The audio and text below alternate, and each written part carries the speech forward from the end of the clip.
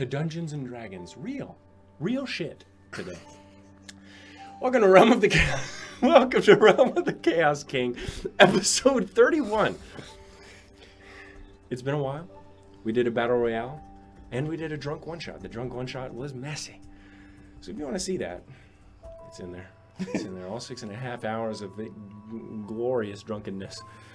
It devolves quickly, so just wanted to let you know. It just ended up being 4 drunk people sitting around goofing the fuck off for about 3.5 hours of it. Yeah. As mice. As mice, yes. Although honestly, about halfway through, I forgot that we were mice.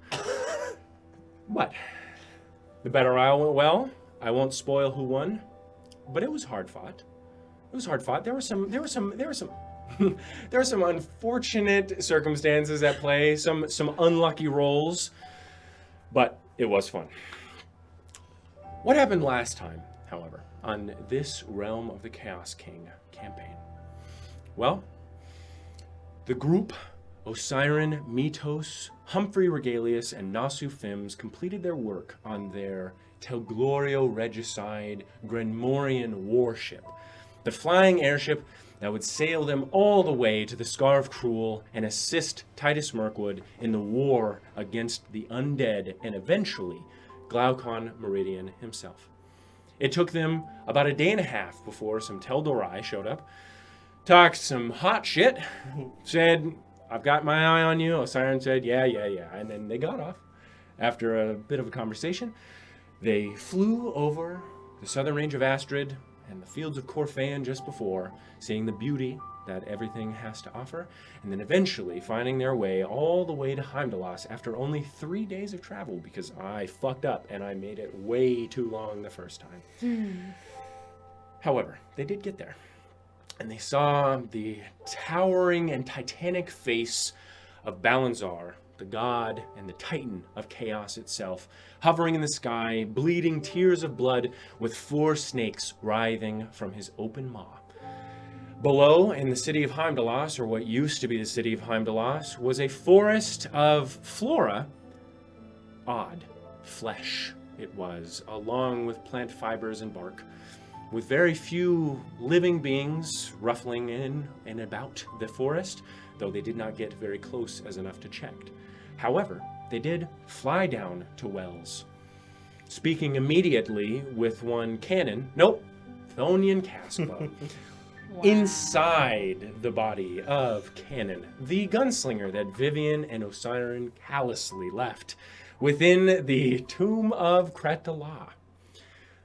Giving him a little chide, Thonian didn't really care, but decided to pester and berate Osiren for his loyalty regardless. Osiren didn't really like that, but he wasn't about to talk smack again, surrounded by Chaos Warriors, so they sat, had a nice bev, and drank some ale. Nasu and Humphrey Regalius are currently still back at the airship, not invited with Thonian Caskbow and Mitos to talk with Thonian. And that is where we left off, with Humphrey just being chided and nearly executed almost just for being a Regalius in front of Nasu, Mitos, and Osiren, but Humphrey and Nasu now sit on the warship, but that's not where we're going to start. I will destroy you. It is July 21st when we flash back to the capital city of the Aralundai in Gamarian's throne. Cool. Vivian. Yep. Get your ass off that computer. I'm just opening up my notes just in case I Okay. need to write anything down. Okay, my ass is off the computer. Vivian, you sit in your cell, alone since the 18th of June. No seams, no doors, no discernible sources of light, and no company for over a month. However, on that day, you blink and see a door. A wooden and very ornate dark wooden door filled with carvings galore and gilded along its edges. The handle, solid gold, and it's been carved to look like a rising column of thick smoke that connects back. As you go to look at the carvings, though, the door opens slowly, and before you stands a man no less than 7.5 feet tall, dressed in a sleeveless and plunging robe with high collars and a body and face filled with both piercings and tattoos. You see Kraltdai Barum Malothius. I want to stumble back. Just kind of. No. Come. I wish to have a walk with you. Obey your master. I will get up. Good. Come on then. You walk out? Mm-hmm. He brings you out of your cell. Into the room Eupheme, Iclid, and Gabriella saw. A large cylinder room with no doors and the designs of roots crawling up from the sides within the stone. As you step out, you feel the sensation of falling and a potent sense of vertigo, as if you were falling forward down a mine shaft. Then your foot lands on the ground, the door at your feet behind you. He leads you to the wall, and before him appears another door, this one less ornate.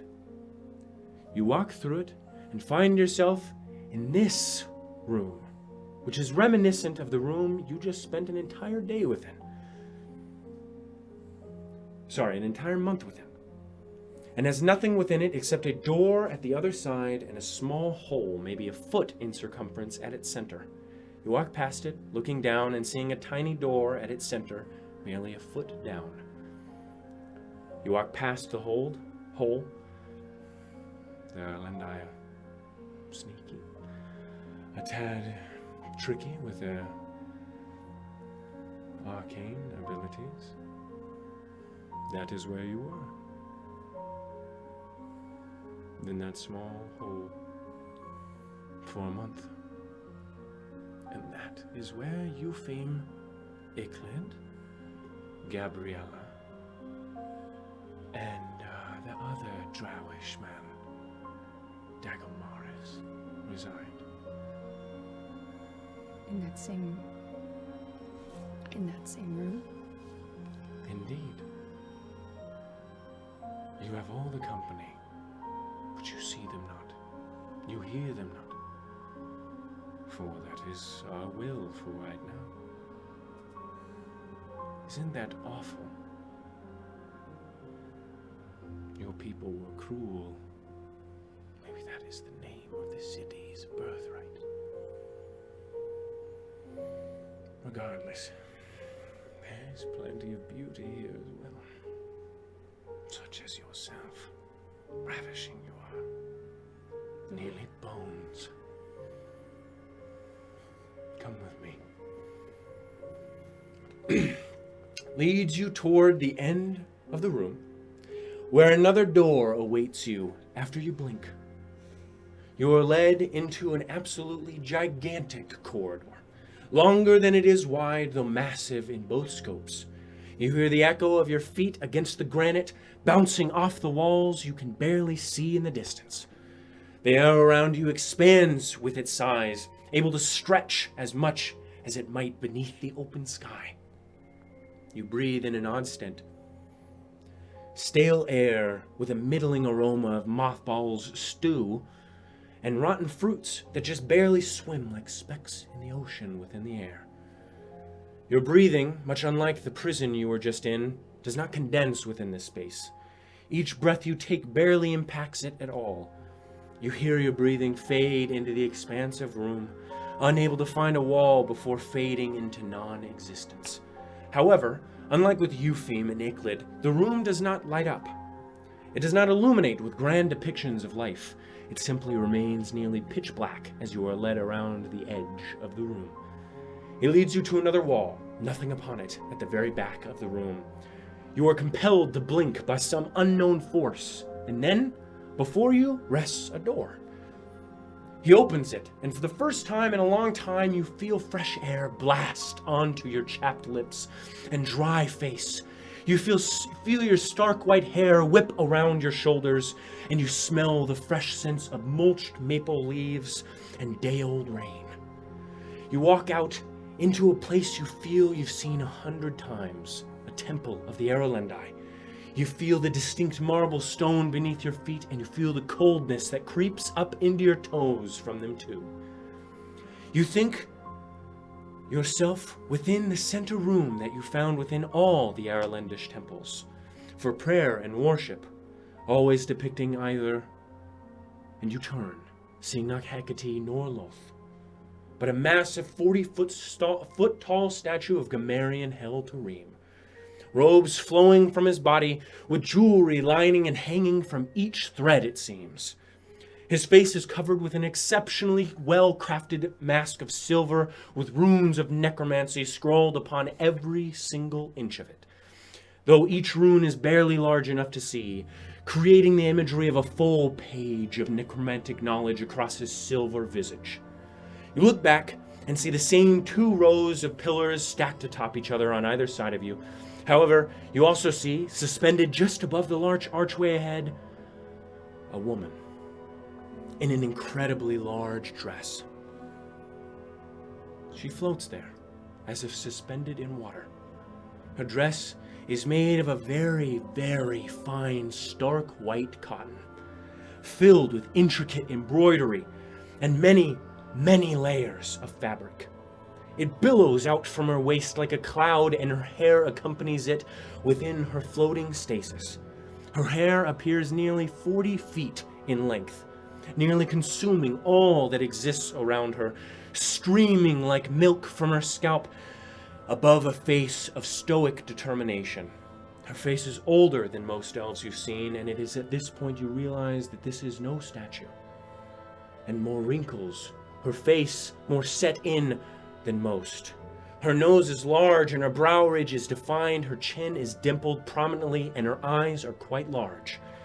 She has a beautiful regality to her, though she commands something of you, even if you aren't sure of what.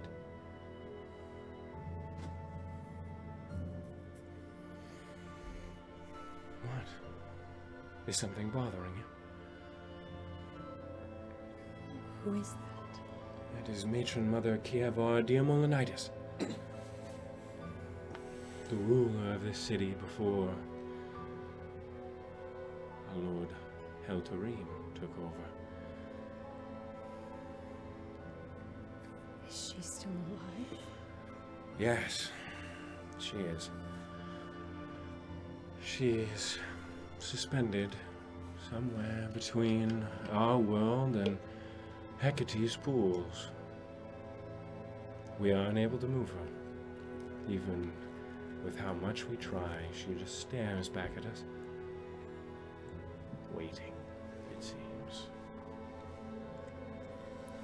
You all didn't put her up there. No, she was waiting for us. I have no idea. Well, I wasn't here when that happened. But she was waiting for the liches that arrived. Gave them an awful fright, I'm sure. But did nothing. Quite menacing. It's a good centerpiece, I think. It has been 1,528 years since she has moved. Interesting. You look back up, knowing now who and what she is, and you know now the look upon her face. She is like a song belted from the strongest of lungs, hurled through the lips of steel only to be frozen in the oceans of time, the cold of undeath sweeping all around her, locking away the harmony of her life. You have heard not this tune, and you feel not the reverberation of her timbre in your soul, but you do feel something else. You feel the same, and you know the face of someone prepared to die, unafraid and willing, for you know it well. And it is within this matron mother's face, this Erlendi of incredible power, that you see it. And for some reason, that gives you a strange, albeit morbid, sense of hope.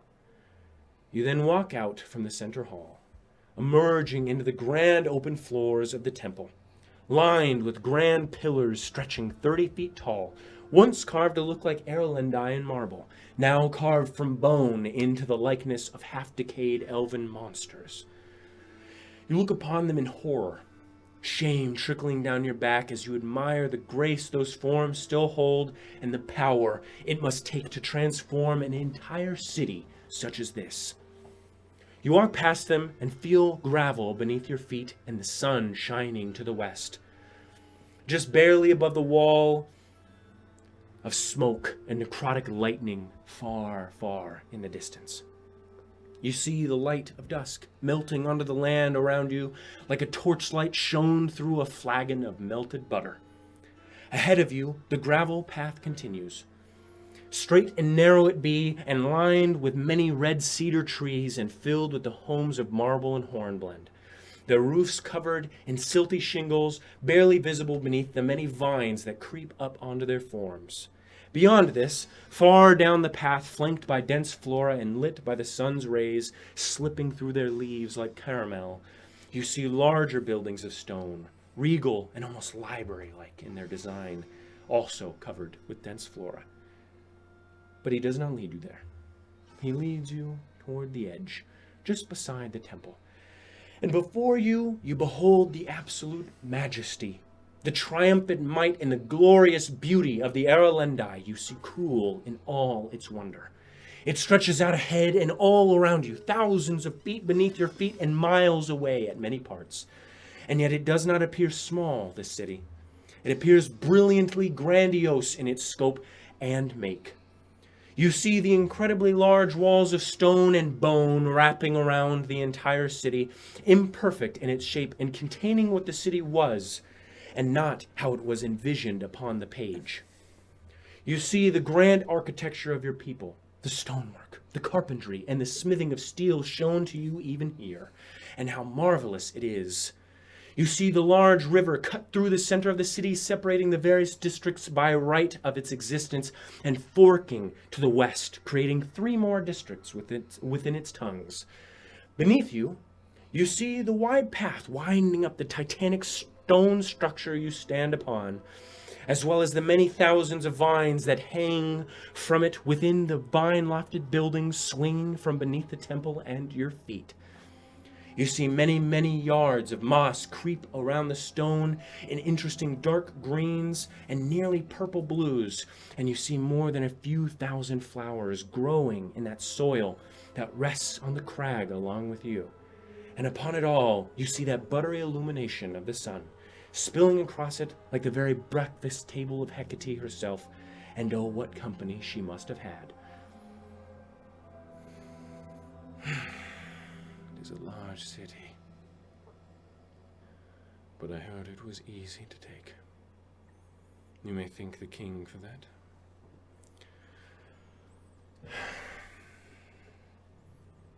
It's a shame every Erlandish city I've seen has been a tomb. It is a shame. Not. That is beautiful. For that means that your and I's master has vision and prowess to make it all happen. For that was his vision. And glorious it was and is. If your people were as strong as all of this is made to say, then perhaps they'd be alive. Who knows? But here you are, one Erlendy, a very powerful one at that. You have come so far since I last saw you with my own eyes.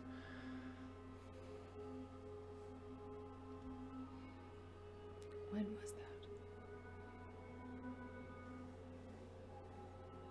June of last year.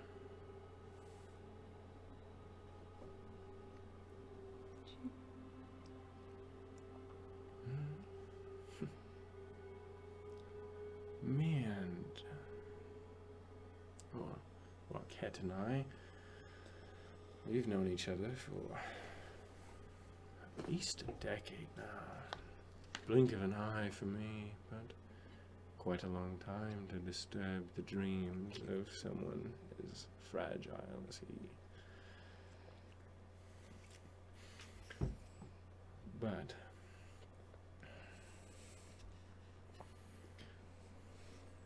yes.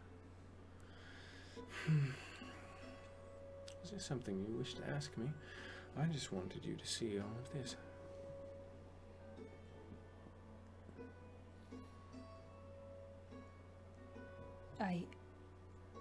I have hundreds of questions.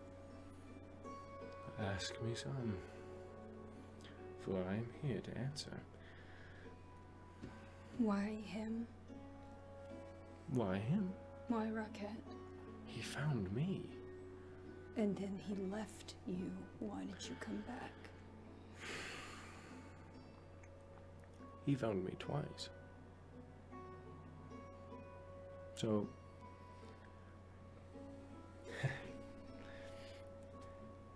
you're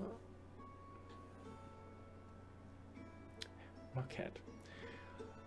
He was an archaeologist. Yes. And I was with him on one of these expeditions, for I was tasked by Gamarian to find the matron Mother Pearl so that we may activate the throne of the Allsong. You know this, I see it in your eyes. I was disguised as a young woman. Greta McDonough. Greta McDonough. I manipulated. I will give Rocket credit. I fought my way through that dreaded city. I had no idea that it was going to look like that. The Erlendi did that to themselves. Too afraid of us, it seemed. And, well, you know, you were there. And I fought through all those abominations, coming to the door, opening it. And while I was in the throne room, I sensed a dreadful presence. It was an undead ward of some sort, and I could not pass. However, at that same point, because I had already slain so many of them, Rocket and T. Mohas came through, along with another fellow. Bill Huxton, I believe his name was. Now I could sense that T. Mohas was weak, as was Bill Huxton. So I stripped Bill of his soul immediately, and I placed it in one of those fleshy sacks, and I had them fight it a little bit for my pleasure. Rocket, and again, I must give him credit, yes, he was very powerful.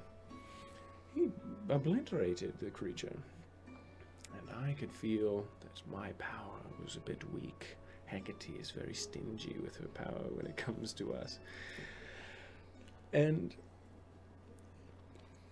well, T and Rocket bested me. I was killed, felled by the Archmage incumbent, and T. Mohas, a paladin of, oh no, he was a cleric, wasn't he, of some god, I do not know which. Shameful.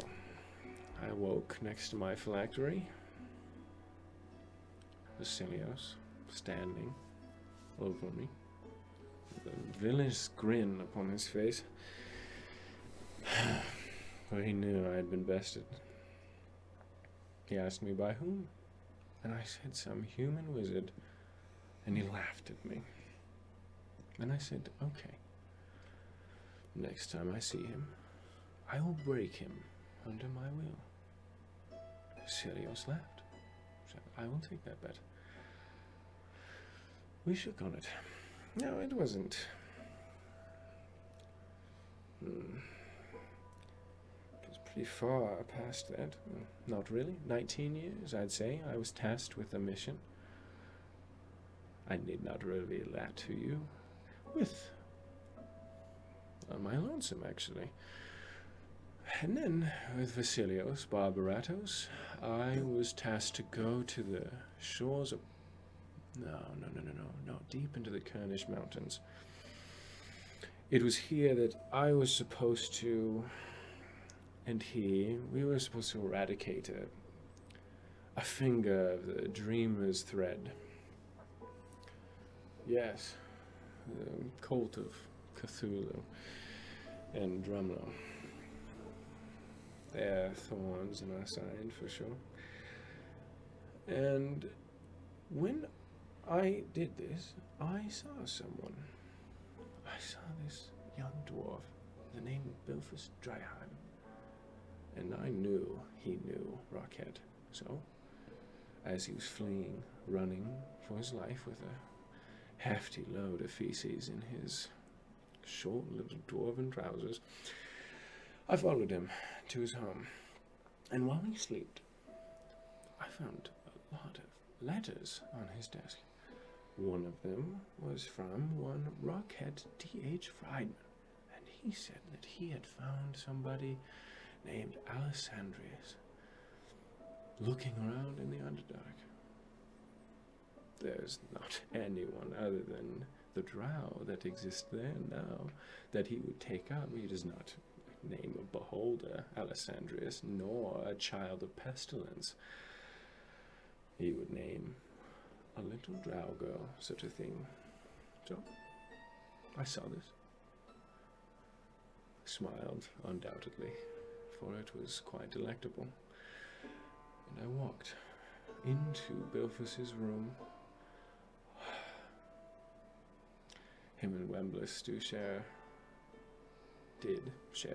quite the resemblance, and he knew me, for I was the one that trapped his brother's soul, his little brother's soul, in one of those flesh sacks along with Bill Huxton, and he screamed and cried and tried to beat me. He did not. So, I modified his memory, Baldric's favorite spell that he learned from Hashton. I'm sure you are very aware of this. I modified his memory. And I had him convinced that I was a good friend of his. And I wished him to write back to Rockhead, the man who truly murdered his baby brother. So he sent the message, said that he would arrive in Schwenten, accompany him on the way. I removed the modified memory from Bilphus before I left. I tortured him a little. And I said, I would free your brother's soul if you are to do this one thing for me. And he immediately agreed. No enchantment magic needed. So he traveled to Schwenten. And I believe it was July 15th, 1521, that you, Rockhead, and Bilphus Dryheim tracked into the southern range of Astrid and found a small little city by the name of Ul-Marstin. Now Dagomaris knows of this city, for that is where Viscardi Morgan began his trek into the Underdark. Of course, there are no children of pestilence here, as it has already been cleared out. Fine. Rockhead thinks he knows what to expect in the Underdark. He saved you from one of the other cities. So he was prepared. Bilphus was cunning. And he led you all the way to the throne room with me in his mind. I believe you arrived in the throne room on August 30th, 1521. I was waiting, full empowered, and emboldened with a bet I had struck with Vasilios Barbaratos. So, Bilphus ran. He ran and he ran and he ran away, for he had done what I had asked. And as he ran, I warned him. I said, I never shook your hand, Bilphus. And I haven't a clue where your brother's soul is. Good luck finding him. And he was too afraid he did not even return. And Rocket stood his ground. He knew my face. And we fought. Not so hard it was. You were barely able to dive 2 layers deep into Hecate's pool. Pittance to me. And Rocket, while he was certainly a powerful wizard, meager. To the likes of one of the 10, the 6th, no less. And so he fell onto his knees, and he begged me to let you live. And I said, no. So I picked him up by his neck or the hem of his shirt. Hem of his shirt. I dragged him to meet me, and he looked back at you. Looked back at me, and he smiled at me. I remember that very, very, very, very vividly. And he grabbed from his pocket 3 delayed blast fireballs. And he crushed them on the left side, the right side of my face, scorching his entire left side of his body. Well, brought me to my knees. It was quite the powerful attack that was. It was an assault.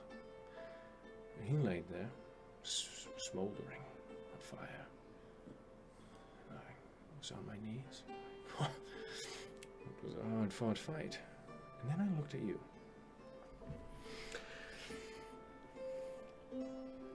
And you were floating there. Your hair grown 3-4 times its size, and your clothes floating as if you were in water, and your eyes glowing the luminescence of 20 moons. I stood there. Never seen anything like this before. And then I recalled something. Something called the Wrath of the 2 Moons. Now, this was something coined by Gamarian Heltarim himself. And I had never heard this man feel afraid, nor will he say that he was. But when he mentioned the last person, only person to ever have reached that, well, the name fell from his lips like molten lead. It was Yahiro Utamara in the Battle of Night Owl Valley. And I recall Night Owl Valley. I was not there, but I recall it in my mind, seeing the Dragon's Claw Canyon. I was quite afraid. Then you screamed as loud as you could scream. You blew away every pillar. I was afraid the entire city would crumble beneath your power. I was nearly blown away. I'd hold my ears shut with my hands. It took every bit of my power, every fiber of my being not to be blasted away. But I stood my ground. Right as I believed that I would perish again. And this time, to a meager adolescent drow. I knew Vasilios would never let me live that down. You fainted. Unable, it seemed, to wield that type of power. Makes sense. I believe Yahiro is... I know Yahiro is the most powerful wizard the world has ever seen, with the exception of one other. Archmage Adulard Meandoth. But Yahiro is a close second. And he was able to maintain it for only 10 minutes, I hear. You, 30 seconds. So so powerful.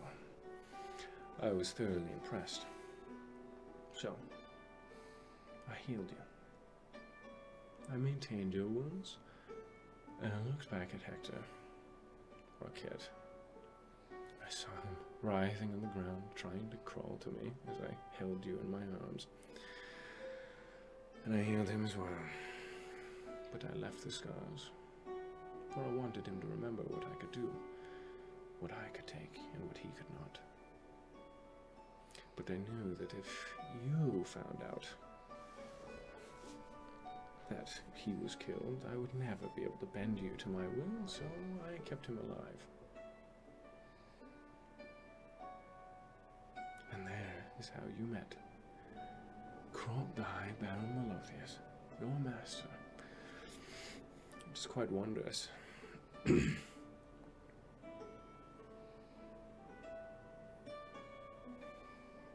Gumerian let me keep you, for you are definitely, most certainly enriched, and now you know that we need some of those, especially Aralendish enriched souls. So I kept you, groomed you to be a necromancer of great power, and here you are, a necromancer of great power. I'm so proud of you.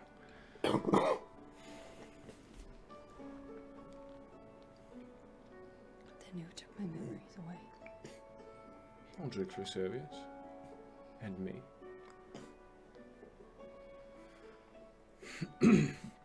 You see, Sure. I will tell you. So, for 6 years, you were my acolyte, along with Rocket. That is why he knows some necromancy. We were in a town, unmarked, in the center of the southernmost Dragon's Tail River. I believe you killed a necromancer there. Yes. His name was, Morot. His name was Morot. And yes. I know because I spoke with him. He was one of the people you worked with. I spoke with him. He said that he told you that you had a master, and so I sucked his soul back from Mortem and I thrust it back into a gem. It's right here on me. It's one of the first things I did when I got back, as I checked on my team. And he was dead in a lighthouse. He had lost one of the children of Gumerian, but luckily, I must commend you for this as well. You brought it directly to Baldric for Servius, which is good. It took a lot of time to craft the plague that makes those. But it is a town by the name of Cistern Gau. It is a town that we have left unmarked because none can go there, as it is in the Scar of Cruel, and through our political alignments with Glaucon Meridian, who does not allow anyone to go down there. One of the reasons why... Now this is odd. I wasn't here when this happened, but I heard of it. Glorbags Brandsbane. Now ghouls and ghasts are... pish. He slew a bone claw with his bare hands. Now that is something. Murdered everyone in the entire undead regiment. Everyone in Cistern Gau apparently was quite afraid that he was going to just stomp on over and decimate the entire city, to the point where Vasilios and the twins were sent to defend it. From one man. Can you believe it? But who knows why he was there. But you worked with me, Rocket, Lady Ravinian Dewsorrow, who is still alive, by the way. She is known as the Cup of Sorrow. Quite a woman. She's slain many a king and queen in the Northern Realms. But regardless, Morot and Yam Ducksworth. Very poor name, not very menacing, but that is why you would never become a lich. Regardless. Your pseudo-father. What a wily gentleman he is. And as you both helped me concoct various alchemical creations, as that is the lich I am known for. The Scourge Lord, as they call me. You were here to help me, and you got quite good at alchemy. I saw in your bags. You maintained that through the spell. You love alchemy. So many little regents in your bags. I'm so proud of you. You learned well. You are a moldable mind. You are... I had Hector do most of the heavy lifting, stacking many, many pounds of weight upon his back. Unfortunately, broke it a couple times, and that is why he walks in such a way. Oh well. Happens sometimes with slaves and such. You would know, being an Erlendish woman, would you not? Oh. But during all this time, you and he were inseparable. I could not, for the life of me, even modify your memory to a point where you hated him. I tried many times. Over the years, I would erase it, just being near him. I would wash the spell away, the foundations of enchantment replaced by the foundations of love, it would seem.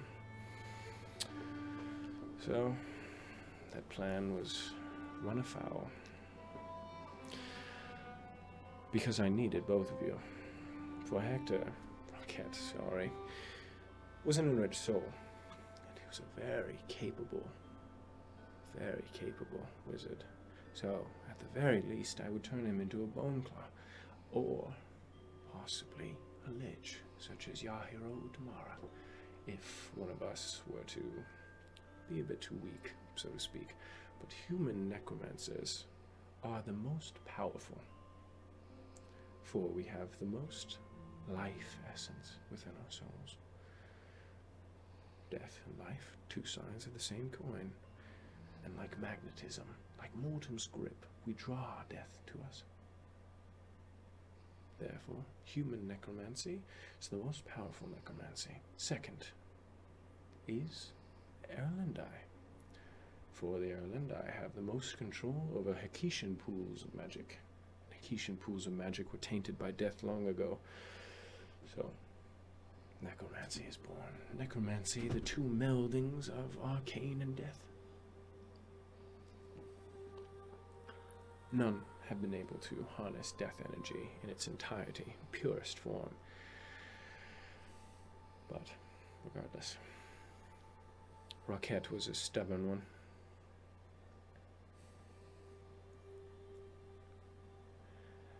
And he had recalled, through all the magic I had put him through as well, he had recalled a teleportation circle he had left within an underground hideaway that he had made. For when you and he were excavating the Underdark various times, one day he killed Yam. He murdered Yam Ducksworth in his bed. I was not too sad about that. And then he teleported far away, supposedly out of my reach, into that hideaway.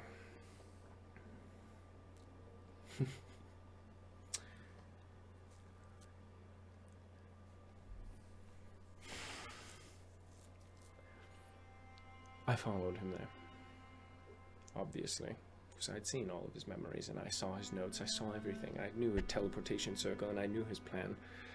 I did not know he was going to kill Yam, and I did not know when. But I knew he would do something. So I followed him. Fought him. He was weak. The burns and his back made it hard. You fought valiantly. Or fell pretty easily again. I made sure that I paralyzed you first. Because I needed Rocket gone. But I did not want Wrath of the Two Moons to come through you once more. So, paralyzed you. And as I was about to finish the job, Archmage Durswin for Servius came. An Archmage Durswin for Servius. She was a wondrous wizard, she was. And we tried to get her to bend the knee. But so unwilling she was. Divination wizards are hard to crack unless you get them when they're young. And so she fought me. And Rocket fought me as well. And I was on the back foot. There were shock waves so powerful, magic so potent that it shook the very ground above our heads. 10 quakes, to be exactly. You know them, if you read any history books. The earthquake of 1527. That was me, Durswin, and Rocket, battling within the dark of the Underdark. Glorious battle it was. But you see, Rocket knew that if I died, I would just reform. And I must give him credit once more, for he had read my notes, and he had watched me work. And this brilliant wizard he is, learned enough soul transmutation, and I was at the last bit of my constitution. My resolve was failing, but I had resolved to die. Durswin. They had said something to each other. Those divination wizards they are. Durswin stopped fighting me. No matter how I persisted. But she kept my attention, and I was foolish, for I wished to die to get out of there. All the while, Rocket had fled back to you. Durswin led me there. And there I was, about to die, and Rocket hooked my soul. For he knew that the phylactery, it acts like Mortem's grip. It is instant, too powerful to fight. That is the beauty of lichdom. So, the much weaker pull is that of the body. So he knew that if he got me weak enough, my soul had worn out its use from all the Hikishan magic I had used, and he would be able to snag my soul. And he did. But Baldric for Servius followed his mother into that hole, smote his mother, killed her so mercilessly. Rocket turned around, nearly fast enough, before Rocket was thrown to the ground by Baldric for Servius himself. And with the last bits of my power, my body already flown to dust, Thanatos ripping it to shreds, I thrust myself toward you, so that I may occupy your body. And a cat jumped in the fucking way.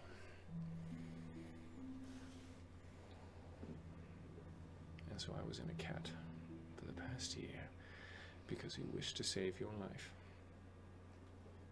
Apparently, Rocket and him can speak. Neither Baldric or me knew this. So when he said save her, Baldric laughed, and Mr. Grinches jumped.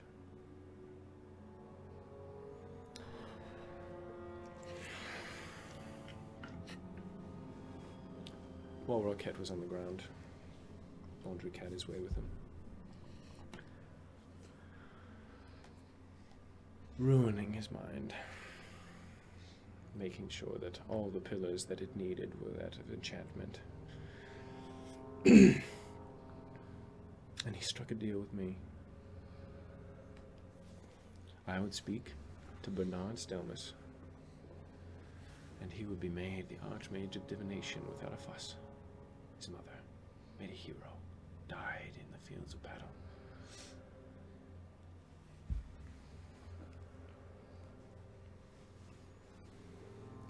And Roquette was made into Hector, for that was what Baldric saw in Roquette. Made him into a selfish, conniving, selfish little man.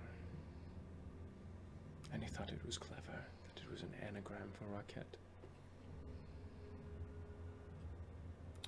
And with the last remaining bits of my power, and a lot of his, we placed a spell that I had been working on, that I was about to cast on you the very next day.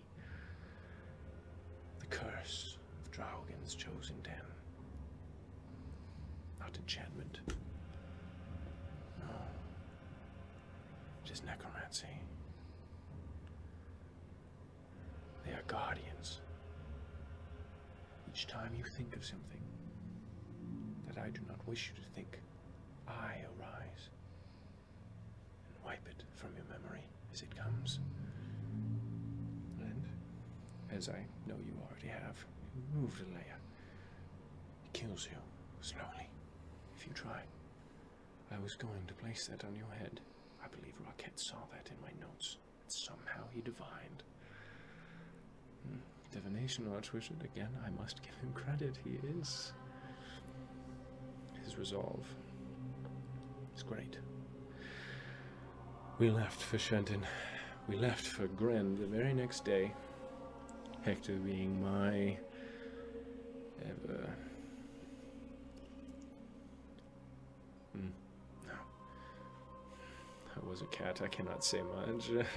I relied on him far more than he relied on me at that point. Regardless, everywhere he looked, the memory flooded back to him. By the time we left Shenton, half the enchantment magic is gone. But it was sparse, and he switched between the two of them. Roquette, Hector, Baldric, Roquette. So I pretended to be Mr. Grinch's, talked to him like a cat might. I convinced him that nothing was there other than his cat. Just a mean version of it.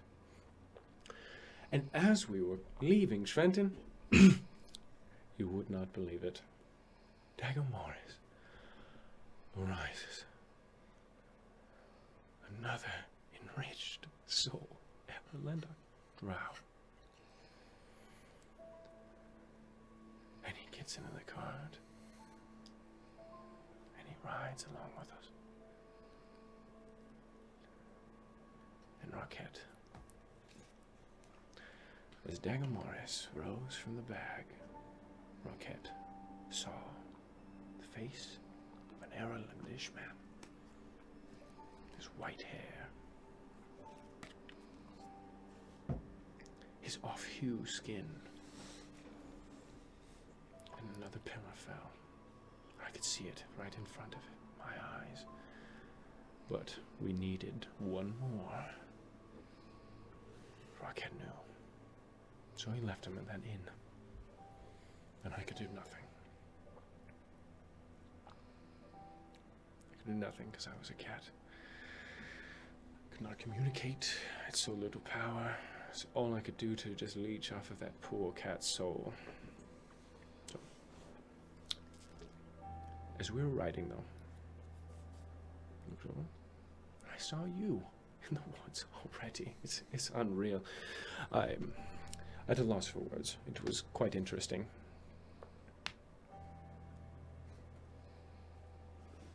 And then we saw you again in Tristwell.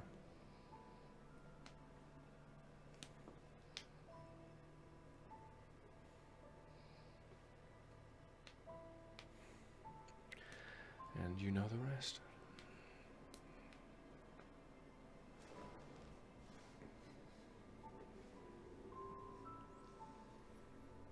There you have it.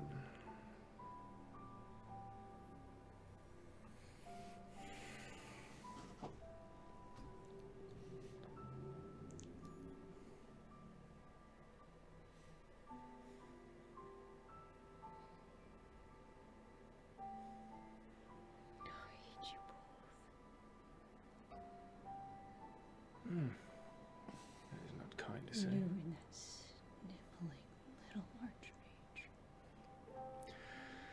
I can ruined it all because of your pride. All of this.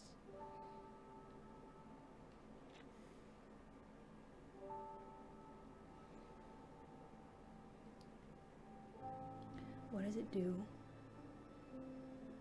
What does what do? The also. What does No, it do? I am not telling you that. Perhaps if you are good, I will remove the curse on your head, and you can see all that I told you laid out before you. Will it be all of my memories or just the ones you want me to see? I will give you them all. You seem very happy. And I would hate for you to die with such despair.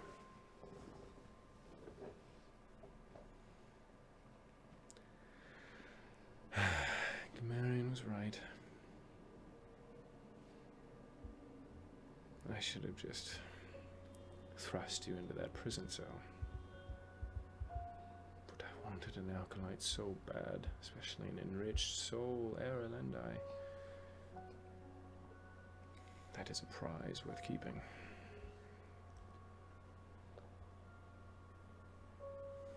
Hate me all you want. I'm the only reason you stand right now. I saved you in Ulmarston. And I gave you all of the tools you have now. And he stands 7 feet tall.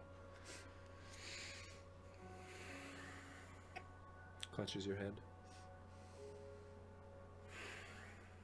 Love me.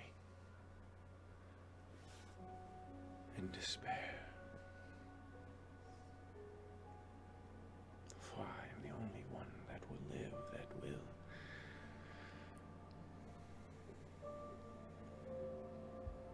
You have much time to live in this place. Grow to love me.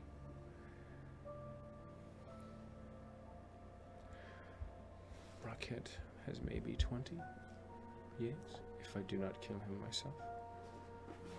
Or turn him into something monstrous. Indeed.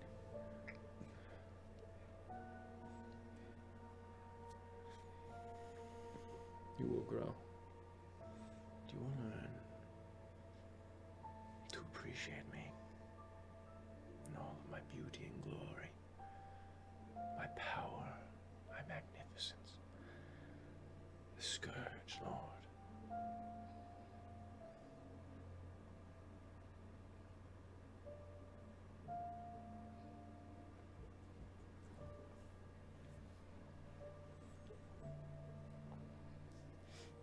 Can I go back to my cell now?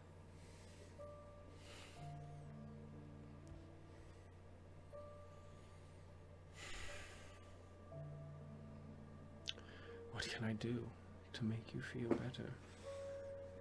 To make you appreciate me for what I've done? I took you in. I did not need to. And you came to me, as I said before, you came to me for knowledge. No, I didn't. Yes, you did. You're a necromancer, Vivian. Why do you Because you think made you... me one. I didn't ask you. No. Your soul is vile. Why do you think you took upon it so easily? You learned it so well, more than any other magic. We are kindred, you and I.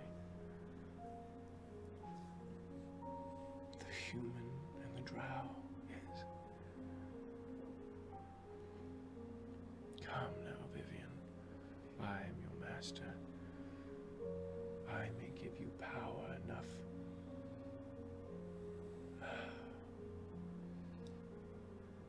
I will give you power enough to slay Baldric for Servius. I will allow you to do it.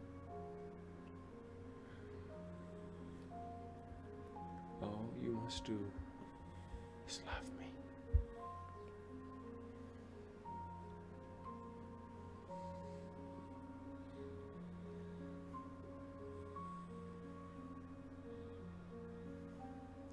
want you to leave Rocket alone. Make sure no one lays a finger on him. I will need one more Make sure thing for no that. one kills him, and I will love you.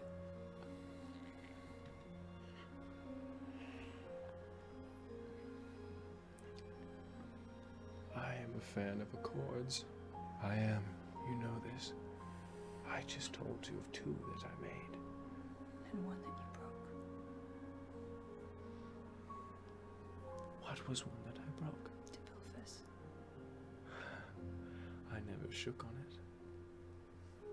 As I said to him, Bilphus was the one that betrayed your father, not me. Remember, I removed the Modify memory from his head. He did so willingly. You must offer me one more thing. One more thing before I accept this, and I promise you, Rocket will live in the new world Gamarian rules over.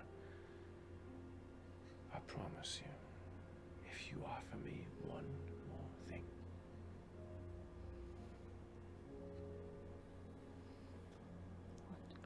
What? Baldric said that a man by the name of Titus Mirkwood saved your life in Heimdallr. Is that true?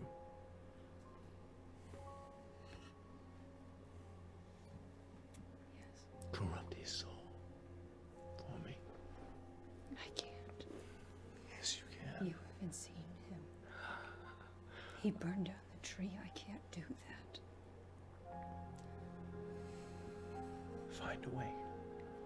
If you promise me you will do anything in your power to ensure Titus Mirkwood falls. Help Gamarian and your father. And I will protect Rocket D.H. Friedman with all the power the sixth of the 10 can muster.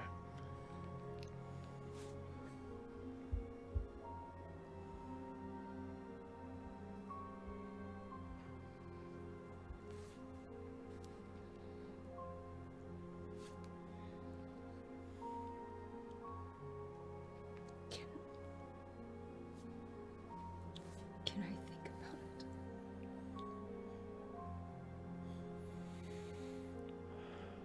I am a gracious father. So yes. Take all the time you need.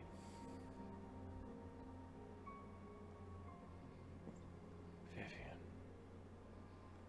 Malothius. You may go.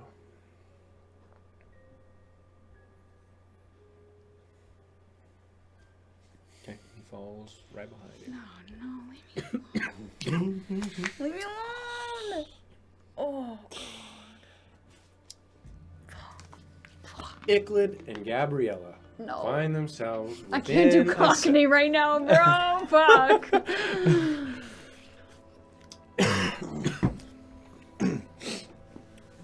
Is it just us two? And Bads. He's Who- there, Who at this point? but he's He's like a grape. No, Amazing. he's extremely thin and sort of draped over both of your hands like a noodle. no, bro. Okay. And you've been here for a month now. Have you tried anything that has like helped him at all? Nothing you do has worked. Okay. And you have 4 strength right now. 4. Ugh. That blows.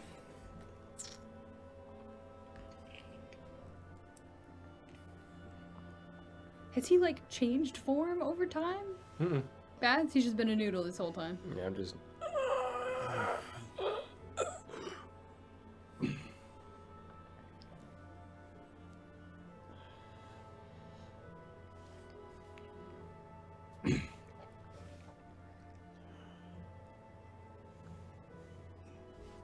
It's been a fucking month. It's been a fucking month, and we've been here this whole fucking time. I haven't even. I know. I want to go home. Yeah, I want to go home too. I want my dad.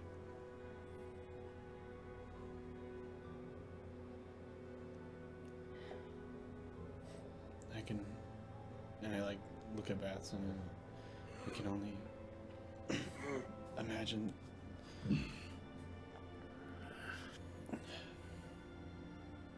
This is how I might have looked to you after I came out of the bath. Far worse than me. Maybe not, actually.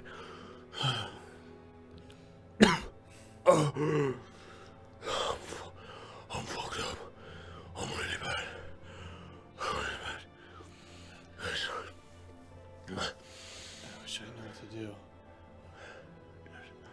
Keep giving me your blood, or I die. Your what? You're feeding your blood. I'm sorry. I'm sorry. Look. The last time I did it, it just kept taking. You just need to close the book. That's all it is. I just don't know when to stop. I can stop you. It's okay, Gabriel. Go for about 3 seconds, and it'll be good for a week. Yeah, that's fair. That's fine. Oh, thank you, bless you. Oh God.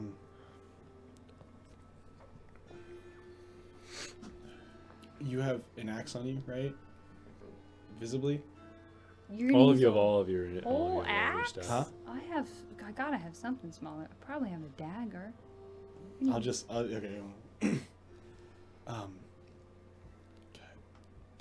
Can I see your axe? For a moment. Huh? Hands up before I get home, please. What did he say? You've already got one leg, son. I I don't need that much. I don't have a knife on me. Oh, I can just bite you.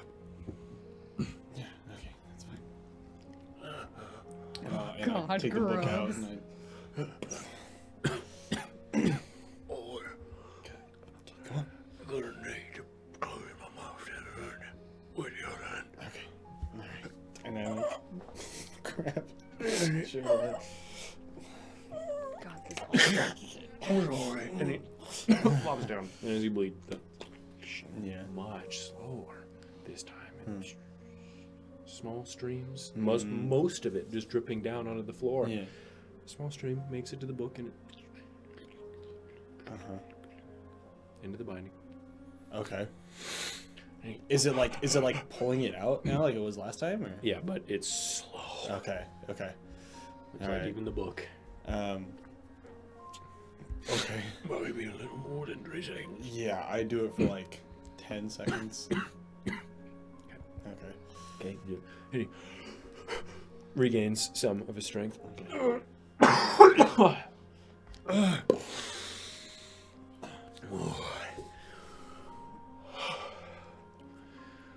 Sorry about it. Better? Yeah, well, no, thank you. Okay. Glad. I wish I could remember a damn thing. About what? Anything. What do you mean? You don't remember getting here? What? I don't remember what happened in that fucking book.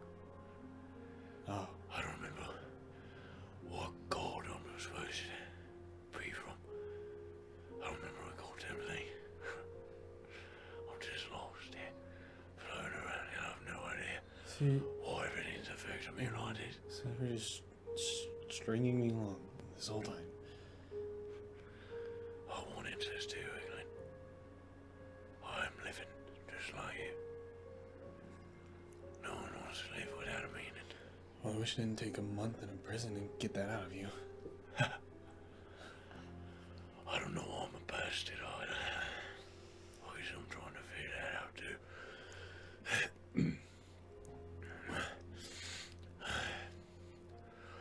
Man, I wish that big man was here. And second that. Oh man, he smelled divine. Smelled real good. Good sweat. So you could fight him again?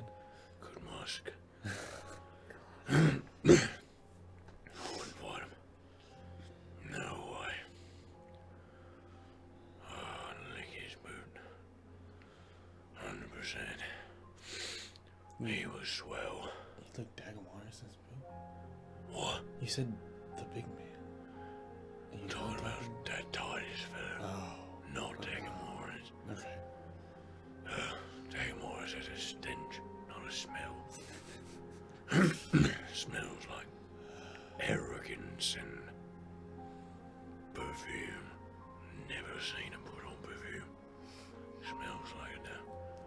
Fucking gun. Have I tried to ritual cast detect magic? None of your magic works. You've tried.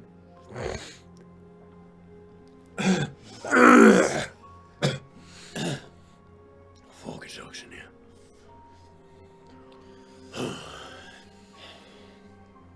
Come here. So with you. And you still got your boots on. Do Fuck, they? that sucks. You don't want me to take them off. What? Well, Yeah, take off your boots. And I like push his face aside. Wouldn't Titus have noticed that you're missing by now? Tyrus has definitely noticed that I'm missing. It's been a month. Yeah. It's just a matter of how successfully he's going to get in here. Isn't it kind of alarming that nobody's come yet? We were supposed to start the march in another 2-3 weeks. If it's been a month. Right? Another 2-3 weeks? No, another month and a half. 2 months from now? It's like July something. I don't know where I am. It is July 21st. And we were supposed to start the march August 16th. August 16th. Oh, we had to be there by like the 2 weeks, yeah. It was 2 weeks early that you know of. Oh, yeah. Yeah. We were supposed to start the march in like the middle of August. Okay. Wouldn't someone have come before then? How would I get here? For just me. How would they get here? No, same way we got here? Yeah, well, how are they gonna break us out? With an, There's an some big entire army motherfuckers. as well. You see them running With in. an entire army as well. Ideally, we're supposed to have the dwarves march with us. And then whatever humans we could scrounge up beyond what we already had.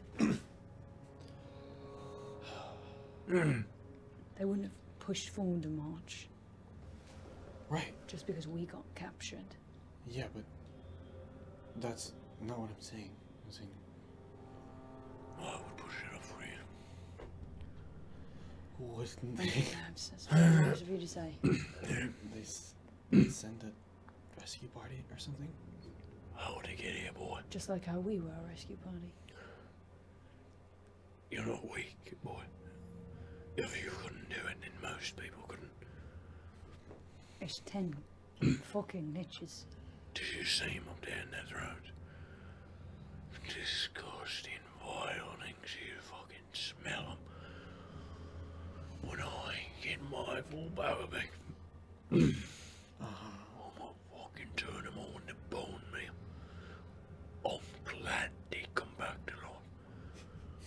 Kill them over and over again. Uh-huh. That's what I'm saying. And you just didn't do that the first time because... Look at me. I know what I look like. I look like a fucking wet noodle. Slapping against your hand. It's not my best. But I'm glad you're staying strong. You got good blood. Nutritious. It's, it isn't limited supply. Alright. place they're feeding you. Well, do. Some fucking meals of kings in here. That fucking farmland all outside. They're just eating well. I don't even think they need to eat. Unreal. It's unbelievable, really. Can't they just magic the food? Well, they taking Magic the food farmland. tastes like shit. That's why. Fucking Hecate. Gorgeous, I bet she is. I saw her in that temple one minute. Big lady. Huge. What? Food tastes like garbage. Yeah, that's my two copper. Alright. I guess it's kind of funny to think of a skeleton with a fucking hoe. Tilling the man. I'm glad it's big women that's keeping you going. It always has been. It always has been. I seem to recall a big woman in my past. I bet she was nice.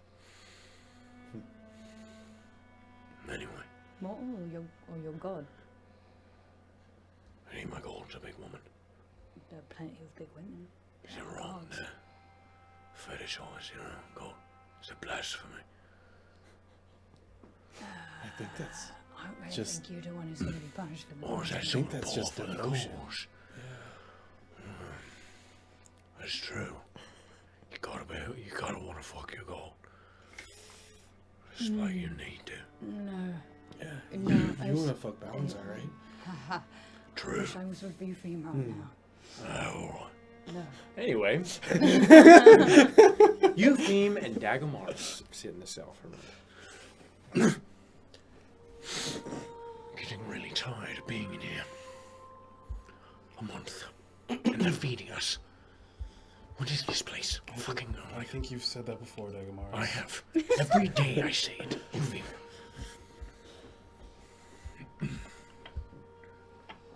I can only do so many push-ups gonna say push-ups. before I lose my mind. Is he in the best shape he's ever been? Nearly, actually, yeah. Up his strength score for me. Thank you. I don't know. You never want to dance. You know what? Fuck it. Maybe we do that tonight. Really? Yes, Eupheme, that's how mad I am. That's how fucking crazy I am. Yeah, I guess then let's get fucking crazy then. I don't think we've tried that yet. Oh, I have. Yes, I have. The weirdest part is, I was so sure that I would think of something. What? I don't know. How to get out of something. here? You haven't thought of anything. I was so sure coming in here, I would think of a way that I could save you. Save Vivian. I appreciate that. Truly, I do. It didn't happen. Did not. I can tell, because we're still here. Unless your plan involves waiting a month. It's Brilliant. starting to. I like a man who can, think on the fly. Improvise his plan. And you are doing well. Right now, I can see your mind churning. The cogs turning away. It's like I can hear you in my fucking head now. Yes, I know. Don't worry, your breathing is pretty loud. Fair. I'm so glad you do not snore, Eupheme. I really, truly do believe I would have killed you. I know. I'm sorry, but snoring plus being in here for a month, it is all I can do. You know what, Dagomars? This might sound weird, but I think I'm immortal. Huh? I knocked you on your ass. Immortals are not knocked so easily on the ass. You didn't kill me, and I think that's only I could have, qualification. and I knew. You bleed. I bleed. Immortals do not bleed. I've been trying to die for 5 years now. You should have seen me a year ago. I would have done so willingly. You did not look hard enough. I don't think that's it, considering where I am. No. Staring at this wall, You're not immortal. I can see it. I'm immortal. No, you're not. I cannot die. Listen, Eupheme, I've met people that thought they were immortal. They do not act like you. Well, I'm unique and immortal. Do you remember what they said? They said I was touched by death, right? Yes. If you're touched by death and alive, you're immortal. Wow. You're so mathematically sound. Never heard something so eloquent. You're sounding sarcastic, but I really don't see the flaw in it. I've been thinking, like, for days about this. Days. And you've managed to keep it in. I'd be sure. Now I'm sure. That is a shame. Although I must. Your discipline has gotten greater. I applaud you. Very nice. You have your sword, right? Yes, I do. I cannot use any of my magic. Don't need magic if I'm mortal. If you do not use any of yours, then I will not use mine. If you would like to duel, if you would like to dance in that way, so be it. I don't want to duel. I want to prove a point. You want me to stab you? No. Not. Because if you are not, then you just lie bleeding on the floor. And I cannot heal you. Well, then we'd know. And then I'd be here with a stinking, rotting corpse instead of company. No matter how annoying it may be. I'm not doing that. I've been alone in a cell for over a year before.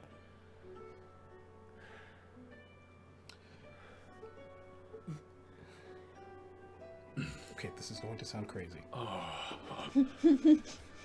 Yes, Eupheme, what is it?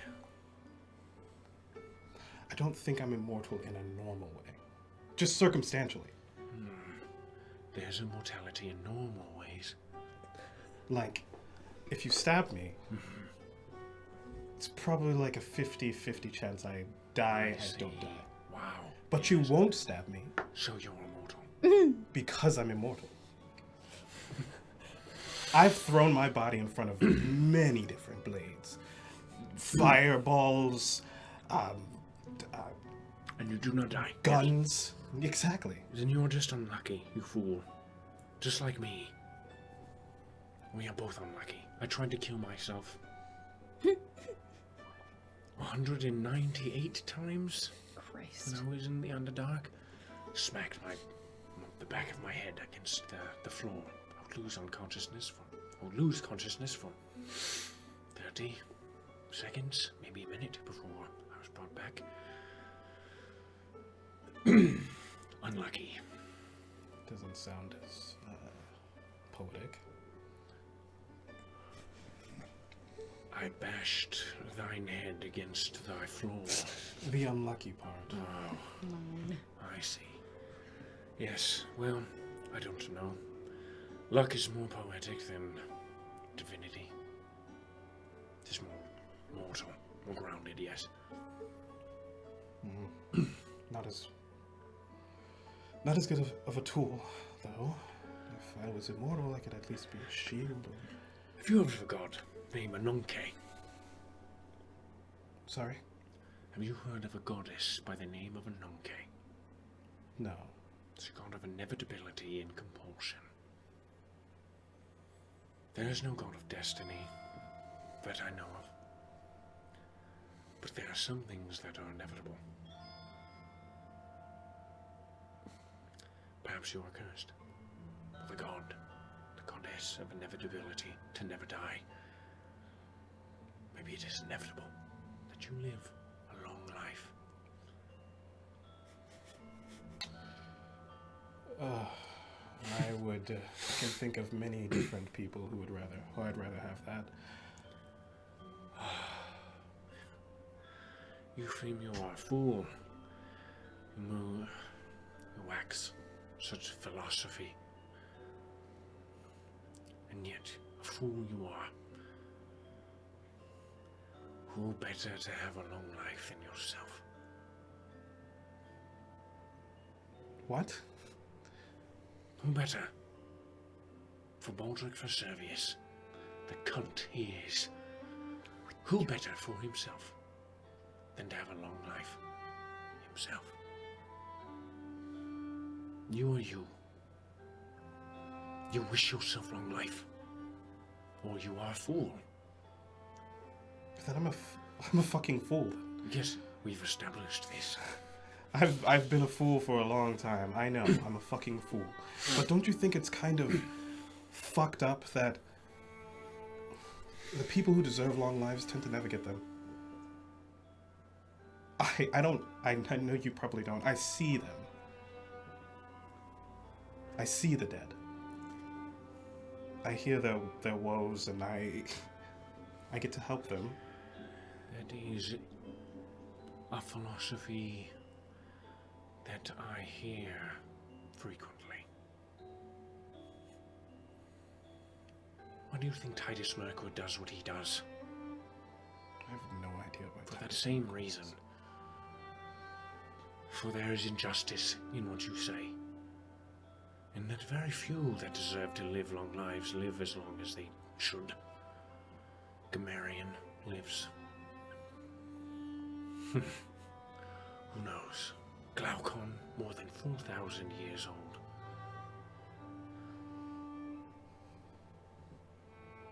My father,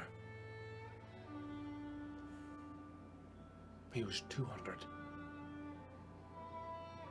He died 2,800 years short. And all 200 of his years, he lived as a slave. is that just unlucky? Can we? No, that is injustice, Euphrem. But there's no injustice in you living long. That is justice, for you are a good person, Euphrem. And I would know. I've been a bad person, and I've seen many. I'm trying to make it a justice.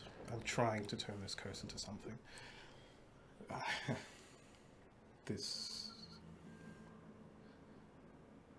curse. It is not a curse, it is a blessing to live. I know that now.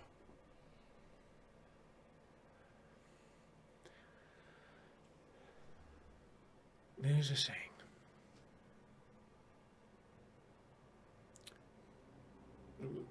The mayfly lives for but a day, and sometimes it rains.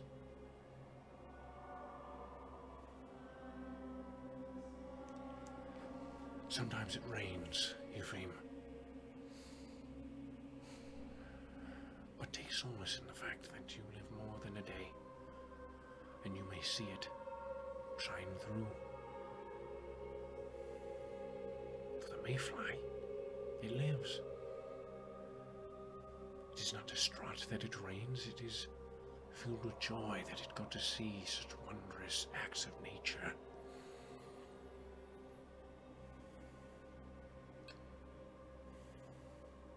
Be like the mayfly. Live your day. I wish I could. You can. I keep waiting for the curtains to be drawn in, for the day to end. Then do not wait for that. If I keep watching, I just see more and more people getting taken away. Do not. More and more evil just around the horizon, and I know I keep talking about just one more step, one more day, but there has to be something to this. I will not have you sit there and talk about how much evil you've seen, or how many people you've seen taken away. I've seen. It's not a fucking contest, I Agamor. know it is not. But if I can keep going, then you certainly can. And you're stronger than me, then. I keep going because I have to. If you find do something think after all that. this, Ephraim, why do you think I am stronger than you? I'm weak! I'm the weakest of all of us, and you know it! I ran from my people! I abandoned Vivian! I let my anger rule me, and my pride drive everything I do! Where's strength? I have but a string. I have one thing keeping me going, and that is what I want my people to live. there's still life in you. At least I can see it. It's burning. No in one your loves me. passion. There are many that love you. All of my people, I will not even see them in the rivers of Mortem. You have many. Do not look at me like that. You have so much to live for, Ephraim, and you are powerful. Do that and save. Bring justice with your life. As I try to do with mine now, after too long of not.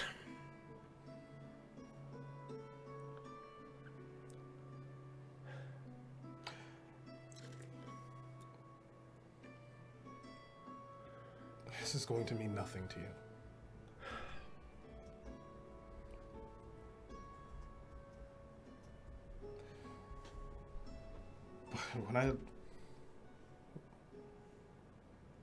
But when I lost my family, when my family lost me, I didn't have anything else. I know you understand. I couldn't find anything else. It doesn't matter what's there. I can't see it. I don't feel it. And I don't know if you understand this. But I'm barren. I'm hollow.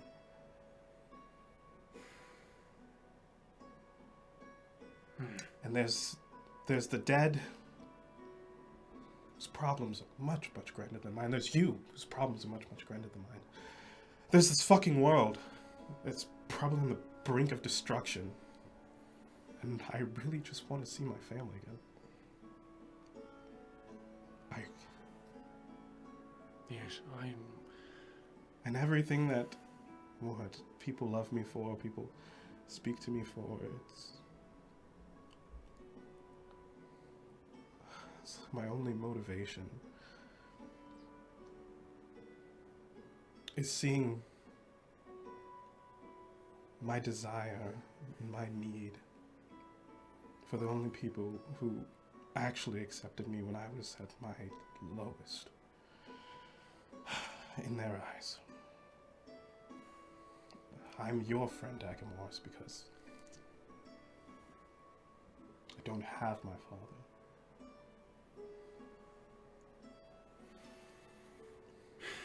and you are mine. For I do not have mine. We are both selfish.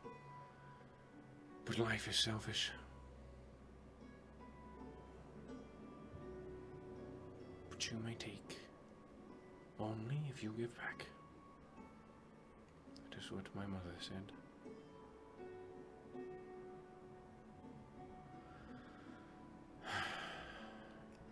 You're not hollow. Your voice bears too much weight.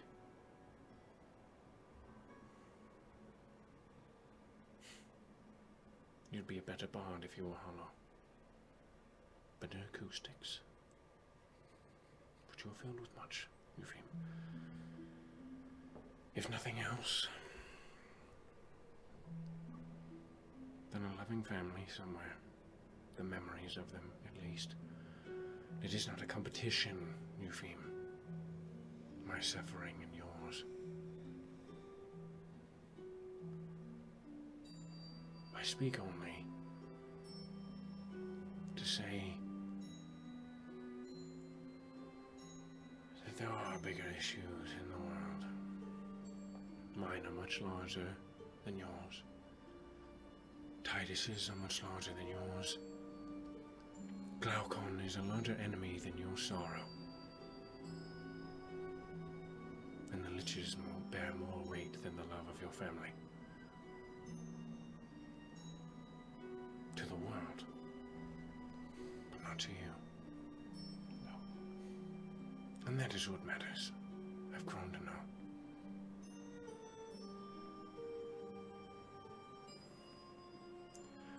When I got out of the Underdark,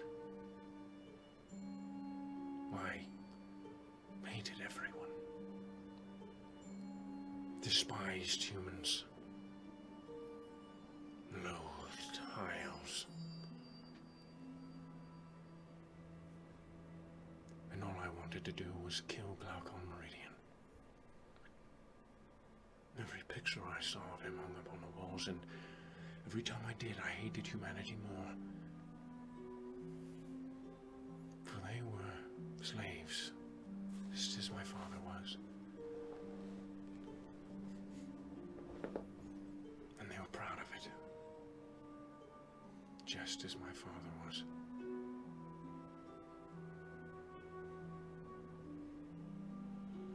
I never saw my father die.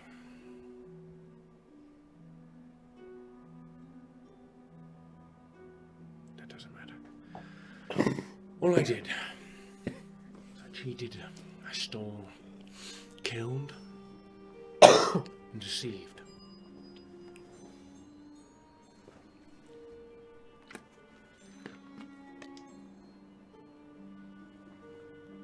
No purpose. But you have purpose. Yuvim. As do I now. I wish to save my people, and you wish to see your family. But what world will you be born into if you die now?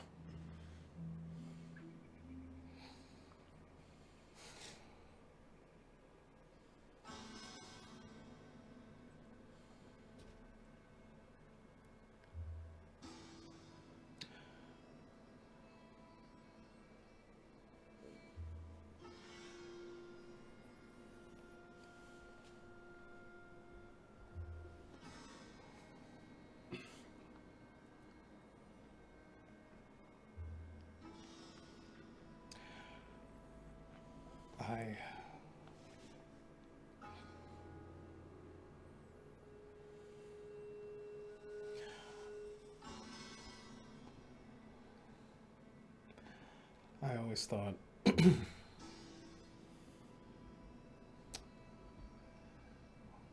these things would be easy. Honestly, I did. Compared to the weight of bearing the understanding that the people you love the most just didn't feel the same way. I thought you said you didn't know what happened to your family. I assumed the worst. Well, perhaps you should stop doing that. For how long were you traveling with them for? About 10 years. You were not the most insufferable person they met, nor were you the most insufferable person of their family, I can guarantee you that. They did not leave you. And again, you are a fool for thinking that. I say all that to say.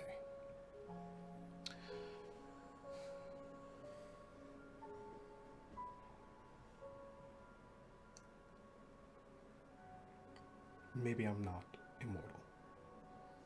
No, you're not. That was a little bit of a reach. Glad we have come full circle. Still a possibility, It's not. but maybe there are other ways to die.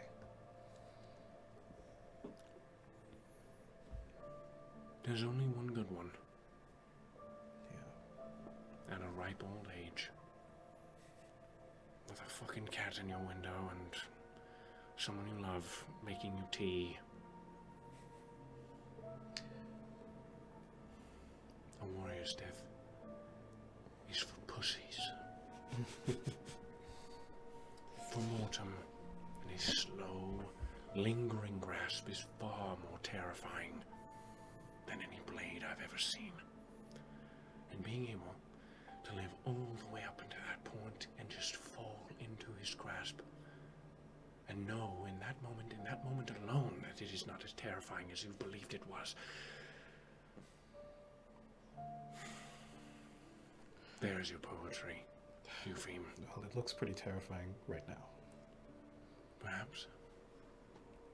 But Mortem right now is the least terrifying god I've met.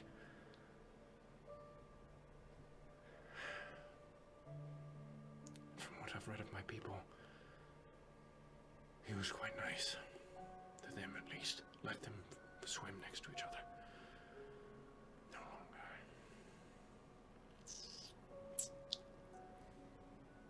But perhaps I fix that too, hopefully.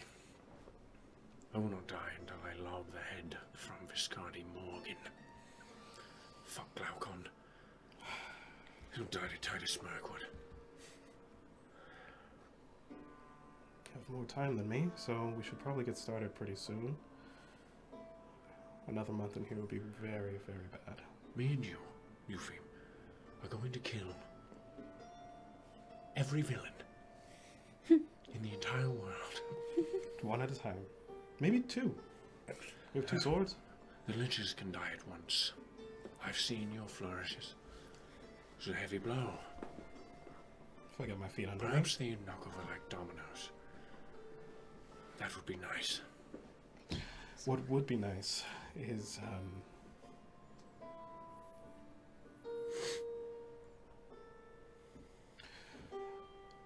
if there's multiple ways to die, then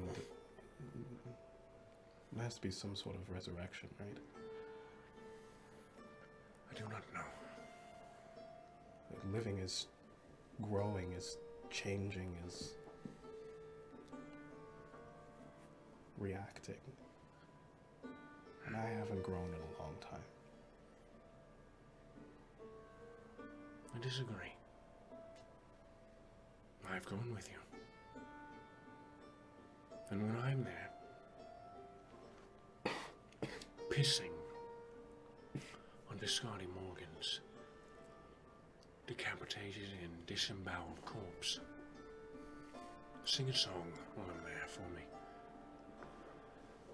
I'd like you to be there. You and Vivian.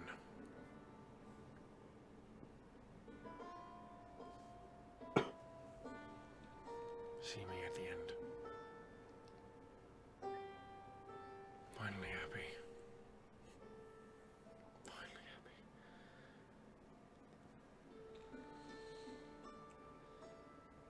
What a dream that is.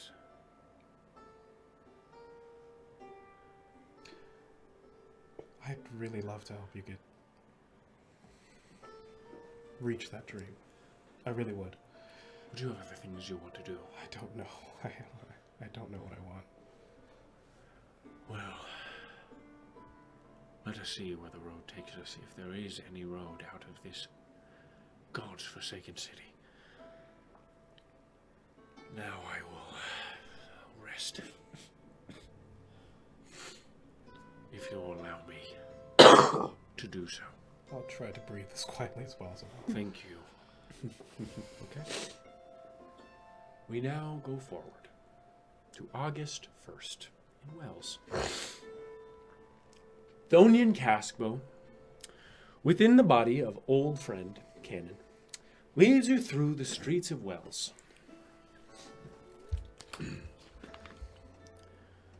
Nasu and Humphrey have joined him at this point. Leads you through the streets of Wells. It feels strange, the town does. You get the sense that none who live here have both their feet planted in the town. It all feels a bit transient. The dust blowing in from the east echo this feeling. Plumes of it kicking up from the ground and carried upon whisperless winds.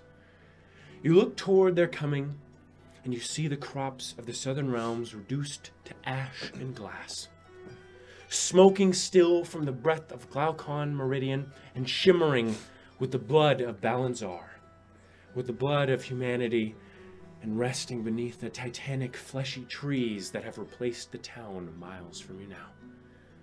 The homes are a bit worn down, dust trapped within their bevel walls of wood, and many scratches upon their single-paned windows just beneath small eaves filled with rustic shingles of red. The townspeople all look rather haggard, dusty like the walls of their homes, and worn like the land they've lived and died on for so many years. You see all emotions they make. You see all emotions but content strewn through their faces. A tiredness seeping into every expression they make, and a distant look of sorrow pooling just beneath their eyes. Happiness does exist there, within their faces, but you see within the mirrors of their eyes their child obliterated by lightning, their wife ripped away by the fires of an archmage, or you see their entire life run to wastes by a king who is meant to care for their land. And for them, but lo, you do not hear of it, for they do not speak of it. And one may be so ignorant to claim strength in this fact, that they do not crave the attention such suffering may garner. But this is sadness for humanity, is it not? The dismay of speaking of such ailments for fear that they become all you see. That the last remaining years of your life are filled only with that loathsome despair, and the last thoughts you think are of the vileness of the world and not of the flowers and the wonderful songs of the wind. For there be no flowers in the world, and no more children to prance through them as they ought. There is no sun that shines happily down onto their faces as they smile up to the sky in glee. There is only day and night, for the moon means nothing but the passing of the times, and the stars are nothing but reminders of worlds far better than this. Anthonian looks to all of you.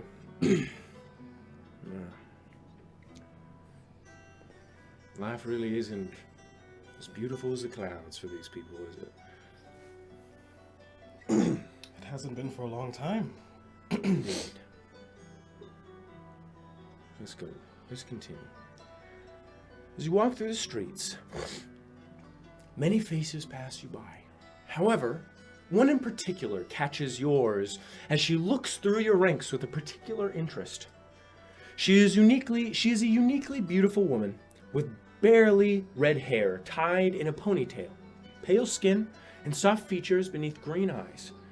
She wears what looks to be guard's garb, thin broiled leather painted in blue and red over a chainmail vest and pants. Upon the leather is a symbol, a deer's face lit by a fire out of view with a forest of shadow in the background. She stops. This is going to sound really strange, and I'm sorry. Do you know a man named Dagamaris? Yes. Hey, who needs to know? That name? What, are you trying to kill him or something? No, my name is Anina. Not trying to kill Dagger Morris. No. Neat. He's mentioned their name. He mentioned someone that looks somewhat like you. Sorry, you probably don't know about him. I traveled with him for quite a while. You did? Yes. Osiren. Osiren. Osiren. Yes. Thank you. So That is close. yes. He spoke well of you. Okay. What do you want? I can also understand that reaction knowing Dagamaris. I don't want anything. I just wanted to know if you knew him. I've been looking for him. I got a message from a from a little kid about a month ago, asking where I was, and I thought that it might have something to do with him. It was just a voice in my head. Oh. asking me where I was, and do you know if he's safe?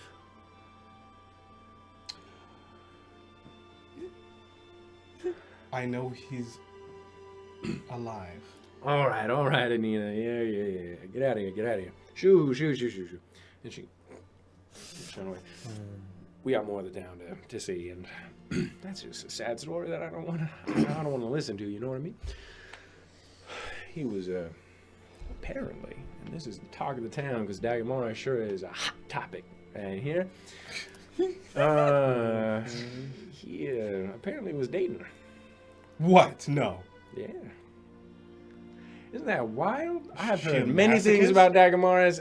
Honestly, I thought there was just a mound there. To be completely, I don't know, who would ever, right? He seems like a vicious cunt to me, but what do I know? I don't think I've ever seen him affectionate. How much you pay her? Exactly, this is what I'm thinking exactly. Nasu, I've heard things about you, my friend. Yes, indeed. Quick with the tongue. Fuck you, Humphrey. Anyway, let's continue. Comeuppance. Nasu comeuppance.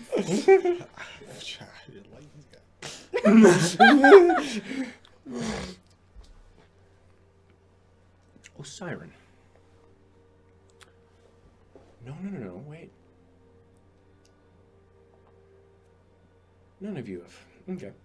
You see a Fuck you too, Adrian. you see a nearly familiar face. A woman whose body is guarded with well-made leather armor over a thin layer of chainmail. Padded leather leggings securely fashioned and adorned with pouches and thick hunting knife. Her face is partly obscured by a metal mask. Her short, curly, platinum white hair poofing out from her head just above a slightly wrinkled upper face. Her jawbones slightly protrude over the mask, and her eyes are heterochromatic. One the color of blood, the other a piercing blue. She appears to be reminiscent of Vivian. She looks at you. Yeah, she didn't have a mask before, right? You're the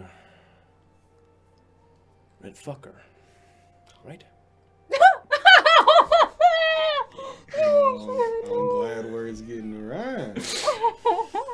You misunderstand. You're a deserter.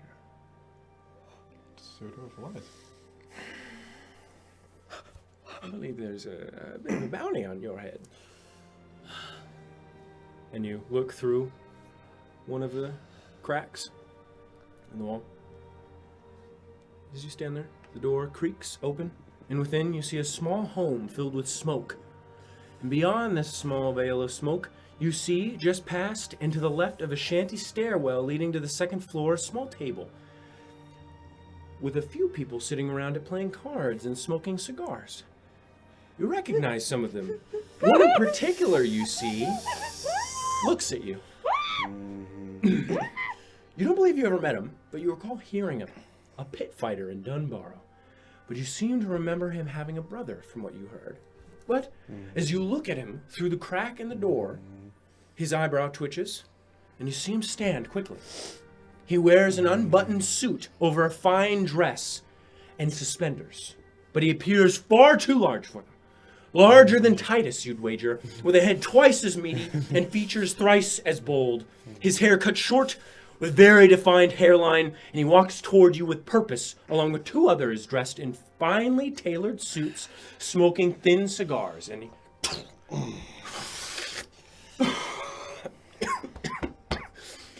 That is Nasu Fims. That is the red fucker himself.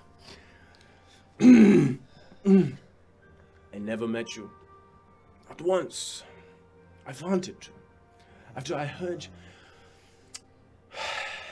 your mentor does so good with the boomstick, yes. Give me your hand. My name is Blast. My name is Blast Clayson. Quite a name. I can see you have heard of me by the way you were looking at me. I was a pit fighter. Yeah, you had a brother, right? I did. Yes. Oh. His name was Cletus. Cletus Gleisen.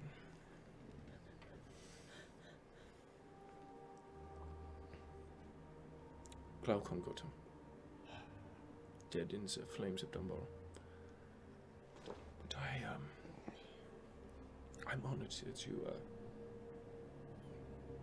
recall his name as well. He was a splendid pit fighter as well. Many heads cracked under his fingers. Oh, Cletus. I miss him so. But you with so many guns on your back. Athantius here, she only has the one. And she... Oh, that is fine. But you have like 4. That is double the cool. Wait, no, that is quadruple? Yes. Anyway, I work for the Vastasen. Yes? Just as you still work for the Vostars, for you are not dead. Not anymore. But you are not dead. So Well, you work for the Vostars. technically. Yeah, okay. Yeah, no, yeah. You get Correct. what I'm saying. Yes, I knew you were bright. Yes. That's what that dome is for. And he rubs your head for holding the big brain in there.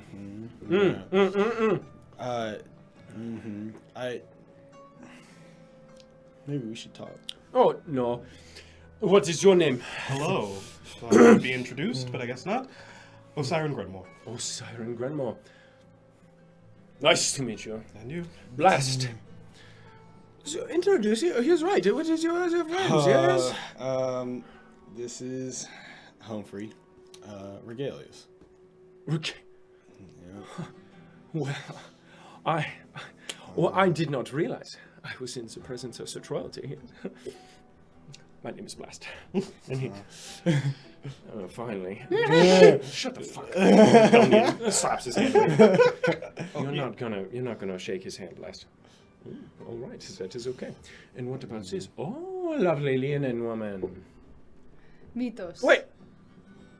No. So go here is Mythos. Mythos, what is your last name? Hellreed. Helrim. Very nice to meet you. Does he recognize me at all? No. Good. Well. Naughty. You've been naughty boy. I, honestly, when they saw you, they told me, Blast, go and beat the shit out of that man. Go and beat him until he is barely alive so that we can still use him, but he knows his place. And I said, but he is Red Fucker. I know his name. He is trained by Durs. He's trained by Durs. He has fire in his waist. Yes? That is the power boomstick. You pull it out. And I thought, well, I fought some people with the boomstick. Maybe one. She lost. It is fine. I do not want to beat the shit out of you until you barely breathe. I gotta say it's really tough, but I kind of agree with you. I'm kind of right there with you. What is it? That is the problem. I do not need to beat the shit out of you. Yeah, I know. But someone else is going to. Just a bit, though. Maybe you can talk your way out of it, but I doubt it. But if any of you intervene, there will be fists. Many. Yes. And he pulls out 2 cestices. From you? Yes, from me. I will beat the shit out of you, and Mythos. Sorry, you're lovely. I will try not to ruin your hair. It is quite nice. Thank you. Yes. But Sonian here will make sure that Nosu is beat as well. This is before or after the tour, Thonian? What? The tour? You, I was giving you a tour? Yeah, but we have alliances. Sorry. We have alliances with the Boston, so they want to beat the shit out of you. I gotta beat the shit out of you, you know what I mean? I understand. I know the drill. I'm saying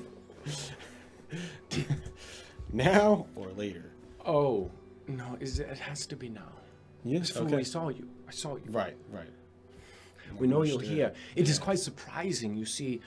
For we thought the Red Fucker died in Tilia. We heard trials, yes? And then you leave the trial, and then all this shit happens in Tristful.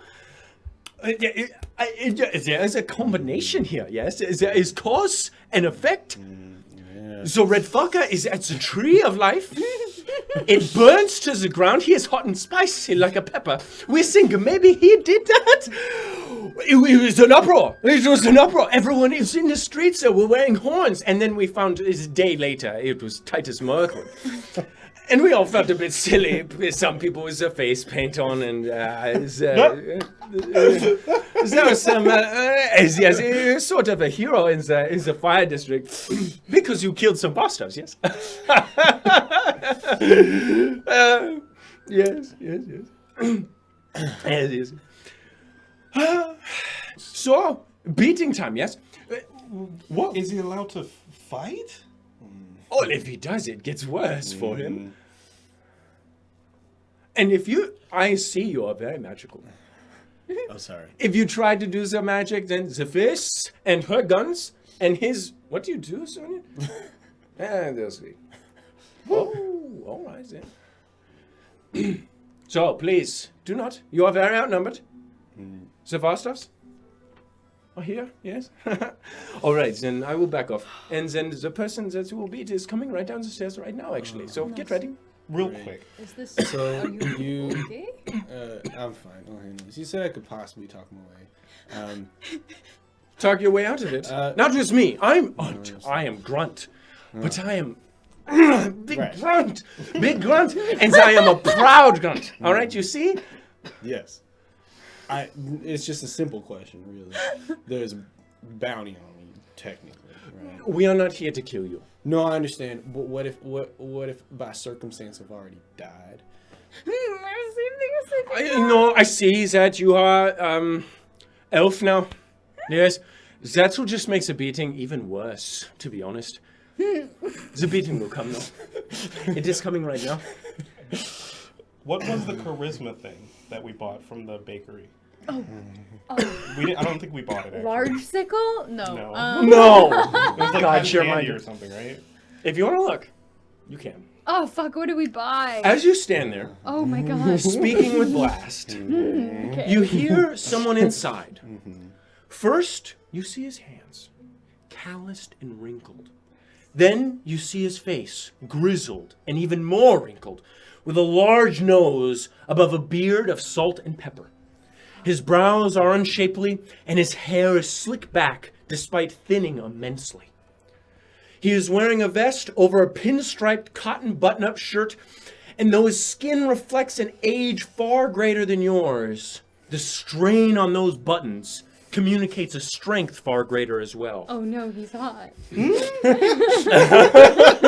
Busting out of his shirt. You recognize this face.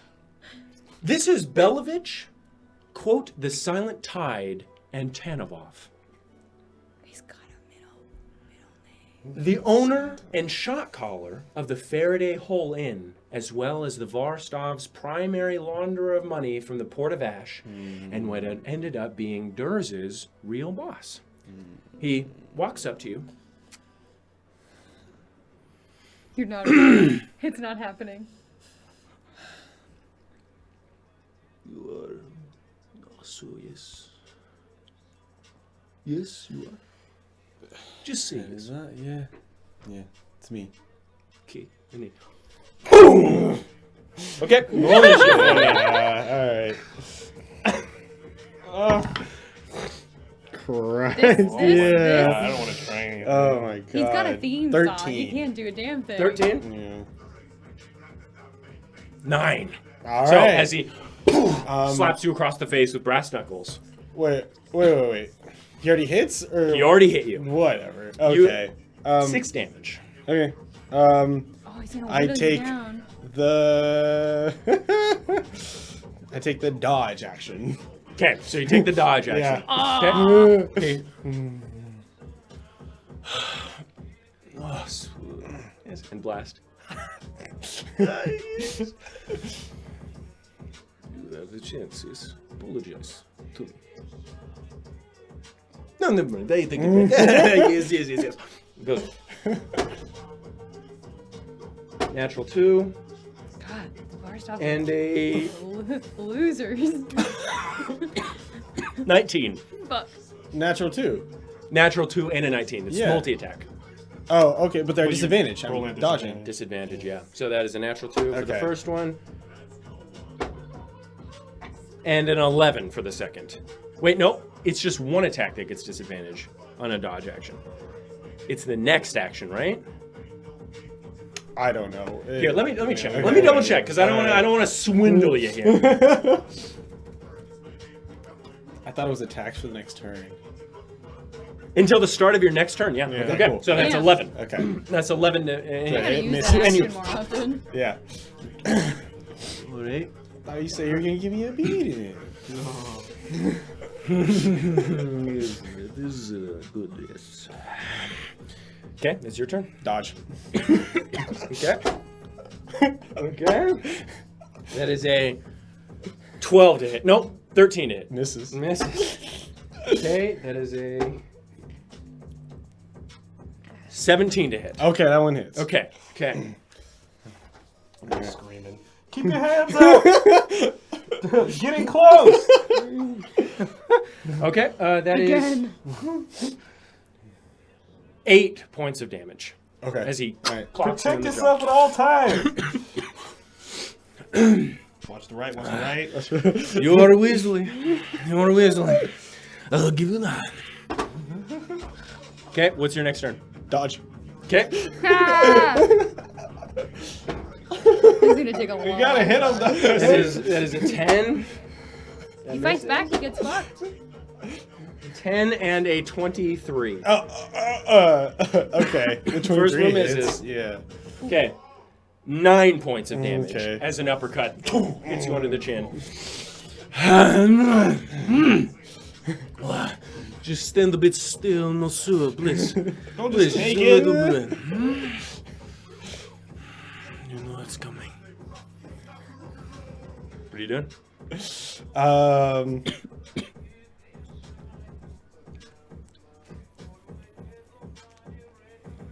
I'm gonna. Shit. Paralyzed. Gladius. I'm gonna disengage, Mm-hmm. and I'm just gonna like walk backwards like 10 feet. Okay. Okay. Don't be a bitch, not to. Make him bleed. I will show you I am Silent Tide. And he bumps the knuckles together. You see a red, bloody water swirl across the brass knuckles. This guy? Wait, what? This guy saying what we sing right now? No, it's brass knuckles, Dina. Oh, sorry. Are bloody water. Yeah. Okay, so he runs up to you. Uh-huh. It's just normal. Yeah, Okay. yeah. So the first one was an 8. Okay. The second one was 23. Okay. That one is. Let's go.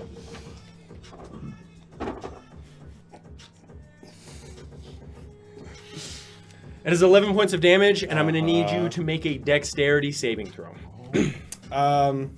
What? Okay. If I were to use the reaction, would that come after this? Yes. Okay, alright.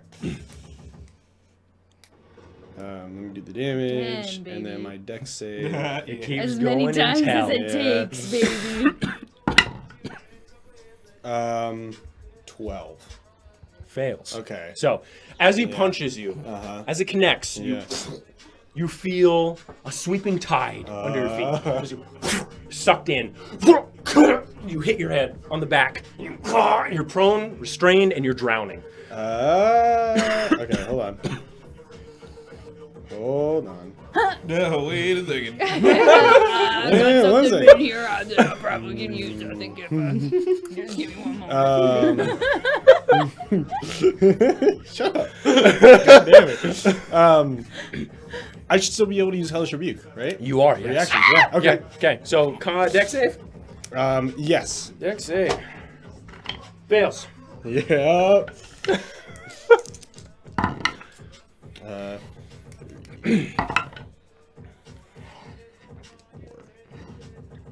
God, how much is that? 12 points of fire damage. Okay, Yeah. all right, 12 points. So as you flames stripe all the way through, revealing rather burly chest, gray and black hairs poking out. Okay. Okay, he's gonna attack with advantage now. It's a natural 19 Shite. and a natural 14. Both of those hit. Yeah. Oh God, he didn't even let you say it. He didn't even let you say it.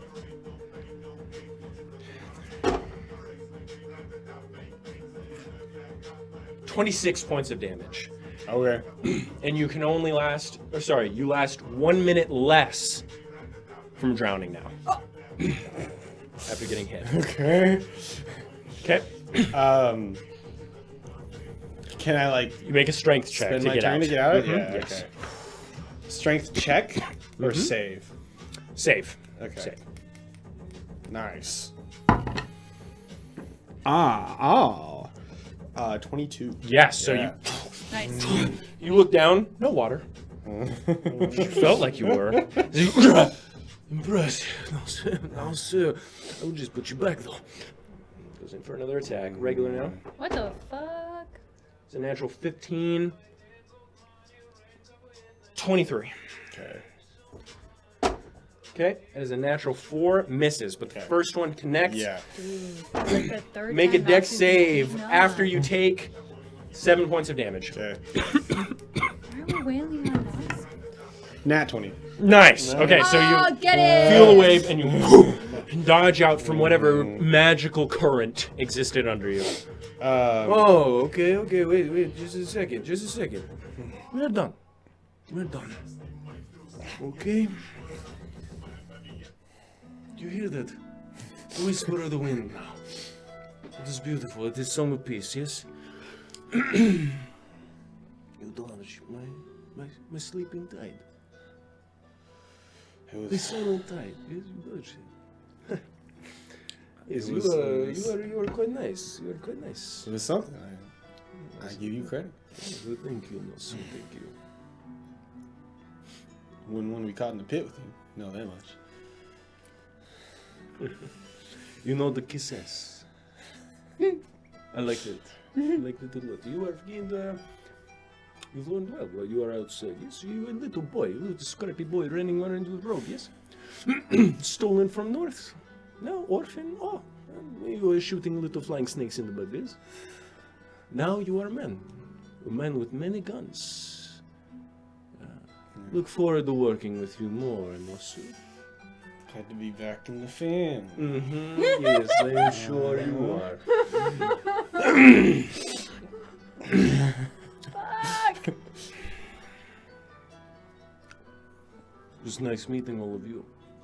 May the sleeping tide never meet any of your feats, as I'm sure you are no as dexterous as the Red Menace. Blessed, if anyone calls him Red Fucker, beat him to a pulp. Walks in. Too nasty with it. Simply too nasty. That was with it. wonderful. You are made for the pits, yes? Oh, it was a wonder to watch. I am glad I did not fight you, please. You are glad you did not fight me, yes? Most of that, sure. Yes. Yeah. Yes. You all did your parts well, yes? You did not, I could tell you were mad. You were mad, but you did not. You have discipline. That is something I like. Okay. Can I heal him at least? Of course, yes, your friend, yes. Yeah, he is your friend, yes? Yes. Nah. Make a persuasion check.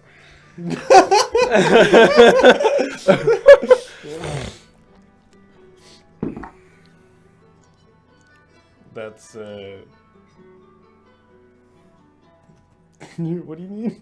It's a big number. 25. Thank Do you. the math. Good. Yes, of course you may hear your friend. Now, who plays bets? Because I want my cut. No Humphrey? one places any bets. Humphrey. I don't think I'm allowed to speak. That's right. Yeah, fuck you. I'll give him a good pat on the back. I'll cast Cure Wounds at the 3rd level. Okay. You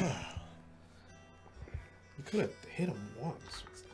I did. He That did. was With it. the fire. Just the reflective thing. Yeah.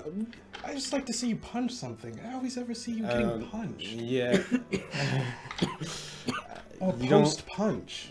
You don't punch back in those situations. You saw me, I was ducking and diving. Mostly. Yeah. That's all I needed to happen. It's hard to see somebody just get struck multiple times. Here, hold still. 19 plus. Damn. Damn. Look, in every other situation, it's unfortunate. In this situation, So it's- 24 points of healing. It's business. Yes, you do better than me. You know, as Glad I I didn't said, do anything. Yes, it is all part of the machinations of being in a family such as this. Sometimes you must take your licks. That is all. There's nothing personal. You are part of our stuff family. Yes, and you are part of our stuff family, and sometimes you must be disciplined. I've been disciplined. Yes. So, And I point to her. And Athenius. yes, Your name again? Athenius Moore. Athenius. You have to let me take a look at that one. No, I'll let you look at mine. yours are all shit, That's why I have except for four. one, that large one. Why do you think I got 4 of them? Yes, I guess.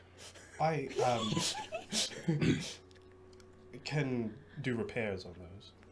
On what? The guns. Good for you. I'm just offering them my services. magic too. Not here. This is already magic. Oh, then it doesn't need repairs. What does it do? No, Pretty please. no, Can I just touch it then? absolutely not. This was it's an artifact from my. It is an old gun. I'm not letting you touch it. You just- we do know where they Just came hold from. it up. You look at it. Yeah, Leave right. her alone. With the handsiness on the weapons. Excuse me. Yes. Okay. All right. And you can see Humphrey. Oh, did that one physically pain you? You are muzzled like a little dog.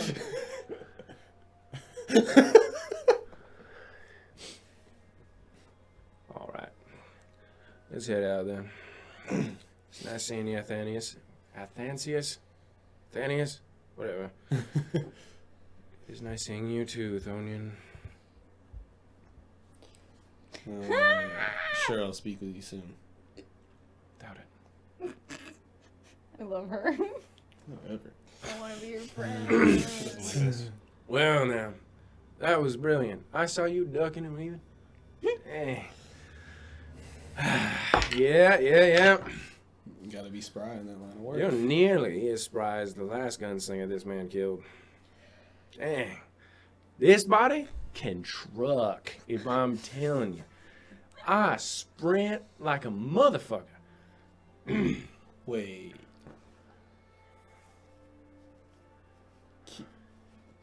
We should talk about it later. Yeah, The cat? I'm Cannon. Cannon. This is Cannon's body, but I'm Thonian Caspo. Ooh, baby. So much better. You didn't tell me you Renovated. killed Kanan. Oh, We should did talk not. about it later. Yeah, he didn't tell you a lot of things, did he? Dang, that's No, toasted. I don't think we need to talk about it later. Oh, What, do you want to talk about it now? Well, yeah, it came up. What else are we doing? well, We were I'm doing throwing you something. throwing you wells, yeah. Unless you don't want to see the fine gem of humanity, in which case I can just go and tell Titus right now. You know. We would love to see the gem of humanity Let's and go the see many the changes you have made to the city. Are you sure? Yeah, let's go. Are you positive? Are you interested in what I'm showing you? Yes. Yes. Well, with eyes like that, how could I think you were deceiving me? You should have just looked at me like that. If only. Yeah, if only. Let's go then. You walk through the streets further.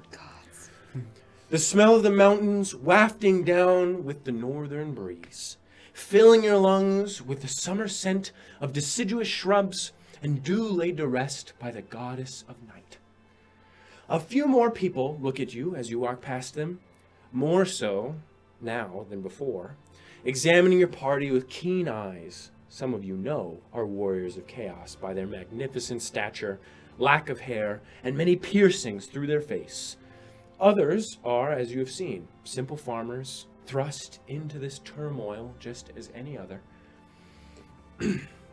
Before long, you see a dwarven man giving you all the stink eye, particularly Nasu.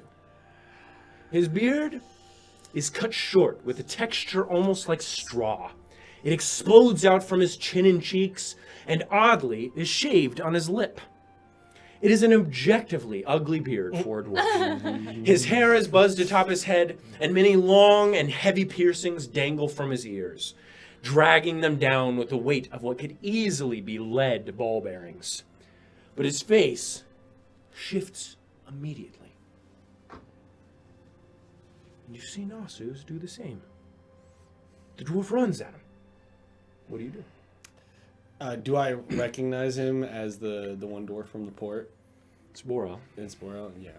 That's what The one on splits? no. Oh, different. Okay, he runs up to me. Are you running at him? Huh? No. You're not? No. Okay. I'm letting him run up. Okay. As don't run up. as Damn. He's learning. as he runs up, when he gets to me, I want to deck him. Okay. We're popping. I'm gonna have you make a dexterity check for me. Okay. He's like a little tank coming at you. He's like a Hit one of very his small earrings and break your linebacker. knuckles. Yeah, I feel like he could whip you one Nat way 20. and just decimate Nat your 20? balls. What?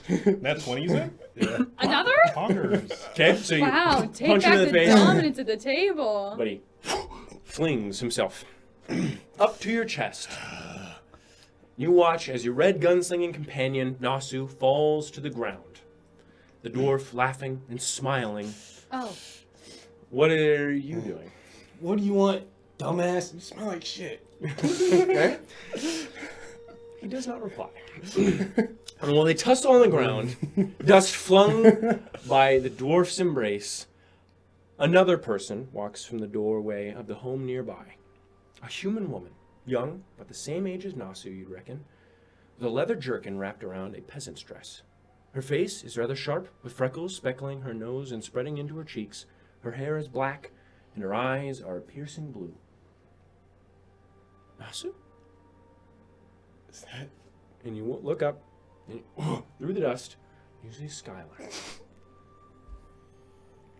damn, you got so much backstory. What are you doing? Getting tackled by a dwarf. What do you think I'm doing? Can you? You fucking knock him off the door. What are you doing? I'm so happy to see you. I thought you died. Yeah, I'm surprised you didn't. Why? I'm far tougher than you. And I don't stand out like an actual sore thumb. And I know it. Yeah, no, I didn't think, and I go to Skylar, I didn't think you'd,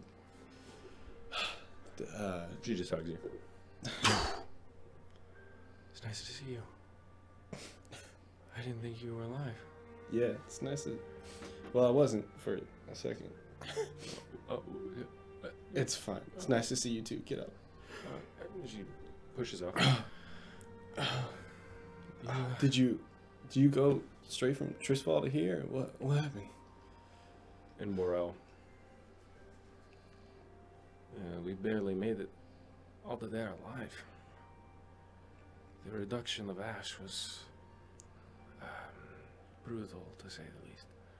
Look, all I know is that Glaucon went on a rampage, but I didn't hear much about what happened at Trisfall, actually. It's far worse than you probably heard, lad. The fire district is, it is a grave now. There's like no one left.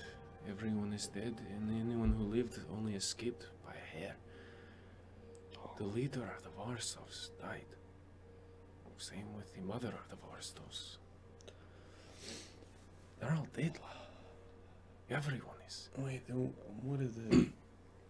what's the vestiges of this operation then? The oldest daughter has gotten control of the Varstovs, and they have actually right now in the process of making a deal with Mr. Moikwood. That's why we're here. We're all that's left. Blast lost his brother.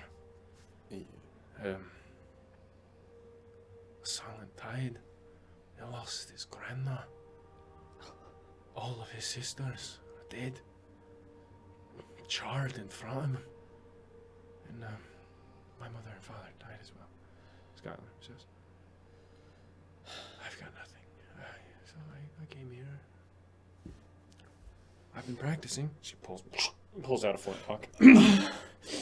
Where did you get that?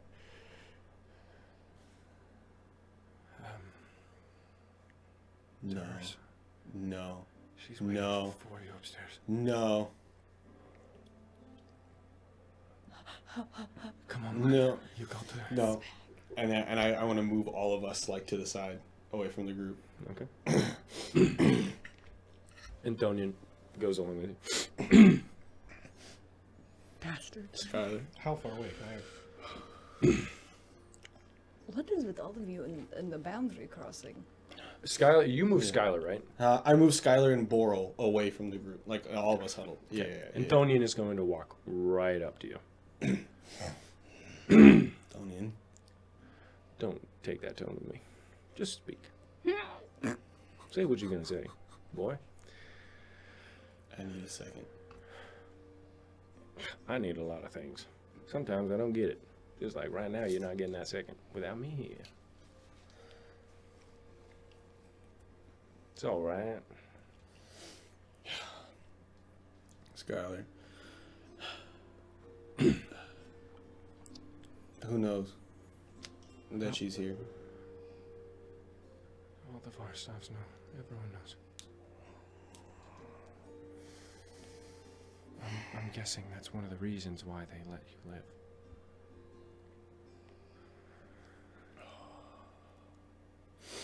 This throws everything to shit. No, because I believe she asked them to. Why would she do that? I don't know, Nasu, because I don't think that she's not a bad person.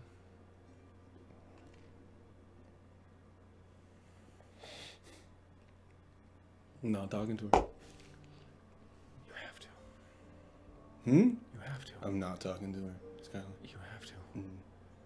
No, I'm not going back to that. I understand how you may feel. But Blast has made it clear. And so has Antonovo.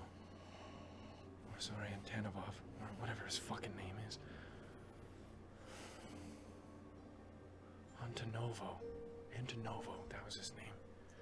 The Silent Tide.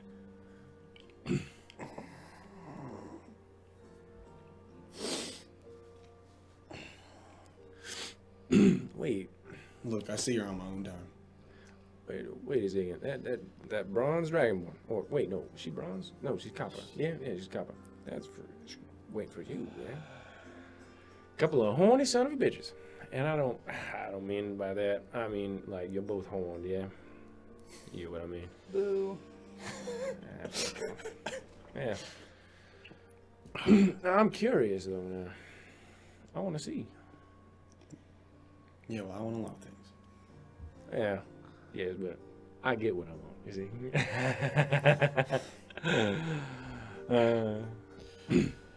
Come on now. Osiris gonna have to see his dead mom and sister soon.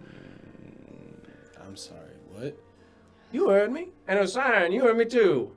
Yeah. They're on Titus Mirkwood and all that. So if you can't fucking buck up and talk to a goddamn scaly bitch, then you, my friend, well, how the fuck are you gonna stare down the barrel of some glorious ghoul cock? Because that's what's coming for you in the fucking Scar Cruel. Jail. Maybe glorious wasn't the right word for that. Maybe grotesque, yeah? Okay. Skylar, we'll talk later. Okay. Where you going? Don't even, let's just keep going. No. I think you should go over there. I think I should not. Well, I think Not that right unless you want now. all the blood in your body, just, wrapping all around me in armor, because I rip it from you and I use it as my cloak, then I suggest you do as my whims want. Would it help if we came with you? No, absolutely not. Okay. Come on now, Nazu. I'll do it later. Okay. But I'm telling you now that I want to see it. I want to see you crack finally. Nasu, We just met. What kind of investment could you possibly have? I don't have right any now? investment, but I know what I heard. Denzoro had nothing but garbage to say about you, friend. He said you were the most cowardly piece of shit he'd ever seen. You were trying your hardest to just run away from Titus. Oh, my face wiped in fear. Yeah, And I wanted to say, I saw you. You look like the meanest motherfucker, and you got the jaw cut from the gods, my friend. How are you so afraid when you look like that? You're taller than me, friend. I think You got guns on your side. You fought through so much, and yet you're such a spineless fool. I think Denzoro failed to mention how I watched him and two of his compadres. Yeah, well. It tends to happen when you file in one by one like a bunch of fucking Neanderthals. But I'm sure Denzoro would love to see a 5v5 between all of you all at once and see which one of you fucking stands out on top. Because I guarantee you, Gabriella, when she's here, wipes the floor with all of you. I believe it was Osiris who had to make a deal with Gabriella, right? So that y'all didn't get your asses washed, licked clean by the tongue of Balazar. We all gonna make deals. You gotta make deals with me. Gotta make deals with me right now. You can either be part of this inner circle, right? You can be part of the big boys, or you be treated like a goddamn child because you won't talk to your master that you shot in the fucking knee, and then ran away like a little bitch again. Not just in You can punch me if you want. I won't retaliate. I sort of like the pain. Punch me real hard. Feels better that way. I put a hand on his shoulder. No. Get that shit off of He me. doesn't Yeah. punch. No. Seriously. Get that shit off of me before I rip it off. You're either going to punch me or you're not going to touch me. So weird. Oh, I'm my, weird. Look at you. My deal to you is We go. You got leverage now, boy? We go talk to her just later. It's not fucking right now. It's not right now. Show us the fucking 5 seconds. That's later, right? Oh my God. You said later. You didn't dictate what amount of time. Do the I wanna show be- us the I wanna fucking see- I gym. wanna Do see- whatever. Show us the whatever gym? you were gonna show The us. gym? Did you say the gym? Show me the gym? Like I'm pumping weights? Gym of humanity. The gym of humanity. Oh boy, I'm about to actually kill you. This is serious business. These are people dying out here. You say something stupid like that again, I wipe that fucking lip. Oh man, I do something dirty to you. I guarantee it. I guarantee you, no silent grandma right there is gonna sit there and watch. All right. No, so it's like what, a 10-15 minute conversation just to shut him up, please? Just like 10 or 15 minutes. What are say you how- talking about? Shut up, Lena. I'm sorry, I shot you in the knee. It is a woman, by the way. It's Des, fella. It's a lifetime for me. Oh my god. Oh my god. I can appreciate the sentiment, Nasu, but not up. We have to do hard things. This man's about to go and talk to the most rageful, hateful aspects of his family. The warped, bloody visage of his mother and sister. Coming out of Titus Mirkwood, his sovereign. Shut him up. I am genuinely begging you. Lennon, Yes. don't you got your balls to lick or something? Get the fuck out of here. And then we're checking into the Scar of Cruel. Checking in. So, I don't know, maybe you should handle this. If you don't want our help, then you should handle this alone. You get that choice at least. I will allow them to come with you if you want your woobies. He doesn't. Don't want your woobies. He said it the second time. Humphrey, what do you think? Am I allowed to speak, Thonian? You really want his advice? I do. Damn. All right, fine. Joel, go ahead, regale us, boy.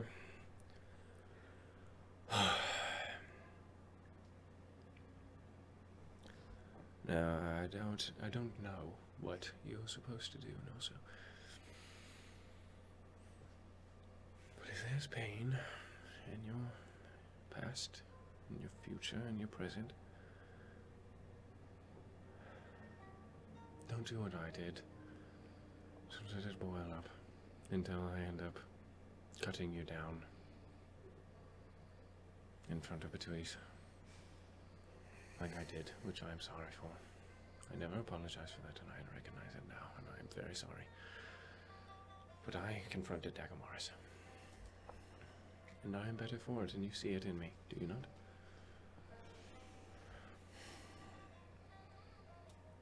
That's why I'm asking you. Confront yourself. Look inward. And smile. You are bound only by yourself in this world.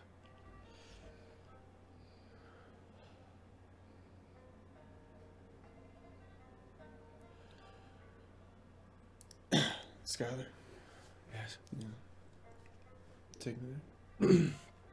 Are you surely? Listen.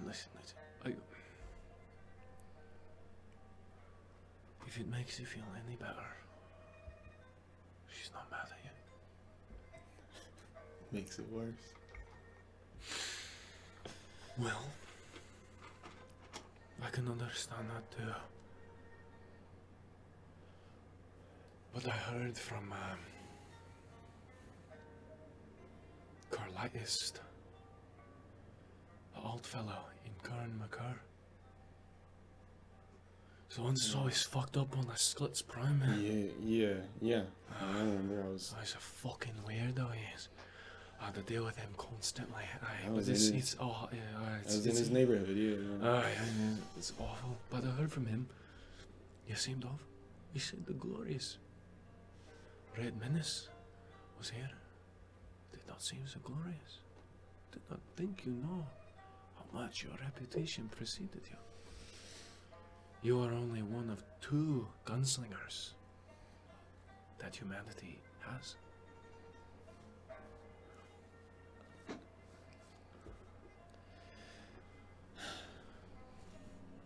Okay. And now I hear that again you are Antillia Modelitas, and here you sit in front of me. Stuck it to the elves. That's good. That's good. I know that you're going to be shooting Glaucon Meridian in the ass one of these days. You always had a penchant for shooting people in the fucking ass. I hope that's still continuing. I always got a kick out of it. Oh, you don't know. I don't, but I hope to. Go and do whatever you need to do.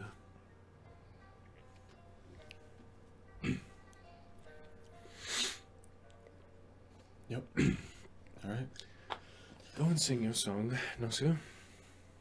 It's been a long journey. And I'm looking forward to seeing you grow. Just like me. We can do it together. Yes? Okay. Alright. Yeah. Good in there. All right. Yes. Go on in there. Get your ass in there. Yeah. All right. Are you... Well, while he is walking in, what are you two doing? Waiting patiently. You gonna Standing wait awkwardly patiently? outside, yeah. Oh yeah, we'll see if I'll ask if they have any good stories about Nasu, Sky, and Okay. the other fella. Anthonian immediately begins to talk as soon as he walks in. Oh, no. Now he's gone. Siren. I heard that in between you read my brother's diary. Yes. I miss him. I do.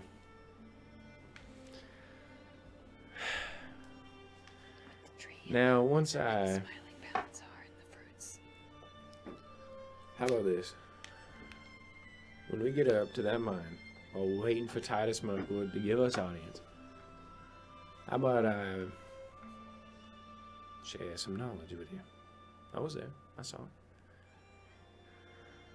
You were where? Exactly. I was in Credolar, the dawning of the First Age. I was the forefront of the war of humanity's burden. I saw Glaucon Meridian's brothers die. And I saw the first queen, can't remember her fucking name, it was something stupid. As all elven names are, it's probably like Fruity Toulouse or fucking Sucker of Tree Dick or something. I don't fucking know, It's but probably anyway. like a Philia or something. Thelia Malone Deer. yeah. Something like that, right? But I saw her get fucking blown away by Felonius. I saw it all. So, you interested? I'll tell you what I saw. I think it's good. I think it's pertinent. Y'all here connected to the world. Different ways. And I would like it if you were a bit more context to what's going on here. And I'll give it to you. I would actually really enjoy that, yes. I hear Nasu was once human. That's why he's here. Mm-hmm. And not, dead somewhere.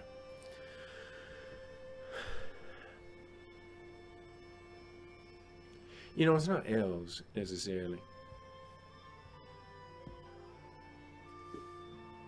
But it's what they stand on. You see, every one of those elves for breakfast, they had some bread. And that bread came from here. And now all those farmers that made it are fucking dead. Just like they were dead back then when I saw it happen. There was a capital city here. Did you know that? Capital city of humanity. Built in part by the Wood Elves and the Erlendi. And Glaucon made sure that there was nothing left. No ruins, no scripture, no anything, no tablets of history. It's all gone. And I stand here now in a little mining town. And in there, up there in the mines, just happened to be stumbled upon, was an early church of Balanzar in the mountains in that same capital city. But nobody knows that. It's a tomb to some, an altar. No, it wasn't anything horrifying like that. It was just a church. Made gruesome, made scary by the ignorance blanketed on everyone. And all while that was happening, those elves continued to eat bread. Yeah, Thousands of years. they ate bread.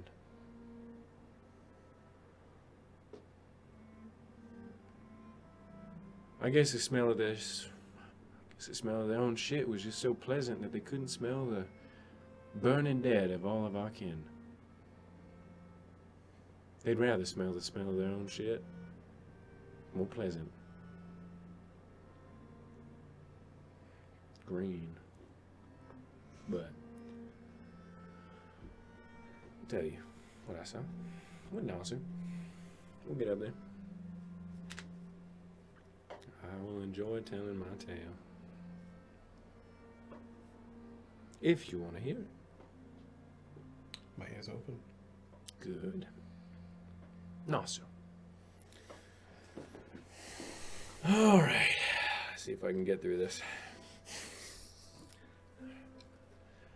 You walk into the home, seeing a few familiar faces in the kitchen across the hall as soon as you enter, but walking immediately to the stairs that begin just to your right.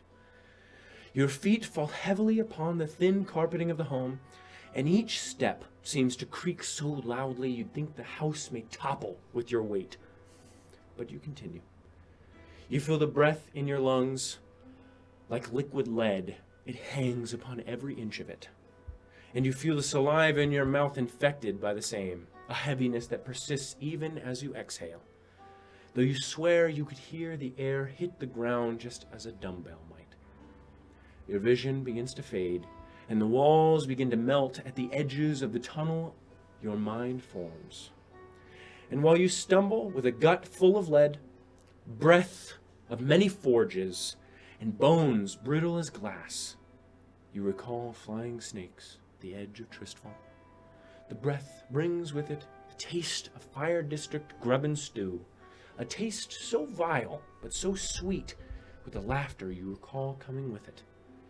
You see the smiling faces of Durs and Skylar, and you feel the heat, the strange cold air of your shabby ice cooler against your face. But most of all, you feel your cheeks stretch in a way you thought you forgot. Though as you recall, you feel your cheeks grow tired. Those muscles atrophied and lost, while others have only grown in their strength. Your vision blackens entirely. You see your soul laid out bare before you, and you see calluses riddling it in its entirety, worn like your feet, abused by the emotions of vile contempt, rage, and neglect, and forgotten by all, including yourself. And as you stare at the soul before you, you look up at yourself, and you smile. The judgment you feared the most, the judgment you felt would be most palpable, does not exist. You see a man worn, a bit broken down, and a soul ragged as the path you've struggled against. But you do not see a red monster. You do not see a man not worth the time. You see you. With that realization, your soul, still laid down before you, spreads its arms wide and beckons you ever closer. You embrace yourself with tears running down your face, having forgotten so much. And then you open your eyes. It's silent, with the exception of a quiet breeze, ushered through a window draped on either side by thin strands of cloth that meander in the coming winds. You shift your weight, hearing the creak of the wood beneath your feet, and you see the dust float lackadaisically in the air, shown only by the sun's buttery rays that pierce through the fine threading of the drapery and slip through the single pane of the open window. And drenched in the sun, sitting on a bed just to your left, you see a figure dressed in leather garb. Their many horns gleaming in the sun's illumination, and their scales copper like the coin shimmering as the ocean might just before the dawn. She stirs, and they stand, a little bit of a limp.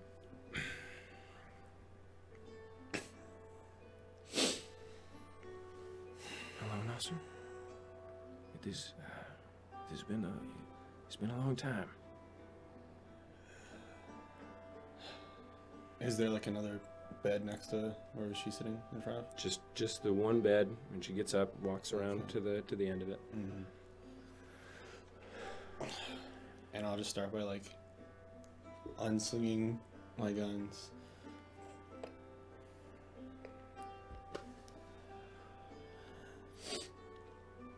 Yeah. Got a lot of guns on you now. You know how to use them all? Yeah, I'm working on. I'm growing another set of arms for the other two. That'd be nice, yeah. Maybe then I'll shoot like you. Yeah. From what I hear, you already done surpassed me, you know, so done made a big old man out of yourself. Look at you.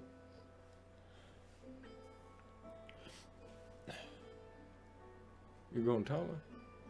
Little more chisel. But I say it's you.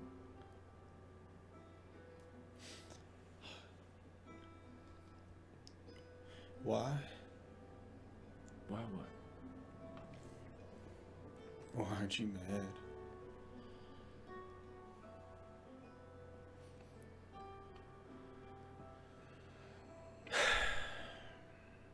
Why would I be? You're confused. I kept things from you, regardless of why I did it. I know you were scared. You had every right. I'm just glad you didn't shoot me anywhere else.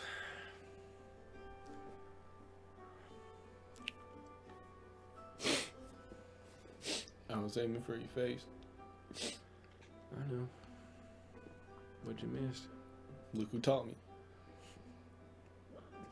Yeah, that's true.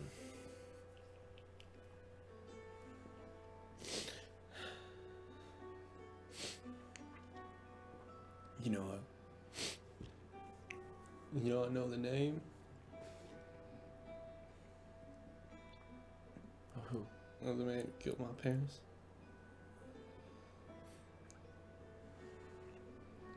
I didn't know that.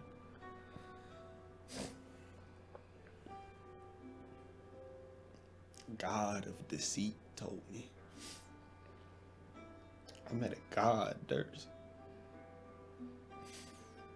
Think I would have ever done that? I sure as hell wouldn't think it. Every god I've known has been not too great. So hopefully he wasn't too bad. Though he sounds like it wouldn't tell you if he was. God of deceit. But that man plays cards. Don't. I would never. Who would?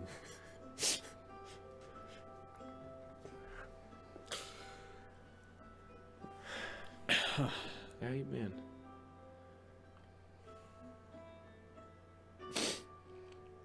You look bad. You look hacking. It's not been fun. The world never is. Died, Shit. came back. That's good. Who killed you? Some knuckleheaded magician. So a lot of these folks died. I mean, they help them. With the sword, no less. Can you believe I let him get close? I can. Nose ran a little bit too close for me. Talking about knuckleheads. God damn. Look at Giselle. Yeah. There was a little parade for you. Everyone dressed in red and painted themselves, put little horns on them. Well, Glaucon stomped it out, but I can't believe that. Everywhere I go, I got taunted and told I was ugly. Just looked out. where were you? All up sideways. Shit. Curry Lamb, Kermit Kerr, Yeah. the Spine. You met Curlitis? I didn't. You know how the dwarves be? I was They're in crazy I was and in- fucked up and too much Scoots Prime, too much rock dust in there. They don't know. They don't know. The elves? I know you saw some elves down there. I know, oh boy. You burned down that tree. I don't believe this, man. Well, I can't say it out loud, but I know it was you. I seen you spew that fire out of your mouth. Can only do it if the tree hit me first. Yeah, I know it.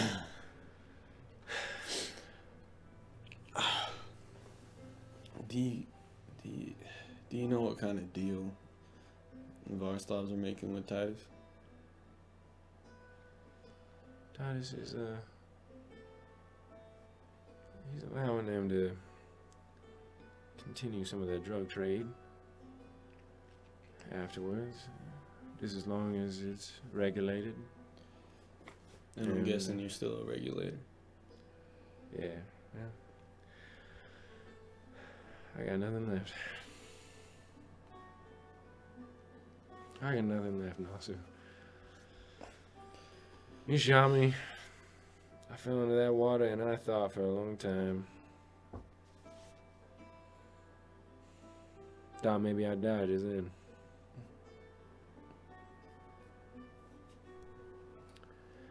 Falstaff's pulled me out. Glad I didn't. Now, but I still got nothing.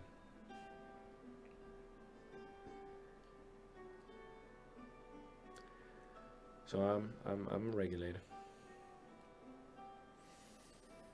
They won't be doing any of that nonsense in the Isle of the Drag Queen anymore. Yeah, Thankfully. that's good. It was the worst part. That was the worst part.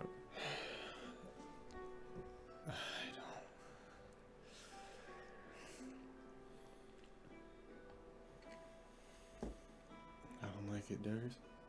What don't you like?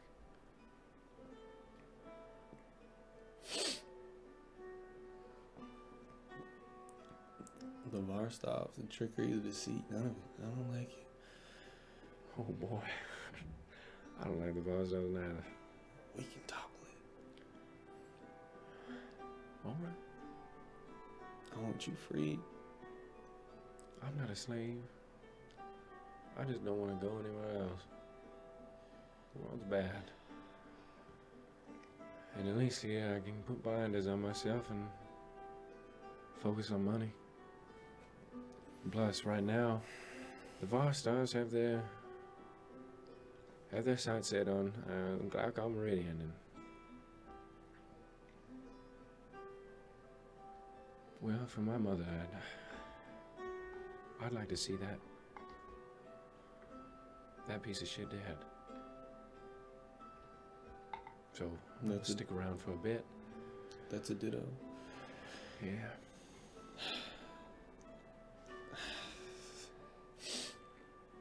I haven't talked to Titus.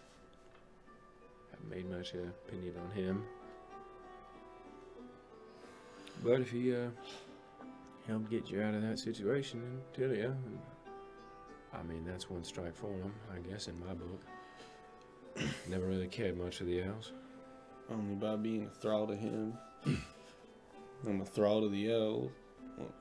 Thrall to the Varstavs, too. Yeah, there's always gonna be someone on top, no matter how hard you try, Nasu. God's above. There's always gonna be one step. No. It's fine. No. It's fine, Nasu. No. Why? Get rid of Why? it. Nobody should be thralls to anybody else. God. Maybe not thralls. There's gotta be someone on top. The alternative is messy. The Just gotta find alternative is freedom. No. It's not. I would know, Nasu. Tell me you've looked up and you've seen anybody benevolent on top. I have. See it every day. Who? Shit, Nasu, I look into the sky. See the clouds. See the birds above. I see the sun. I don't think myself above them. They must be above me.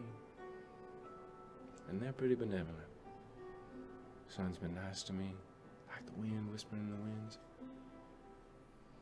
But I've seen chaos, true chaos. Don't forget where I'm from. I saw what turmoil and hatred gets you. I do.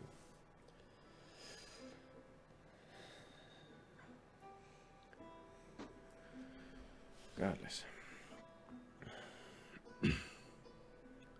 Just gotta find the right one. You think Titus is the right one? Oh boy, I just said I'd never spoken to him. Come on, open your ears.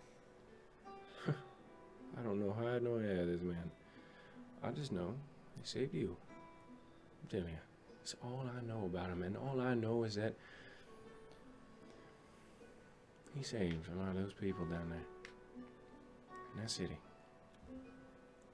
Glaucon came down here and... Have you seen it? Have you seen Houndalas? We didn't see Houndalas, but He's fucking gone, boy. I heard. Except for one bit. Now I hear this man stood up and blocked with his body, took it, all of Glaucon Meridian's breath. As it wrapped around him, he was screaming. It was painful, I'm sure, but he stopped it. That's what I'm saying. You think he's gonna get rid of Glaucon, get rid of the elves, get rid of the lich fuckers and That's cruel? That's what he's doing right now. Yeah, and then do what? Sit on top and be another Glaucon? I don't know. If he's getting rid of Glaucon right now, he's getting rid of the Isles right now, he's getting rid of the bony fucks right now. But Right I'll now. worry about that later. Because right now, those... Right now, I'm worried about the later. Right now, I saw the entire fire district burn, boy. Right now, I saw everyone I know killed by Glaucon Meridian. Right now, I've lived 230 years. And 180 of those, I was on the Isle of the Dread Queen, and I saw what Glaucon wrought. Now, you ain't seen shit. Not a goddamn thing. You think you know. And you want to look into the future and you want to say all these things? And then what? What are you going to do? You going to stop Titus?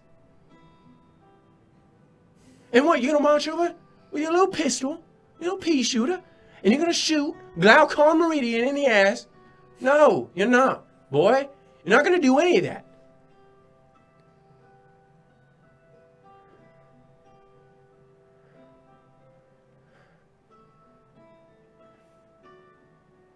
I've seen more people than you know die.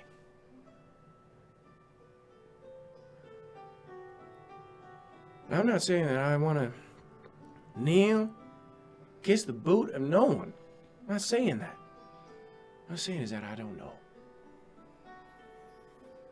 And right now, I haven't lived for a long time. And this man, right here, he's fixing to kill all the ones that did that. Now, if you're not on board with that, then I don't know. It's fine, I guess. I stand hand over fist with anyone that vows to fell Glaucon.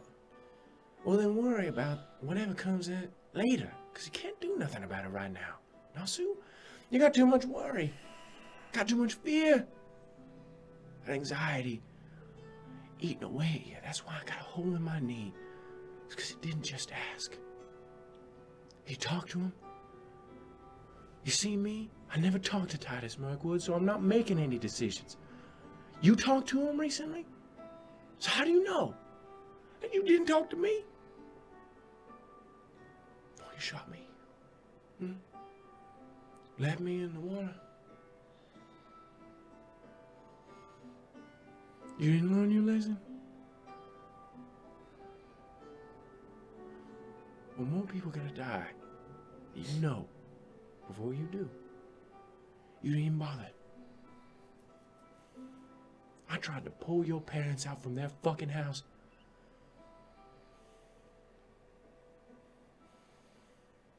And I saw you in the corner.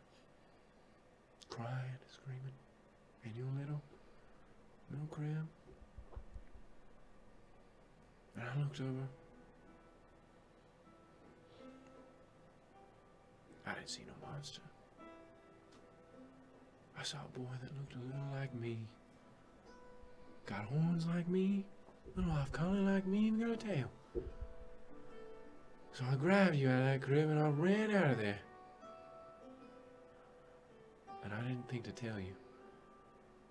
Because I couldn't bring myself to tell a little boy that his parents were fucking dead.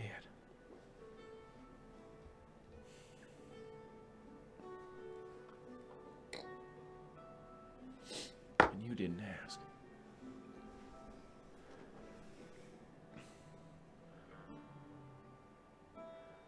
You learning to talk? You talking to anyone? You clammed up. You've always been clammed up. You think the worst. God, your cheeks are swollen. You ain't been smiling. That's heartbreaking. You're a young man. I used to see you smiling all over the place from under that hood. You didn't care if people were mocking you. Because you were Nasu. You didn't care about your fucking last name. You were Nasu. And I was Durs. And I was Skylar. And we had each other. We were killing those flying snakes. All of a sudden you cared. You can care about plenty of things, but I think you're caring about the wrong shit right now. And I think that's plain as day across your face. You're not caring about yourself. You're not caring about any of those people out there that have been with you. I saw you walk up.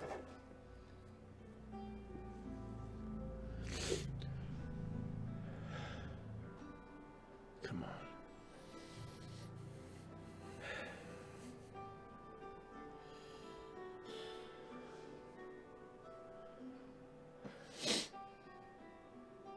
I'm not mad at you. I forgave you the moment my ass hit the water. I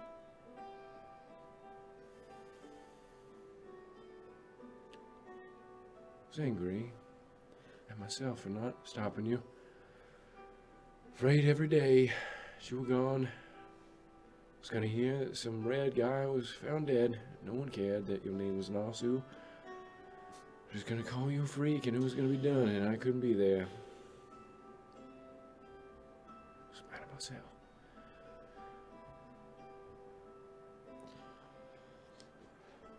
I see you can take care of your goddamn self. You can't do everything yourself.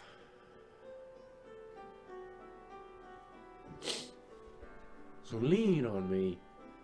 Lean on other people. Please. Because I could really use someone. And I missed you, boy. You're my baby Nasu.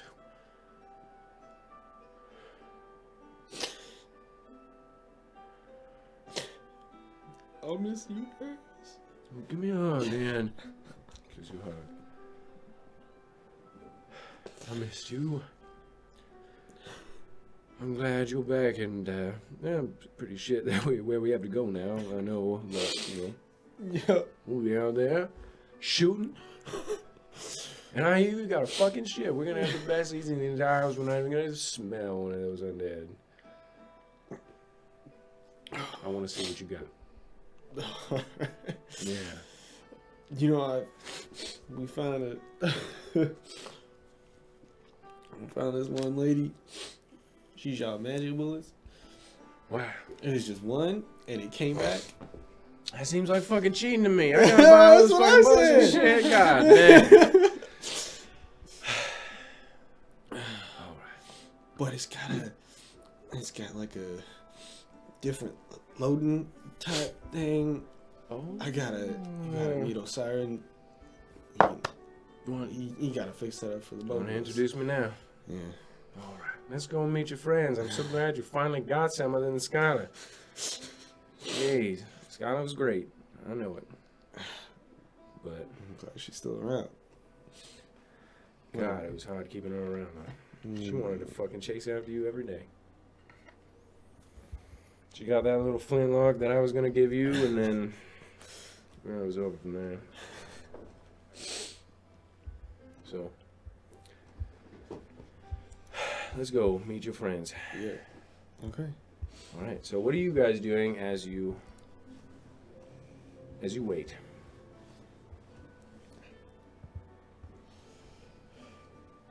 Sitting. I don't know. Thonian's still around, right? Who? Thonian? Yes, Thonian is still around, 100%. Not a goddamn thing. Not a goddamn thing. You sure? I'm beating on my dulcimer, No. but like very absentmindedly. Like it's barely music. It's mostly just sound. Okay. All right. Oh my god, my computer is fucking up right now. It's very annoying. Fuck. Oh my god. Damn, what a nice conversation that was. Indeed. Nasu has found niceness. Let's not have a conversation with the other mom Before this, in the situation. let us take a bit of a break. Yes. And we'll be back in about 10 to 15 minutes while we all recuperate a bit. See you soon. Oh my goodness. Welcome. So, walking downstairs, with your wits more about you this time, you see a few other faces. You see Tommy and Worth in the kitchen. Aprons wrapped around their waist, goons for the Varstovs, just like you were unintentionally.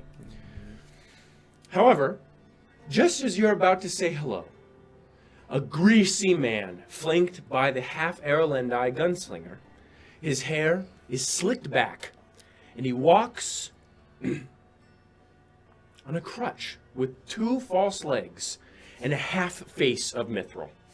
His face is distinguished, and his hair was thick, you'd assume, before something nearly ripped the cap of his skull from his head.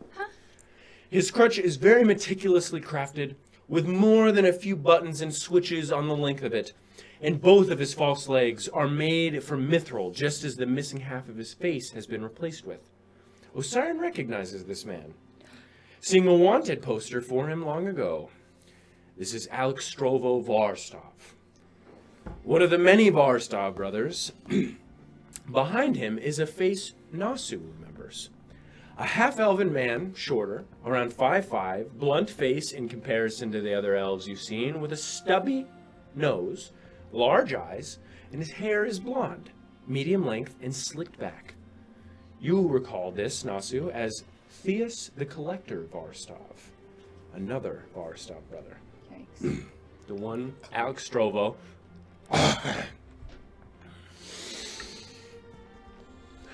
Do I know you from somewhere? I don't think you should.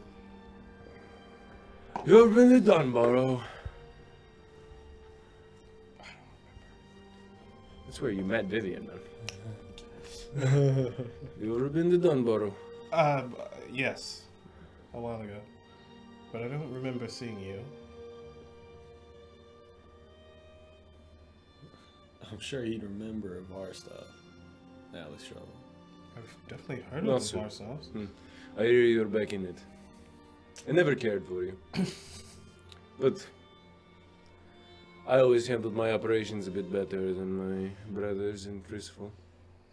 That is before Glaucon fucking blew everything up. And he crutches into the room. Theus. Yeah, see how your sister handles it now, right? Me.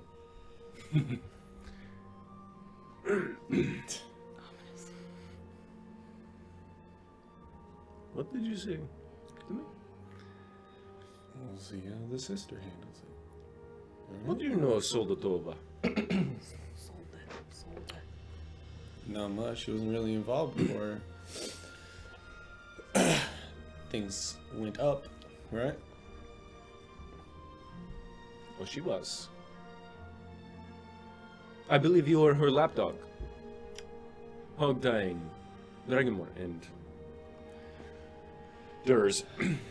Alright then. Just calm it down, Alex Drogo. I see you made up. It's good. Just shut your mouth, no sir? God damn. Crutches with both of his false legs. Theus.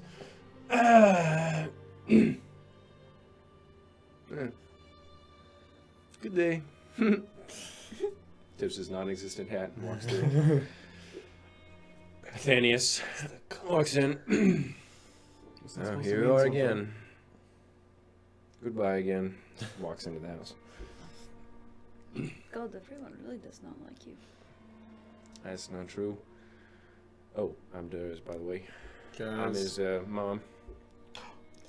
Osiren, this is Durs. Nice to meet you. Oh, nice to meet you too. And this This is Mitos. She's Metos. new. Leonin. I love Leonin. It's been a long time since I've seen the Dragonborn. Yeah, I'm sure it has been. Oh no. Who's this young man? Humphrey Regalius. Well, I do, Isn't it your mom, huh? Humphrey? What? Is this your mother? You Yes. cannot go for Siren's godfather and the Nostus mother. It is just. I in did their not go case. for anyone. If I go, I get. Let that be known. I was very respectful to Hayduk and Baria. Is it I've same? never seen Dragonborn stuff before. I'll keep my mouth shut. though. Okay. Yeah. you Anyway, were it's a banned pleasure to meet from you. the My name's house. Humphrey Regalius. Okay, bro. Regalius. Oh, yeah. that's interesting company. Uh-huh. In a Grandmore, I You know. just got that. I smuggled some of your stuff. Really? You actually know my name? Yeah, for really fucked up gentleman, bald head, said that it was some heirlooms. A lot of your belongings, so funny. I followed him because I knew they were enchanted items. I thought he was selling them. He sold some of them, apparently. I talked to him later. Trying to make rent. Sold some of the guns. I saw him do that. But a lot of your shit is, he's in a crawl space in the Fire District, just so you're aware. I don't know if it survived. Well, it was good morning make. Of course it fucking sorry. All right. Sorry. That's good information to know. Yeah, well, Is she, can't really recall the name. is she talking about your dad? Just might be. No, he looked nothing like him. He was a fucked up bald guy. Scars all over his face. Talked funny. He had something going on with his brain. He said that he knew where the items came from. Knew the family that once had him and that he was allowed to take them or whatever. I didn't really care. He just kept talking to me. Is that the other guy with the daughter? I can't. I remember. You would assume so. Yeah. Okay. Good. I just want to make sure I'm doing it. I can't remember his name though. But nice to meet all of you. That was just a long time ago. You wouldn't know where he would be now. He was in the fire district last time I checked. He was living there with his daughter. Well, his daughter had left and was traveling, I believe, in the northern realms. It's pretty far away.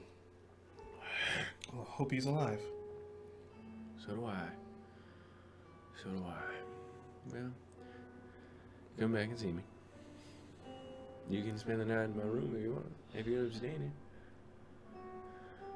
here. Yeah, that'd be nice. I gotta go and clean some guns and I'm going down to scrounge out some food, and I think Thonian here wanted me. All right then, that's enough. That's enough from you, Des. Oh, all right. Pleasure meeting you. Pleasure meeting you. And Skylar comes up, gives you another hug. Oh, chill. You're coming back tonight. Yeah, I'll come back tonight. We'll talk. All right. And Boral. I probably deserved that bond. All right. And he smacks you on the side. I'll see you later. Walks in. That was our woman. Was that your girlfriend? Oh. No, shut up. Ah. Yes, it was. Nasu Films is a girlfriend. She's very pretty. Ooh. That's nice. What, you gonna take it from me? No, I'll fight you. It's an implicit you would lose. agreement. Did you ever go? Am I allowed to try and fight you for? No, what? Okay, we're leaving. All right, Sammy. Humphrey, put it away. So, Shit. you continue to walk. And you walk toward the northernmost part of town. Seeing now that the mountains of the southern range of Astrid careen inward towards the town, causing its form to push against the town's border. The stone of the mountain that encroaches upon the village's borders is covered sparsely with light oak trees and orange wild grass that packs upon it like patchy hair. A large factory building appears to be built just in front of the mountain's puckered out stone. The building looks to have two portions. One that is built further up the stone, multiple stories tall and capped with an odd industrial tower, and the other that is connected to the first by a large wooden rectangular tube, which is situated down the mountain, boorish, and in the shape of a square with small designs at the corners but otherwise bland roof. Soon after, you reach the bottom of the wooden steps that lead up to the tower-clad structure amidst the dry shrubbery and stone at the base of the mountain range. The stairs are wide and gently creak underneath your weight, the wind caressing your sweat-ridden faces gently as you climb the pale oak steps. You reach the top rather slowly, taking your time and observing your surroundings well, letting your hands brush through the tall wild grass that grows just next to the steps, feeling the peach-like texture of sage that intermingles the brush and grass, and sliding your hand upon the poorly treated railing of the wood, all while breathing in the summer air. But despite your trying, you reach the entrance. Two large wooden doors with two metal rod-like handles firmly nailed into each of them. It is strange how little this place appears to have changed. You expected so much more. None of you have ever been here, but you know it in your hearts that it is exactly how it looked. The only exception being the surrounding farmlands and the locale that has changed rather exceptionally. But otherwise, you feel the same way you'd feel stepping into any small mining town at the edge of the world. A hot tranquility that brings with it only a slightly liminal sense of being. You open the large doors, each of them taking great strength to open. Thick, and oaken as they are.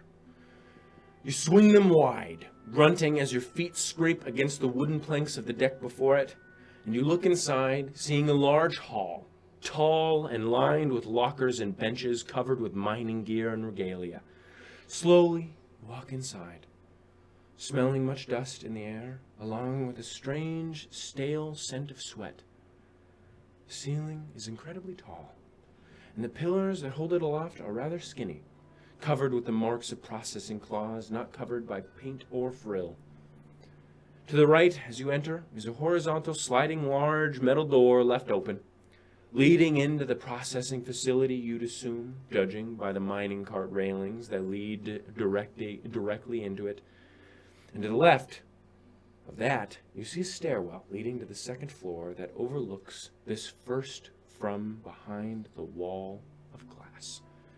The foreman's chambers, no doubt, of this mine. As you look around, you notice something odd. How much dust rests on everything around you, specifically the miners' regalia and tools. None of it has been moved in quite some time. Nobody has even touched them. You feel almost like you have stepped forward in time, stepped through a portal and landed a year in the future. It is strange how this makes you feel, nearly sentimental, but you've not a clue why. You feel a connection to whoever wore these clothes, whoever used these picks, these lamps. You've never met these miners, never spoke with them, nor have ever thought about them. But as you look upon the still wrinkled clothing left behind, you feel something so very human, empathy. For you begin to wonder why it is they are as they are, why they lay how they lay, and why the dust deems it so necessary to smother such a quaint piece of life. You know you will never, or most likely never, discover the answer to these questions. But what you do know is that someone felt the same. Someone wished to remember this area as it was. Remember those who were here when it was, and sanctify their existence in the dust. For what is known as this, humans for their short time on this world, the brief breath of existence that falls onto them, they reassure each other of their existence, reassure that their experiences are shared, and that their emotions, no matter how vile or misguided they are the soul of living. And it is within this reassurance that many can go on living. This is not something unique to humanity.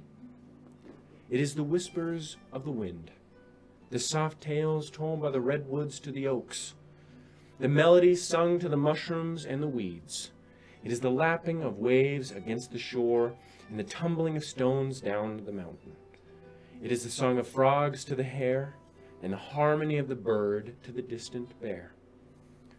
It is the strings of the bard to the lonely gnome, and the timbre of loud dance to the disparate elf. It is life, and it says to all the same, hello, I am here, and so are thee, how wonderful it be.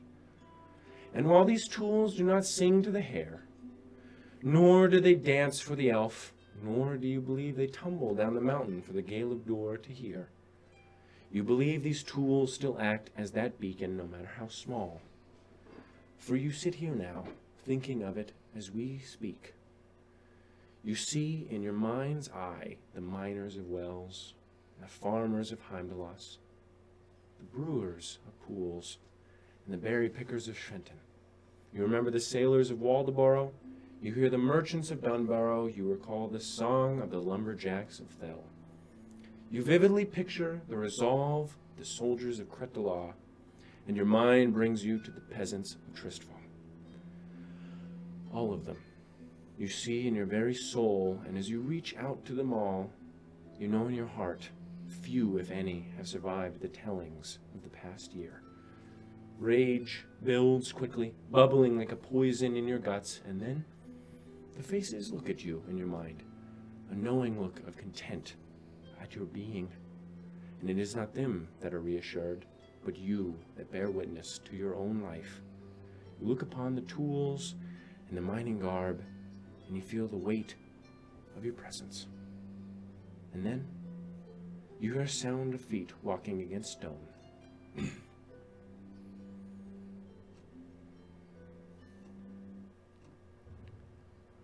And you see two familiar faces. A nearly lifeless man, draped in blue and white cloth and wielding a gnarled staff of Grandaye oak, jeweled with rubies and dangling bits of freshly carved wood. The man's face haggard, and stretched upon his bones below a thinning red ponytail is Yannick Grendel's. And the person next to him is a soldier of chaos, a bald-headed woman with tattoos of Balanzar scrawled violently across her head, with dark circles under her eyes and many piercings through her nose, mouth, and eyebrows. Osiren recalls her well. Pontia, the commander of the soldiers of chaos within Kretelah. Yannick.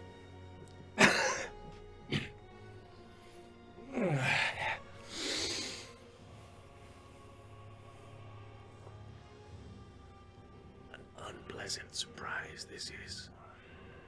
Yannick? Osiren.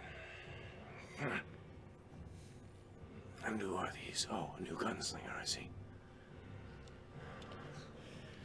Meet Nasu and Mitos. Pleasure to meet you.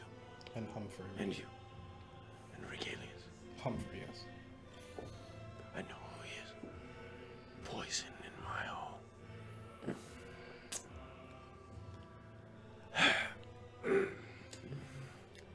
Hopefully you're more honor-bound this time. I do not wish to be locked in a cave. Hopefully you do not trust all of your friends like that.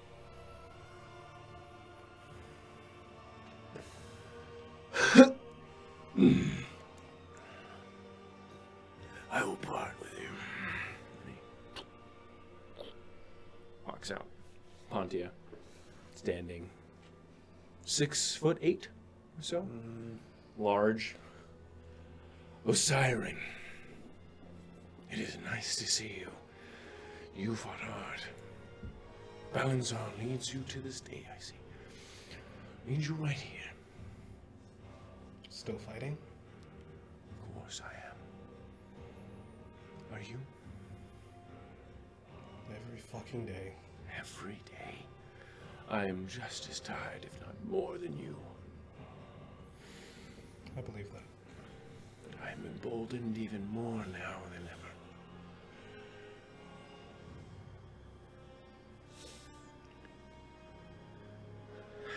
Your name is Nasu. She reaches out a palm coated in broiled leather and blackened iron. Except no substitute. What? Nothing. Yes, Nasu. Mitos. I'm sorry. For what? I have heard from Thonian the fate of your people. I'm sorry what happened. The War of Divine Sea. I wish just as much as you to kill Vasilios, I am sure. Thank you for that. Balanzar smiles on more than humanity.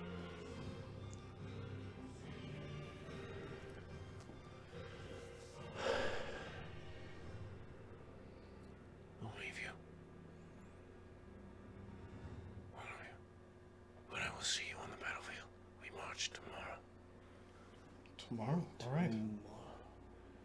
You will require more vigor than you had. I expect you bring it. I know you have it in you. I do. Bring that mask of yours. You fought with ferocity. Do not shy away from it as you did near the end of that. See you tomorrow. And Yannick stops at the door.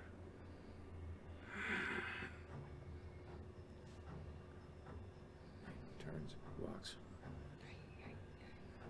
Wait 1 second, Pontian.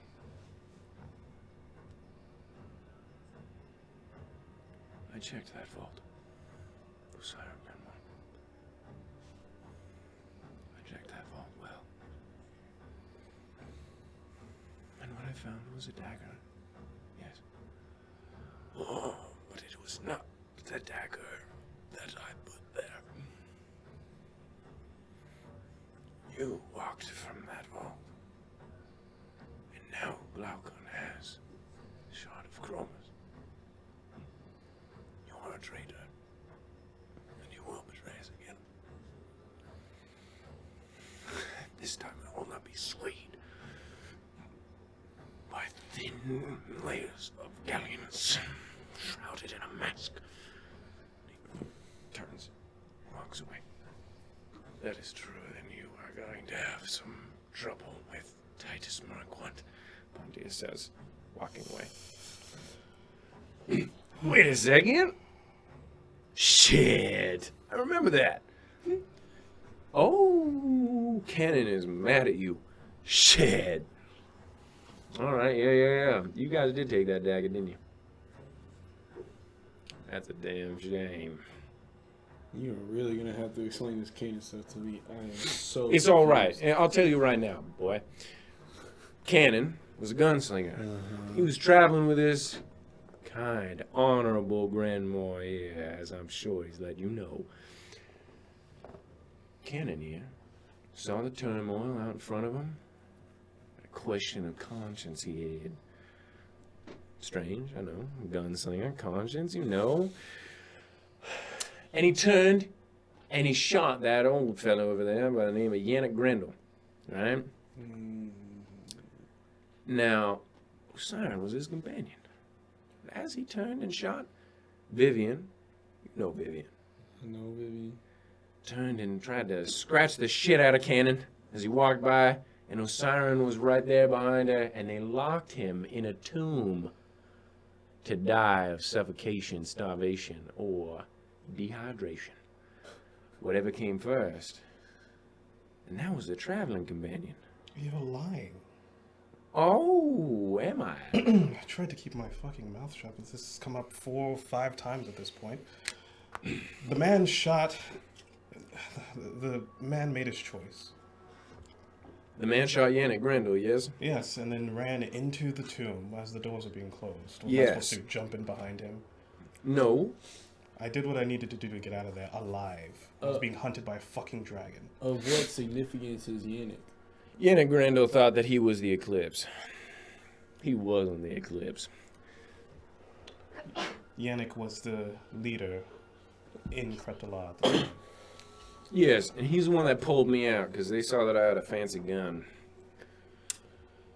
on me. You was in Cannon. They thought that I was a little bit straggly, and I took over while he was fucking about to die. He wanted me to. See, the thing is that there was a fragment of me, soul, that escaped from a sword, and the sword was named the Symphony of Balanzar. All right. And a fragment of my soul escaped, took form into a blubbery mass known as a doppelganger. Now, this man, Hector Dollhouse, led Cannon to me.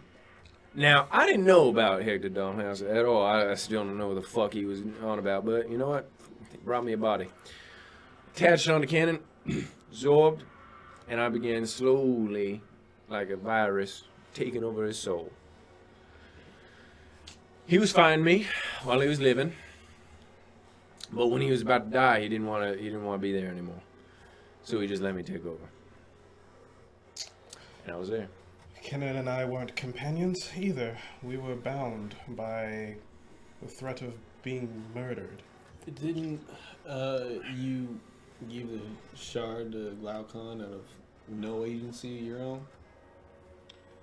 There's always agency, but it was under the threat of death, if that's what you're asking. Yeah, right. Yes.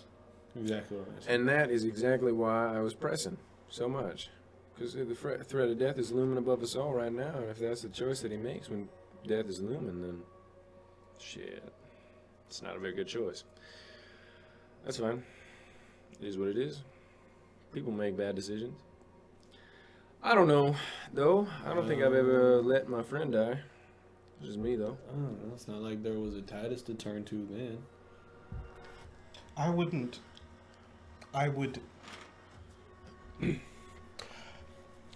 I've been on trial. I am not going to morally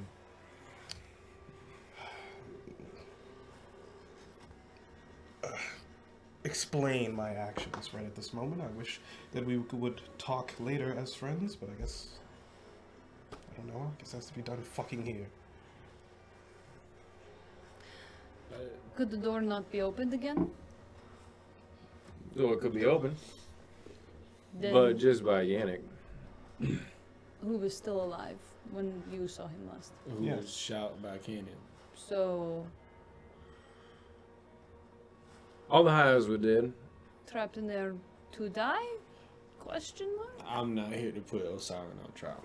I'm not trying Oh, to put I'm him on not trial either. at I all. don't. I don't really do trials. Seems To be like completely a honest. very hefty accusation to be slinging when the door could be opened again. Listen, I just got memories in my head. People make decisions in the most terrifying moments of their lives. That was not one that was an executioner's decision. Shame. See, I was in the exact same city. I remember. So, yeah. It was in the exact same city that Osiris was in, along with Vivian and this Cannon fella. It was in Crête de la. The time was far back. End of the first age. Beginning of the second. I believe it was 9 second age of elves. It was. It's when I died. But I didn't die. You see, we have this sword that Felonius Crowmaster made for the name of the Symphony of Balanzar. And I took that sword and I plunged it right into my gut so that my soul right on in it. Because I knew that fucking town, that city was about to be ransacked and I wanted my fucking revenge. And I knew that they weren't going to check a sword. So I rested there. And I waited, and then I got my escape, and now I'm here. And I'm gonna get my revenge on Glaucon Meridian.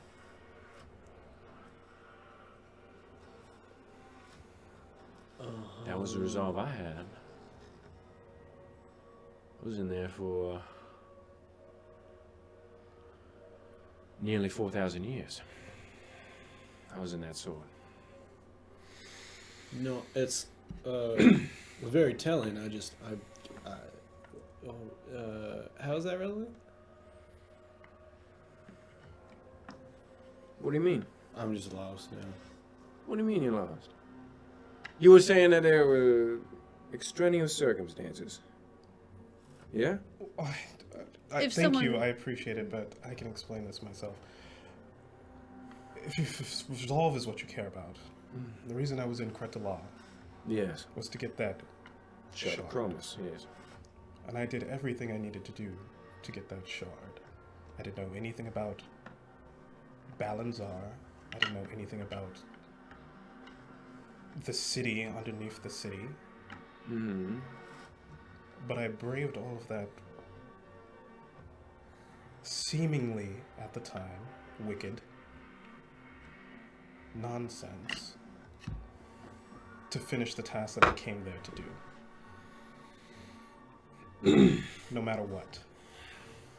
No matter if Cannon pointed a gun at me, no matter how many scores of elves were in that room, it was not a concern. So you had resolve? I have resolve. Alright. This time I came here to fight. Yes. I'm I not understand that. looking But for an artifact. I'm looking to achieve the same goal that you do. And I have every intention of making that happen, however I can.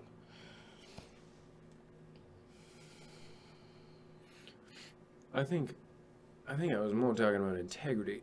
You see, gosh, Like I said, I think I'd rather die than be Glaucon's dog.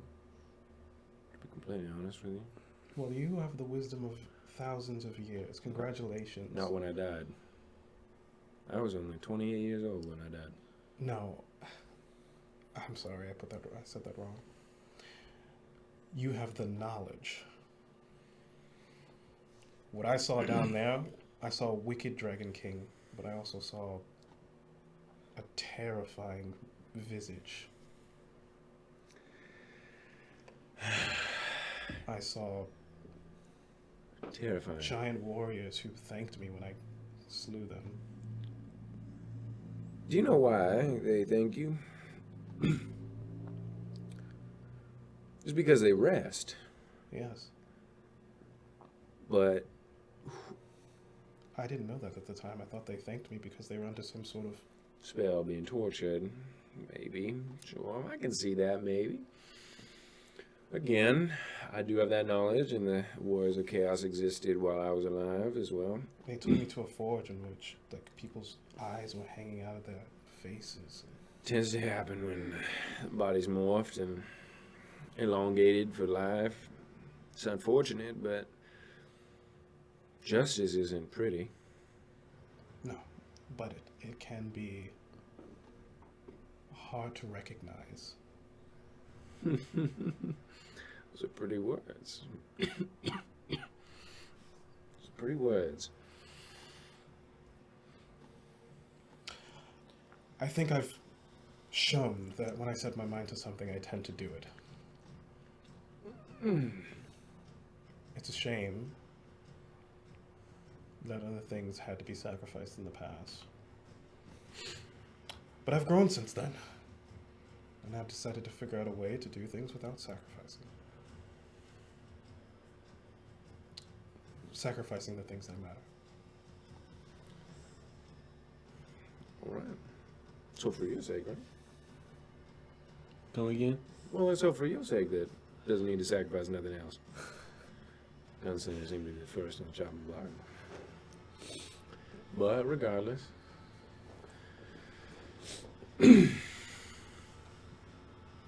I told you I would grant you knowledge when we got here, awaiting Titus Markwood's audience, in which you will all receive. Count yourself lucky. He's a busy man. And while he gives audience to as many people as he can, he specifically wanted to meet you all. You two in particular. Mm-hmm. You remember him? He wants to meet you, talk to you a little bit. But until then, you got me to talk to. I'm pleasant. So ask away. What do you want to know?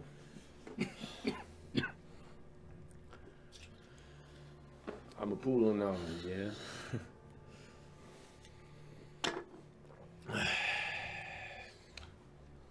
Why was the war started? Why was the war started? Which one? Humanity's Burden? Yes. This was in the first stage, correct? This was in the first stage, yes. The War of Humanity's Burden happened.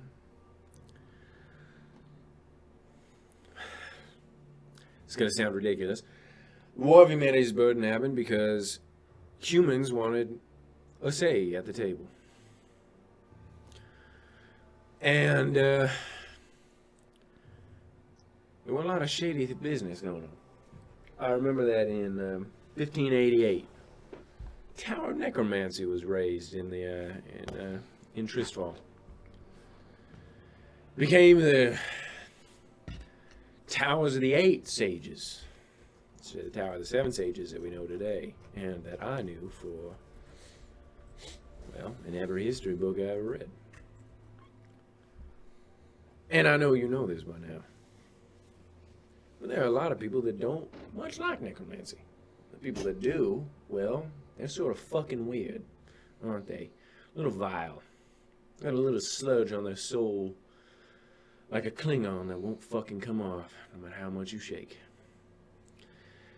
Anyway, we had some issues with necromancy.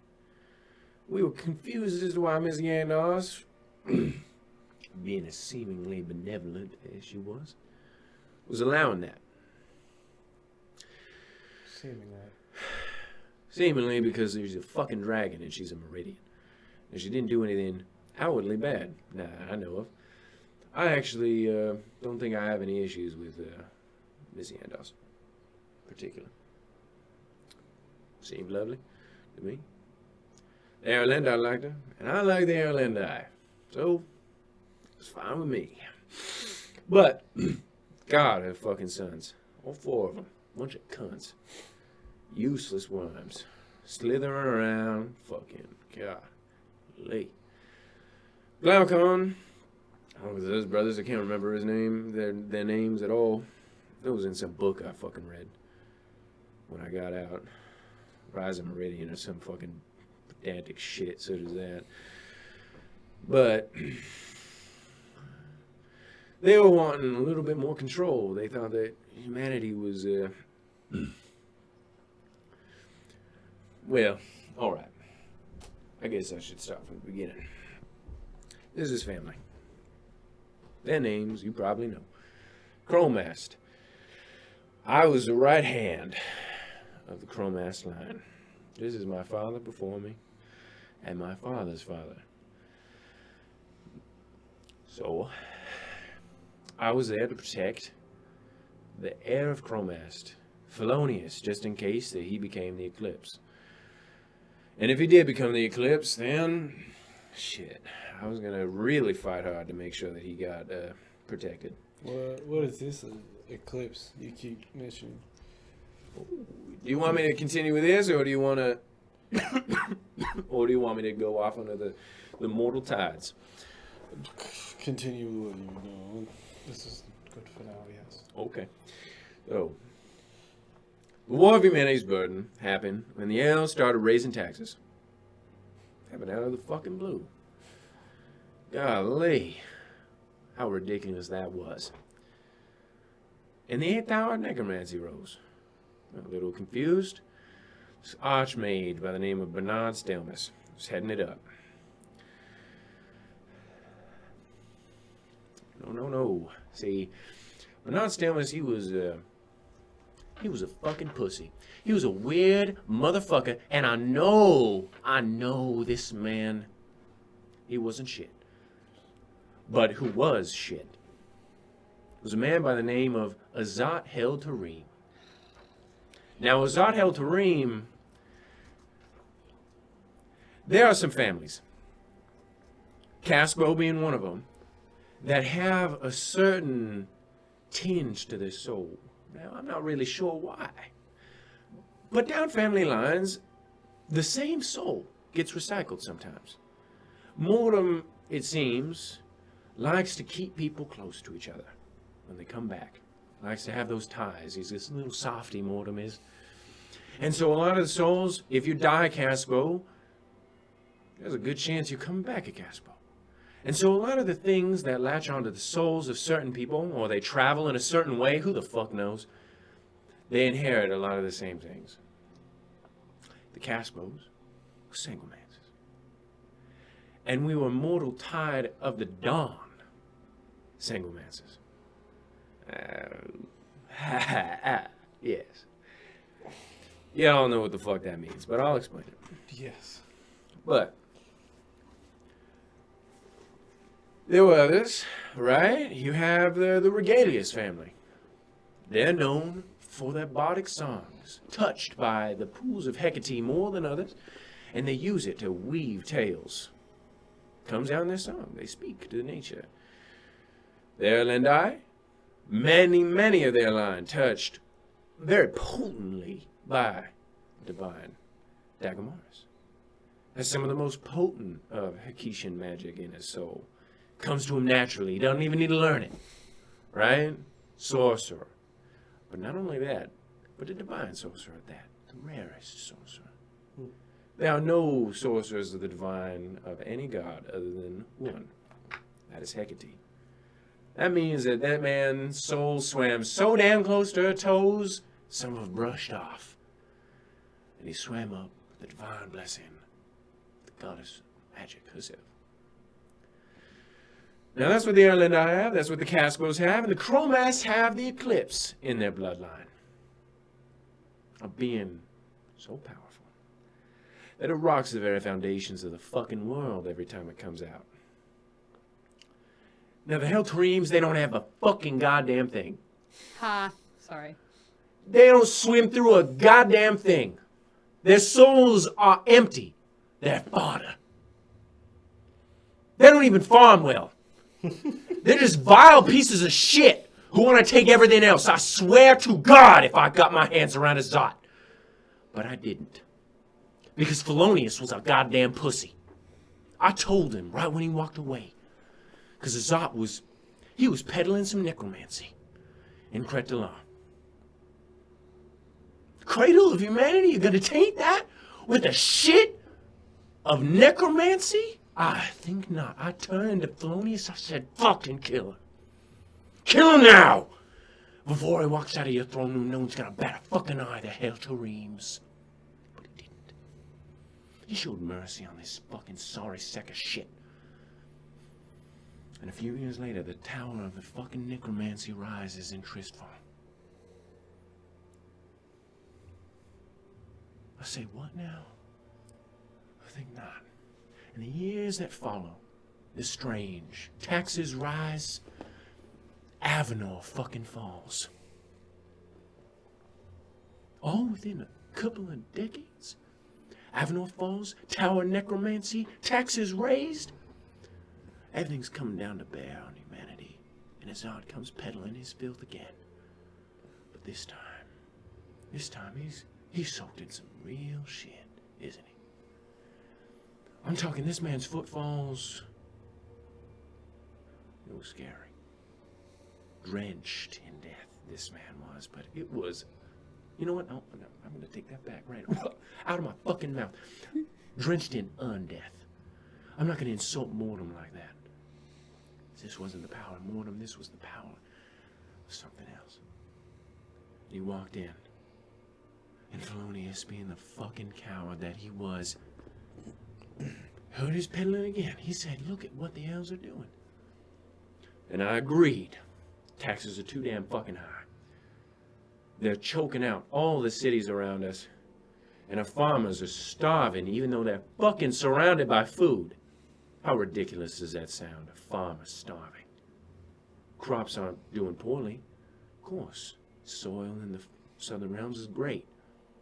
And the Erlendi, with their new shining city, not yet made. They were still living in Tristwald this time. Living amongst the humans, helping them build, yes? Felonius hears this. And he hears the power of necromancy. The ability to raise armies after those armies have fallen. And that seems mighty fine, doesn't it? Well, to his imagination, he said, all right. So you'll help us fight back against the elves? And Azat said, yes, of course, I will help you. Felonius, being the dumb motherfucker that he was, he said, okay. So he allowed himself, Felonius Chromast, the heir to the Eclipse, to be taken by the High Elves. He said, I wish to speak to your queen. And I was right there with him. They took him, and they put him in a fucking cell. And they put him on trial. Come to talk. Came to talk. And they put him on trial. And they put me on trial for being the right hand, for being a Casco. And they said that we were planning insurrection. Wow. That's curious, isn't it? And Felonius got up there, and the queen walked up. Strolled even to him. She looked down on him. And in that moment, I've never seen the man so mad. Felonius erupted. It wasn't him anymore, of course. As the many tens of thousands of souls that existed within him then still erupted out. And he lost his mind, and he fucking murdered the queen. with his bloody lightning of the eclipse. And I was there. So was he, Felonius. Barely. And we escaped. We escaped Tillion. Because they didn't have any of those fancy barriers and the sprouts at that point, so we just ran right out. It was hard. And I killed a lot of high elves. Smile wrapped around my face as I did it, those fucking pompous bitches. Some of them were eating bread as I killed them.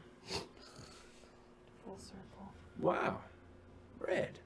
Where'd you get that? There's no wheat in the Central Realms, is there? No, there's no fucking wheat in the Central Realms. That's only in the Southern Realms.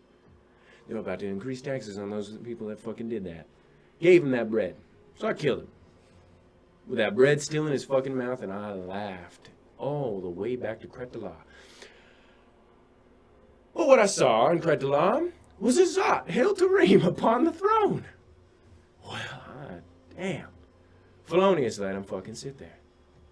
He didn't care about power. And he was worried about the high elven retaliation. So, there was a retaliation, quite in full. Miss Yandos didn't come, but her sons did.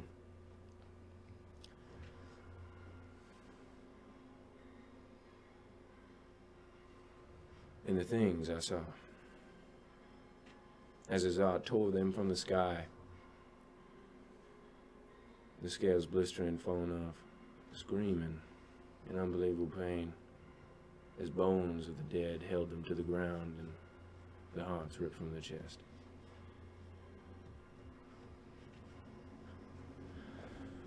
I would only take pleasure in that now that Glaucon has done what he's done. But back then, they didn't do anything to deserve that. And then another came, 2 more actually. And this time, Felonius helped, blasted him away. But no, that wasn't enough, as I raised that one too, and another one. And then we had 3 dragons under the control of necromancy. Disgusting. One without a head.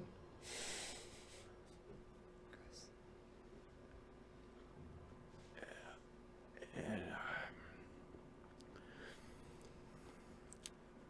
Felonius was having a bad time because, well, Glaucon, he was a bit smarter, as much as I hate to say it. And he stayed back. And I hear that he begged his mother to stay.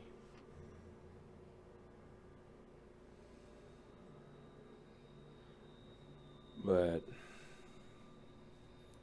Miss Yandos came, Kretala. And Azar wanted to kill her immediately. Said that would be the final end. But Felonius, he actually stood up for himself. Fucking grew his spine. Bless him. Azar knew his fucking place. He knew that he wasn't going to do anything to the eclipse. Not that he had nodded up a little bit. So Miss Yandos stayed there. And she pleaded with Felonius, wondering why he was doing what he was doing. Why humans were so angry. And Felonius told her, but it wasn't enough. He couldn't describe it in words. Language can only do so much.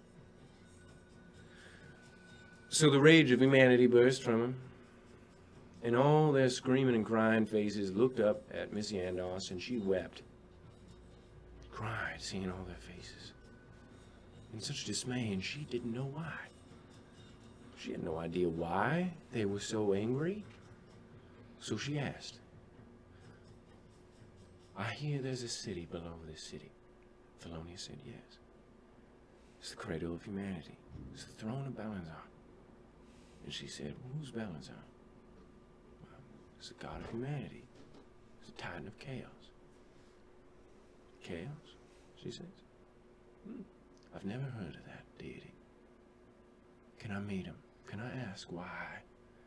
All of you are so upset. What tortures have you been through? So she walked into that throne room. The door was shut behind her. And that's it. She never got out of there. Locked in the throne of Balazar. Nobody knows why. Curious, isn't it?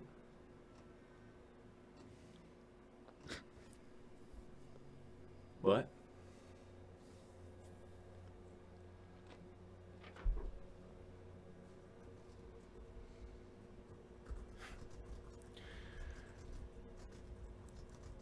She did come out.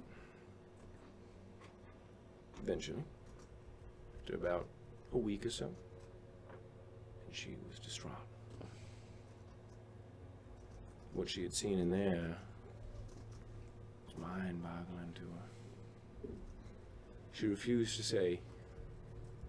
But tears, size of carts streaming down her face, full in a dragon form, turned into a human form, and she embraced Felonius. Said, please, let them out. The Rage of Humanity came out, and she embraced all of them one by one. As they cried and they screamed. And then she left. But on her way to Trisfall, no, she just disappeared. But Azat wasn't there, was he? He wasn't in Kretalal that day. Just like that. As she fell, disappeared, whatever, the Malorian line from the city of Selm, they decided, all right, that's enough. The Aralendi decided to go against us. And that was the beginning of the fucking end. It is right there. As the Aralendi started to march, Azat Heltarim held his ground. And he killed the matron mother of the Malorian line. And he raised her up. And then he marched his ass back to Kretalal as Glaucon Meridian was ruining every city around that he could find, distraught at his mother's death, and deservedly so he was. But he scorched 7 or 8 cities, non-stop. He killed everyone in sight. If they were running around, he scorched them like ants. He stepped them out. Felonius could hear all, obviously, crying and screaming in him. So he went out of Kretalal, under the shadow of night. He traveled to each of those cities that were burnt. He found their bodies. And using the Sanglemans he passed down, in his line as well, he separated the iron in their blood. Thousands of them. He did this. Meticulous he was. Went to each and every body, he separated the iron. And he smelted a blade, using his own blood as the coolant of this blade, and he named it the Symphony of Balanzar.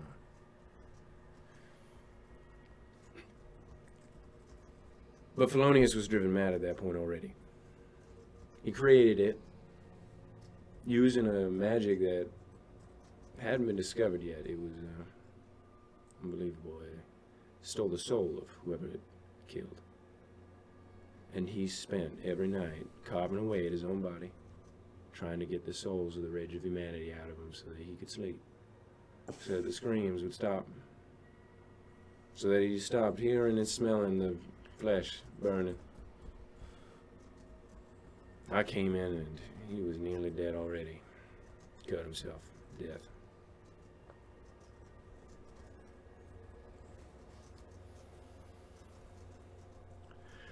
Azat Heltarim died to the Aralendi later. But someone fucked him, unfortunately. And he had a kid. Any guess what that kid's name was? It was Gamarian Heltarim. Now I was dead during that time, so I don't know what exactly happened, but as Glaucon, the High Elves, and the Aralendi stormed Kretalal, I stabbed myself through the gut and I trapped myself in the Symphony of Balazar. Then I swore to kill everyone that did harm, particularly Glaucon and spawn of Heltarim. It's not exact. Could have made it more fruity.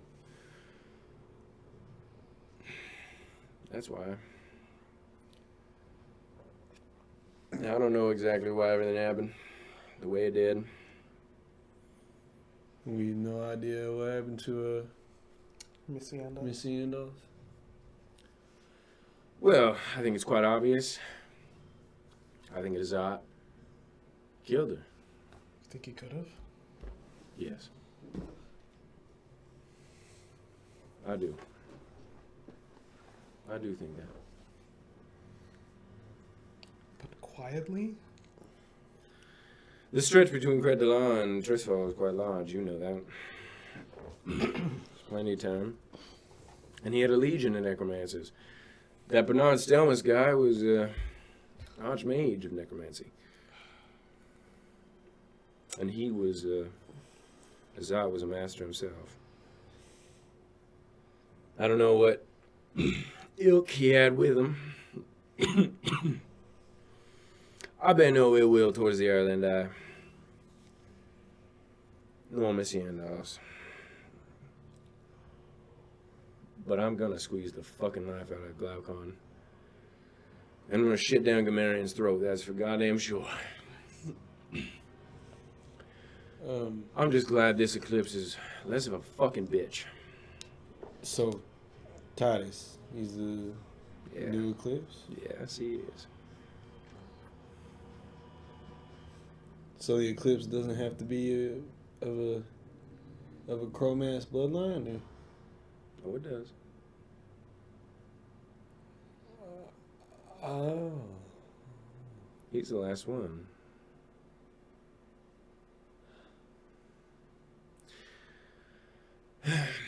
Where do you get Mirkwood from?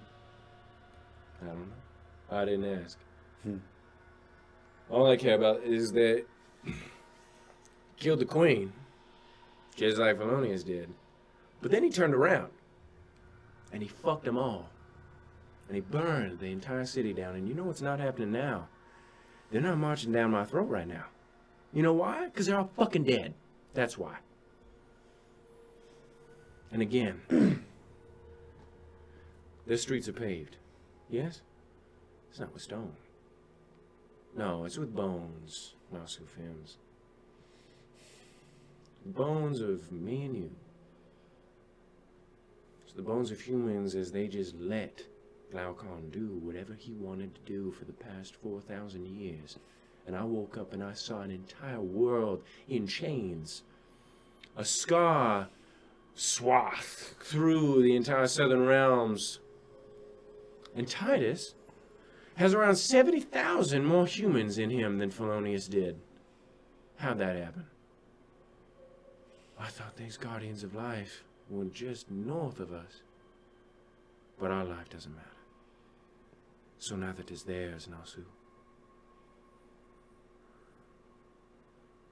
It's not beholden to the victim to have empathy for the oppressor.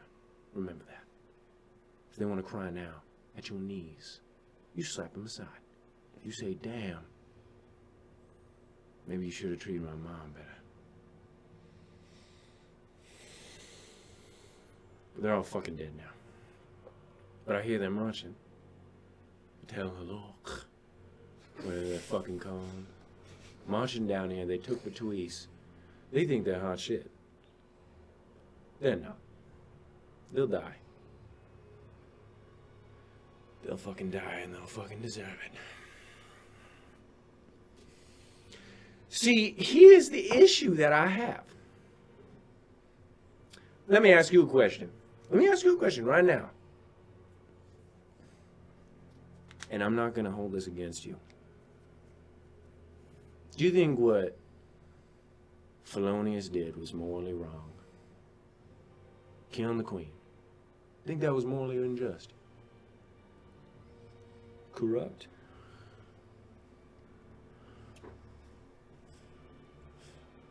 I'll ask you in a line here, counterclockwise. What do you think, Mitos? You think killing the queen was morally unjust? Up Felonious Chromaster at that period? At that juncture? No. What about you, Nasu? Think it was morally unjust to kill the queen? No. What about you, Osiren? Doesn't sound like it to me. Now I'll ask you another question. What Titus Markwood did, morally unjust. And I'll do it again. What about you, Mitos? Think it was morally unjust?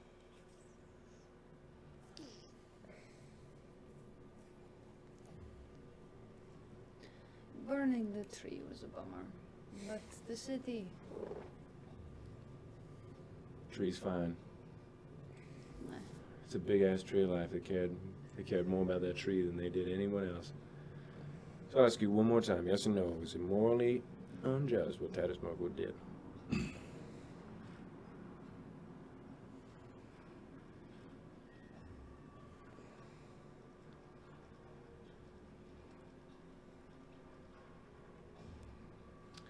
No. Okay. You Nasu, you were there? I know. Imagery's pretty bad. But you saw. You saw those red bloody figures. Do they not deserve justice? Do you think it was morally unjust? I won't hold it against you. You have your opinions. Onion. I don't know. You don't know. It's an acceptable answer. What are you, Osiren? What do you think? Yes. It was morally unjust. Yes. All right. Now, Nasu's answer. I like it. Because it's a morally gray answer, yes? There's no moral black and white here. It's a mistake.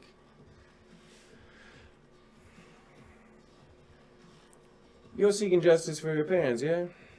I am. You are. What are you gonna do to whomever killed your parents? I'm going to destroy them.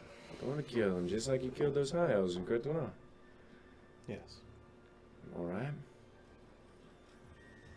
You're one man. Yeah? Just one? Got one family. Now, why is your justice so much more important than the 80,000 people living in Titus Markwood? I didn't say it was. Are you morally just when you kill this person that killed your family? Yes. Then why aren't the souls in Titus Markwood just? Why aren't those actions morally okay?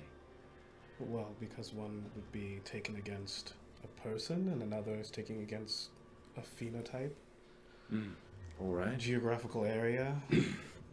No, you see, you misunderstand.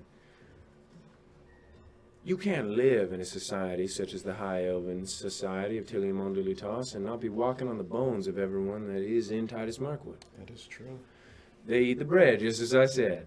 They drink the wine of Regalius. The homes are built with tax dollars stripped from all the farmers. Now their actions may not slit the throat, but they certainly allowed it, and you all know that. Facilitating murder is the same as doing it yourself. Paying the man to kill your family is the same as doing it themselves. And what the High Elves have done, no doubt, has made a living for the death of humanity, slavery of humanity, slavery of the dwarves.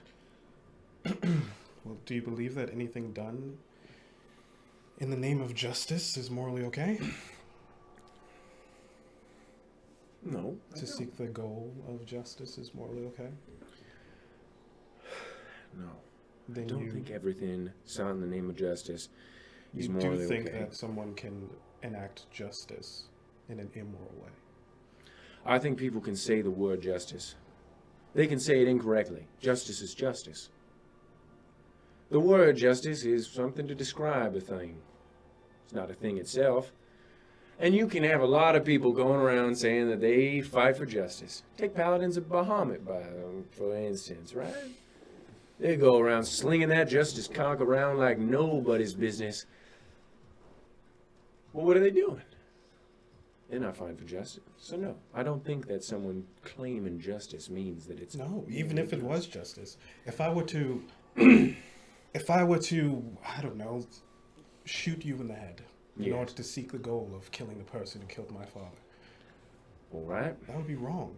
If I killed him, then it wouldn't be. What? See, the thing is that, again, we get back to that moral black and white. To the elves, Titus Mirkwood is unjust. To the elves, Titus Mirkwood is evil.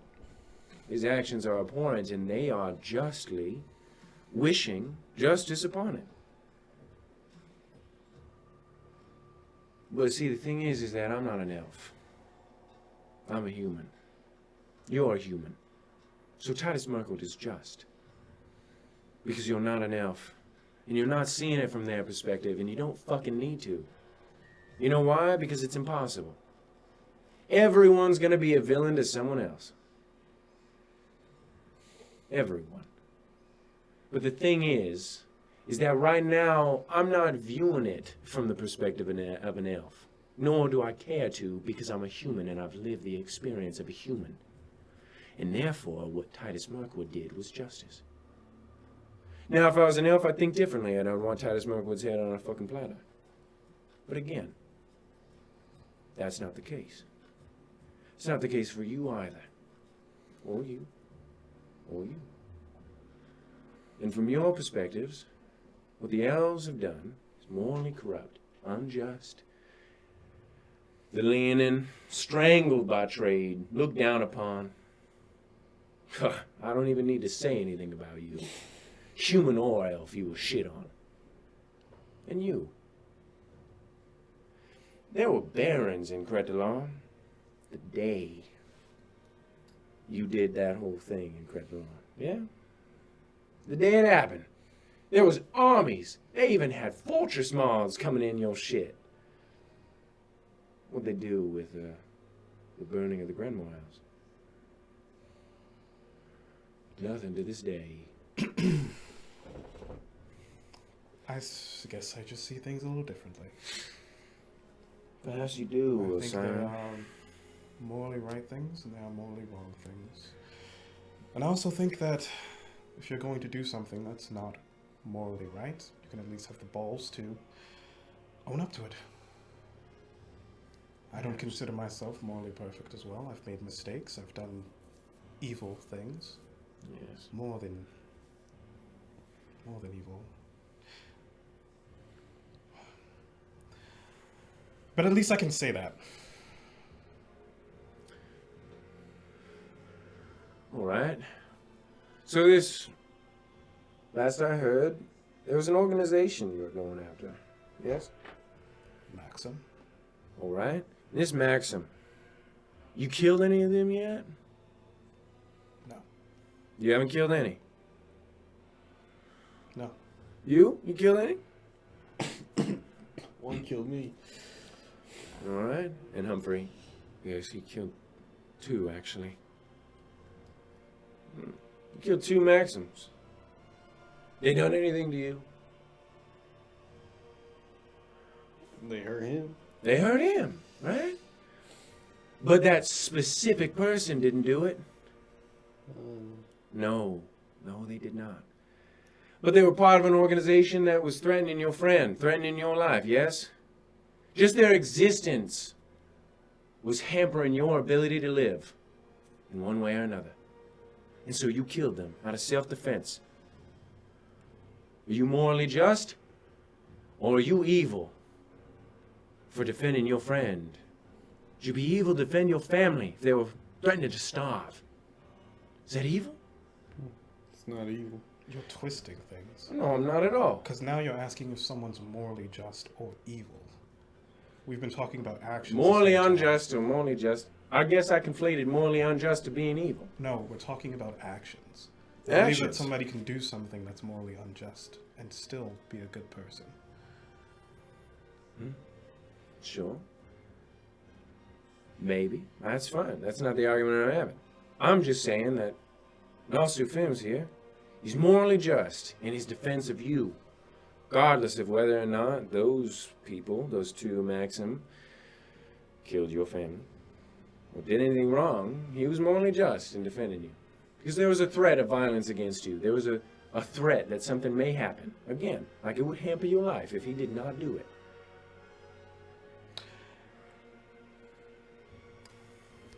I'm starting to consider this a waste of time.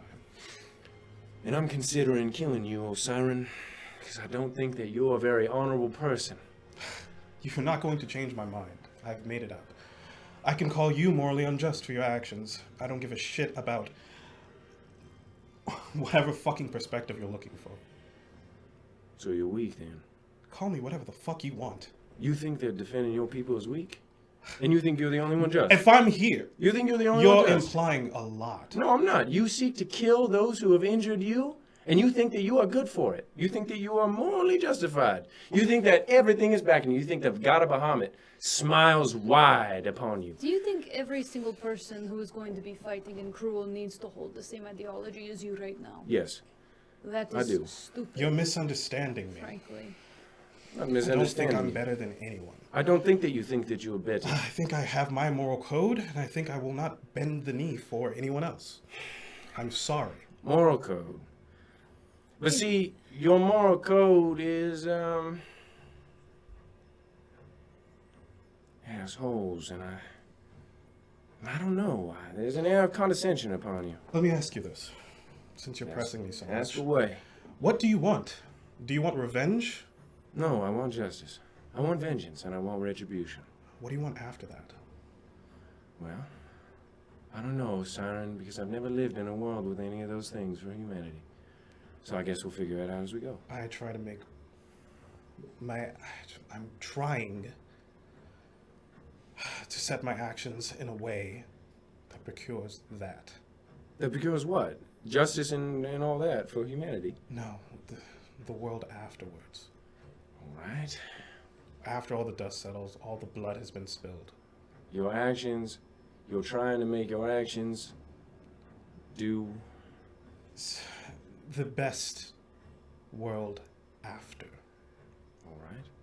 That's what I'm focused on, and that's why I don't think all this perspective shit and who's wronged who, etc., works. I've been down that road. Not as much as you, I wasn't comparing. but I've been down that road, and I lost track of who I'd be after all the dust is settled.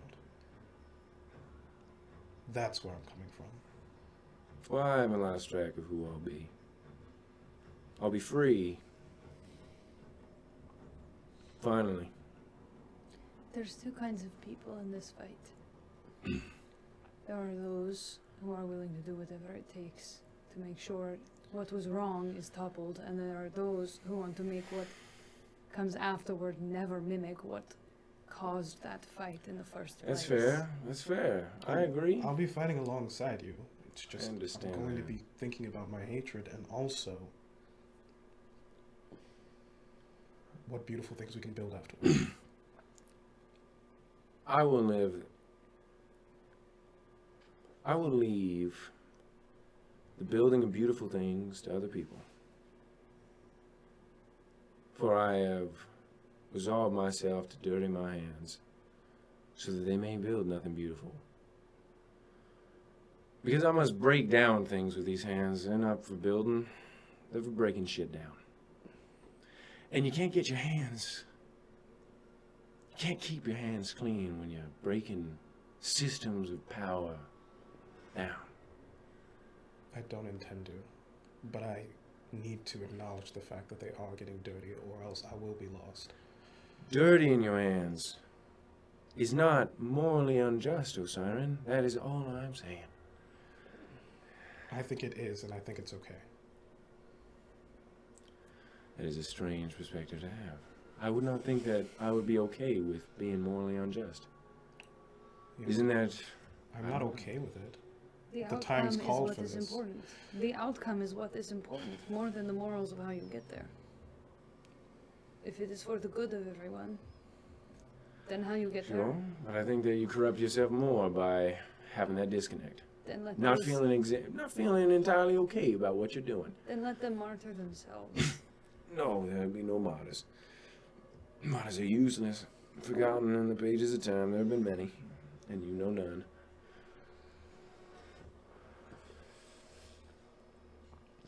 But they are the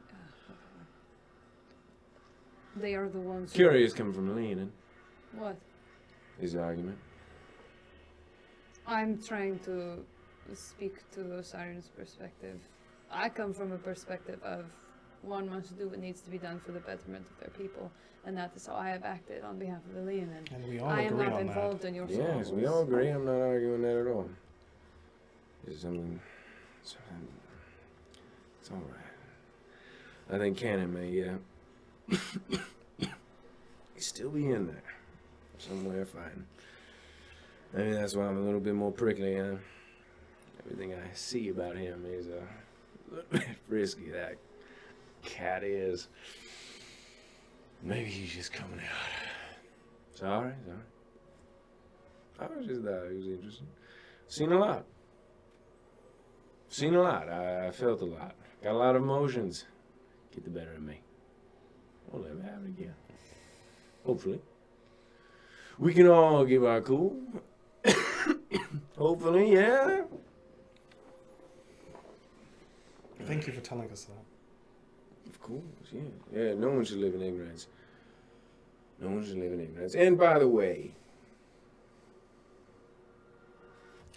I know Titus is going to tell me to, so I might as well do it now. I apologize, Humphrey. You know not the sins of your father, or your father's father. Huh. Doesn't matter. The Regalius family is second only to the Eltareems in my eyes. Well, they do.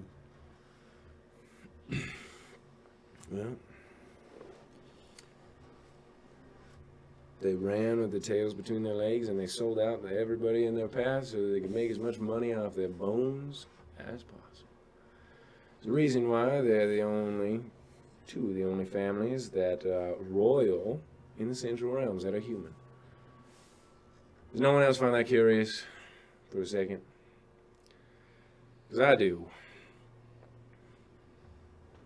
Well, isn't it nice then that the Regalius son is here to fight for your cause as well? Perhaps he can make up for the wrongs of his And may family. accident not take him before it happened. And I'll leave you with that. You just wait here.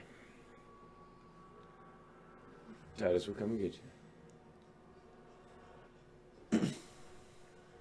And he walks out of the door. God.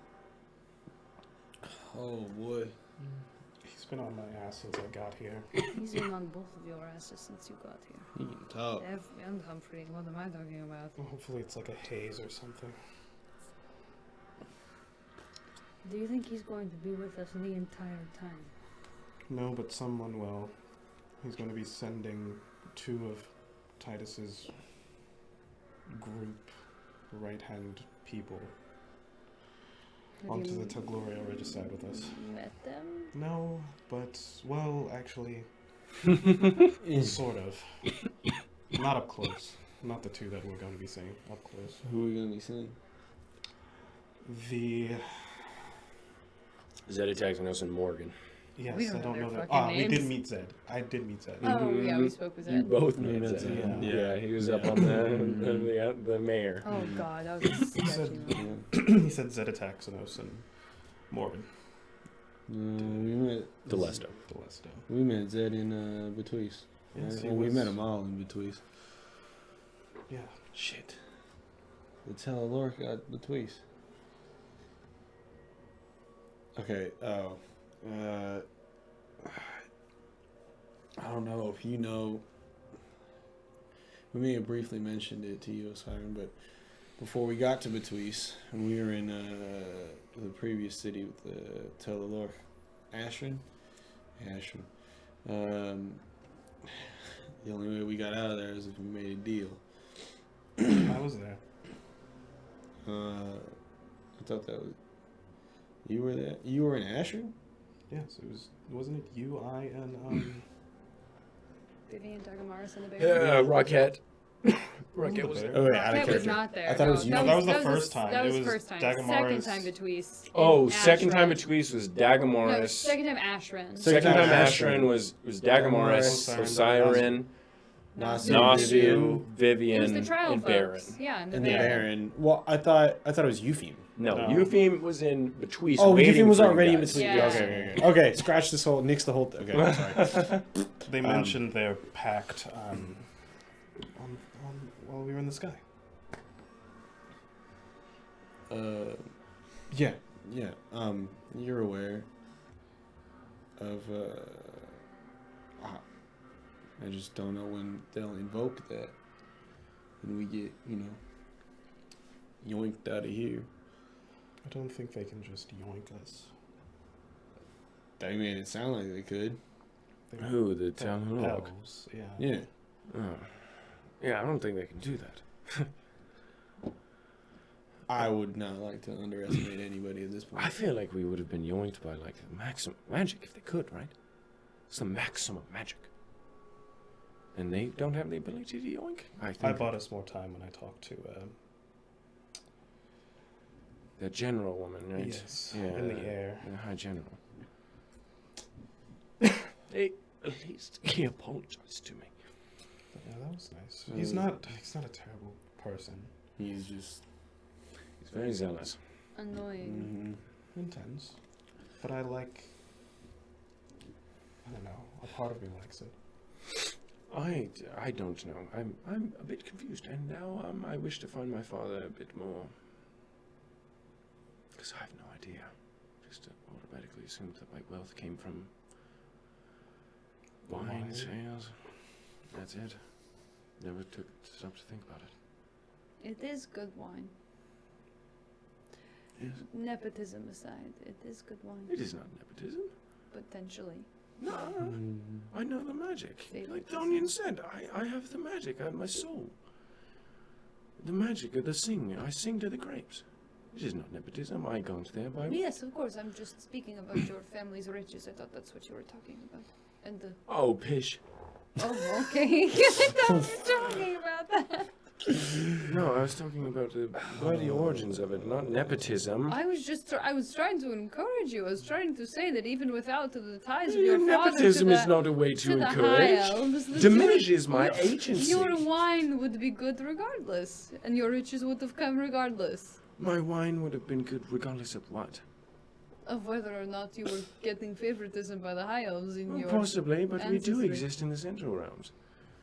It's not anything. What's the other Humphrey, royal I'm family trying he to was be talking nice about? to you. Well, I know, but it is wrong. What? The other royal family he's talking about in the Central Realms. I That's don't want human. to speak of their names. Huh? I don't want to. I don't want to talk about them. Who are they? There's some other wine family. I know their names. I will not speak of them. Goodness, no idea. Source. They are vile, and they do not sing to their grapes, and they are just mad that they are second best. That's why you do not see them anywhere. Their wine is only drank in the northern realms, and very rarely in the central realms. But they're vile. They sent spies. There's a part of me that thinks that they have my father. The wine recipe? For the song? No, see, they are mad because it is just singing. They refuse to admit that I dance upon the grapes and I sing to them while I smash them. And that is the secret, I'm telling you. Oh shit! I forgot to ask him about the maps. The maps. I was gonna ask if they have a map of the town and the surrounding area. What surrounding This area? town? This town. Yeah, Oh. in the surrounding area. Well, no Somebody problem. probably Because has it. Probably. well, Why? it's not that. Well, I guess I shouldn't need to see it, but I was gonna offer to make a better one. Oh yes, you are doing the cartography stuff with the Good practice. tools and the pencil and the graphite and all that. Yes, yes. It's good practice. It was looking really nice, by the way. You could do a map of the boat. Perhaps you will get a nickname from it, right? Something cool. Your gun always finds its mark. Yes. You know exactly the direction it is going. The car shot. The cartographer, maybe. The car. The Cartesianal master. The Cartesianal gun. Are you trying to make a play on words out of cartographer? Yes, I wish I was a poet. The Cartar gunslinger. Anyway, All of those. perhaps you I should like- make a nickname. Do you like the red fucker? I don't like the red Hey, whoa, fucker. whoa, shut. We're not allowed to say that You're anymore. gonna get Yeah, your yeah. ass kicked. Yeah, watch it. Yeah, it'd be nice to give him something better to say. At I- least she'd hit him back. I would hit him back. I think Do your you knuckles die. even work? Do Do your knuckles even work? you They want to just fall- find? Do you want to find out? Okay, all right. outside? I like. I The like. cartographer is a good I name. like the cartographer. Yeah. Yes, and It's too simple. Actual It does not- cartographers are named the cartographer. It No, does no, not no, no, no, incorporate no, no, no, your no. guns I am- or your redness. it doesn't. No, Which that's are your two no. That's the point, distinguishing right? features. That's the what do you call it? Sub. The prestige. The subversion. Sub. Yes. You would the never guess subversion. that the red Yeah. man I'm with not the a guns cartographer. could I'm make a really the good maps. cartographer. All right. Yes, I your like name? it. It's better. And I'm. Huh? I said it's your name. Oh yeah, yeah. They said, "What's my okay?" We'll see if it catches All on. right. Yes. I mean, you're just the last grandma. I'm not just the last. Of course. Of course. we're not. I'm He's just also saying. not the last I'm grandma. Arch Grenmore. Arch grandma. Yes, I remember that. I recall. What was your name? The big lion. Stinky. Back at it again. I'm allowed to talk now. Did a lot for you. What? I've got a lot for you. Can't say. Oh, Ah, yes. oh, Can I pull Siren aside to talk to him for a sec? stop leaving the If company Osiris now. allows you. Sure, yeah. Very subtle. Can I help you now too? Look, I've been thinking a lot about, as well, everything after. Look, I don't know what your certain sensibilities are. I'm not too entirely sure that Titus is going to be so great replacing the power vacuum with everybody else and all that. Right. Don't know the guy. I did threaten to kill him. So you should probably know that going into this next conversation. I don't. We don't need to talk to him about anything about that right now, but making a plan for the future. I have an idea. Oh. I'd love to hear it. You told us what you read about possible location, general area about the staff. Yes. We find it. I make a map to it. We have our leverage. We don't know what it is. We don't know what anything is. Yeah, but I'd put good money that they know what it is. I'd put good money that they want it. It's interesting. I don't think they will know what it is. It seems like it's been there for a long time. Same with the also. It's the staff of Balance. You don't think Titus would know? Just call it the staff here. You don't think Titus would know what it is? No. I don't think Titus knows much.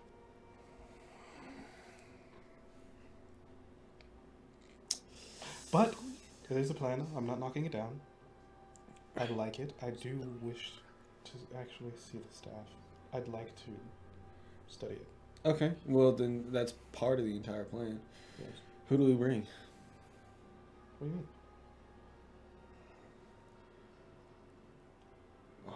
Who do we want to come with us? Just us two?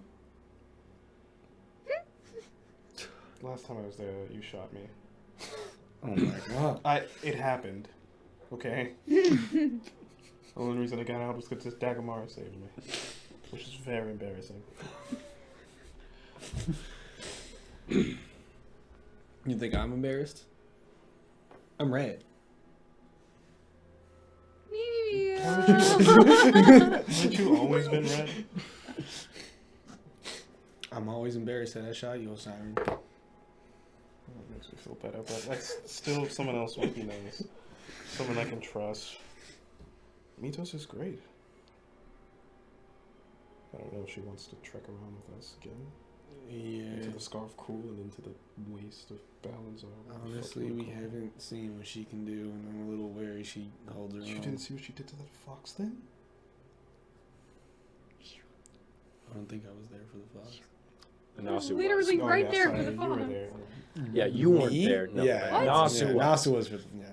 Oh. Yeah. I was like, I sort of fucking got Nasu was there shooting right next to me, dude. I was so confused. I don't trust Dagamaras. For obvious reasons. I don't think we'll need to trust Dagomars, to be honest with you. And Vivian... Don't trust Vivian either. We can ask Hector. You wanna ask? If we want Vivian to come with me, is what I'm saying. Oh. Oh, you trust Hector's opinion of Vivian? No. Now you're confusing me. I'm just... Vivian will do anything for Hector. Correct. If Hector wants to see it, then we can see it with Vivian. He's If Hector doesn't want to He's see it, a- then Vivian's not coming. divination wizard. Suppose it's helpful when finding an object. Exactly. That's fair. He hasn't seen me since my latest character development. It's fair. Stuff freaking out. But I don't like Hector. Hey, I'm with you. We can keep him on a leash, right? No. He altered my memory. He did whatever the fuck happened to Cannon. Yes. If we bring him to this fucking staff, he might go fucking apeshit and just make it all our brains So into then fucking we smoothie. keep him on a leash. What do you? You've met him. Yeah, but we were so much less wise then. Yeah, well. What about that other fellow? Fuck, he was so annoying. What was his name? Self-burn. Yuffie? Yes. He seemed Yeah. kind. I trust Yuffie. I don't know if he would want to come is the thing, but he's a bit of a vagabond. I'd bring him along if he agrees. I guess, I mean, we've kind of cycled through everybody at this point. Most people I would travel with, but begrudgingly so. Sorry, I don't think you'd be happy if it was just you. Definitely not. There's no pleasing this guy. Absolutely no pleasing of Siren Grandmore. I said 3 people were cool.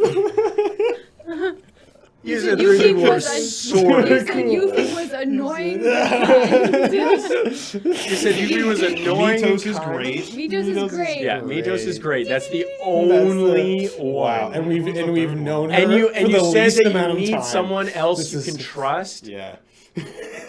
making it so you didn't trust us. To not shoot me. It all makes sense. It doesn't, but okay.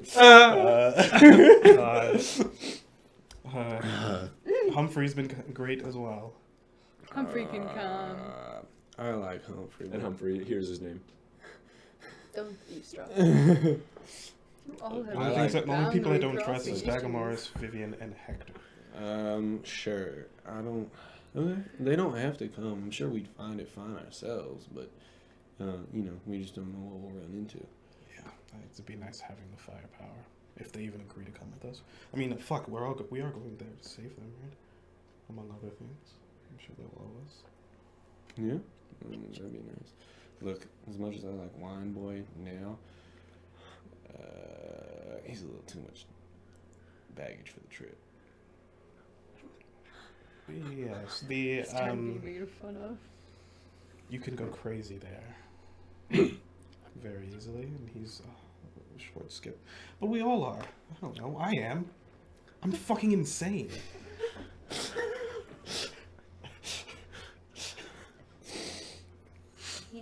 Wow. Sorry. Well. Yes. I don't know. Maybe I should. No, I have to go. Okay. Well, I just needed to run it by you. No, I have plans. Well, intentions. I haven't met Titus in person.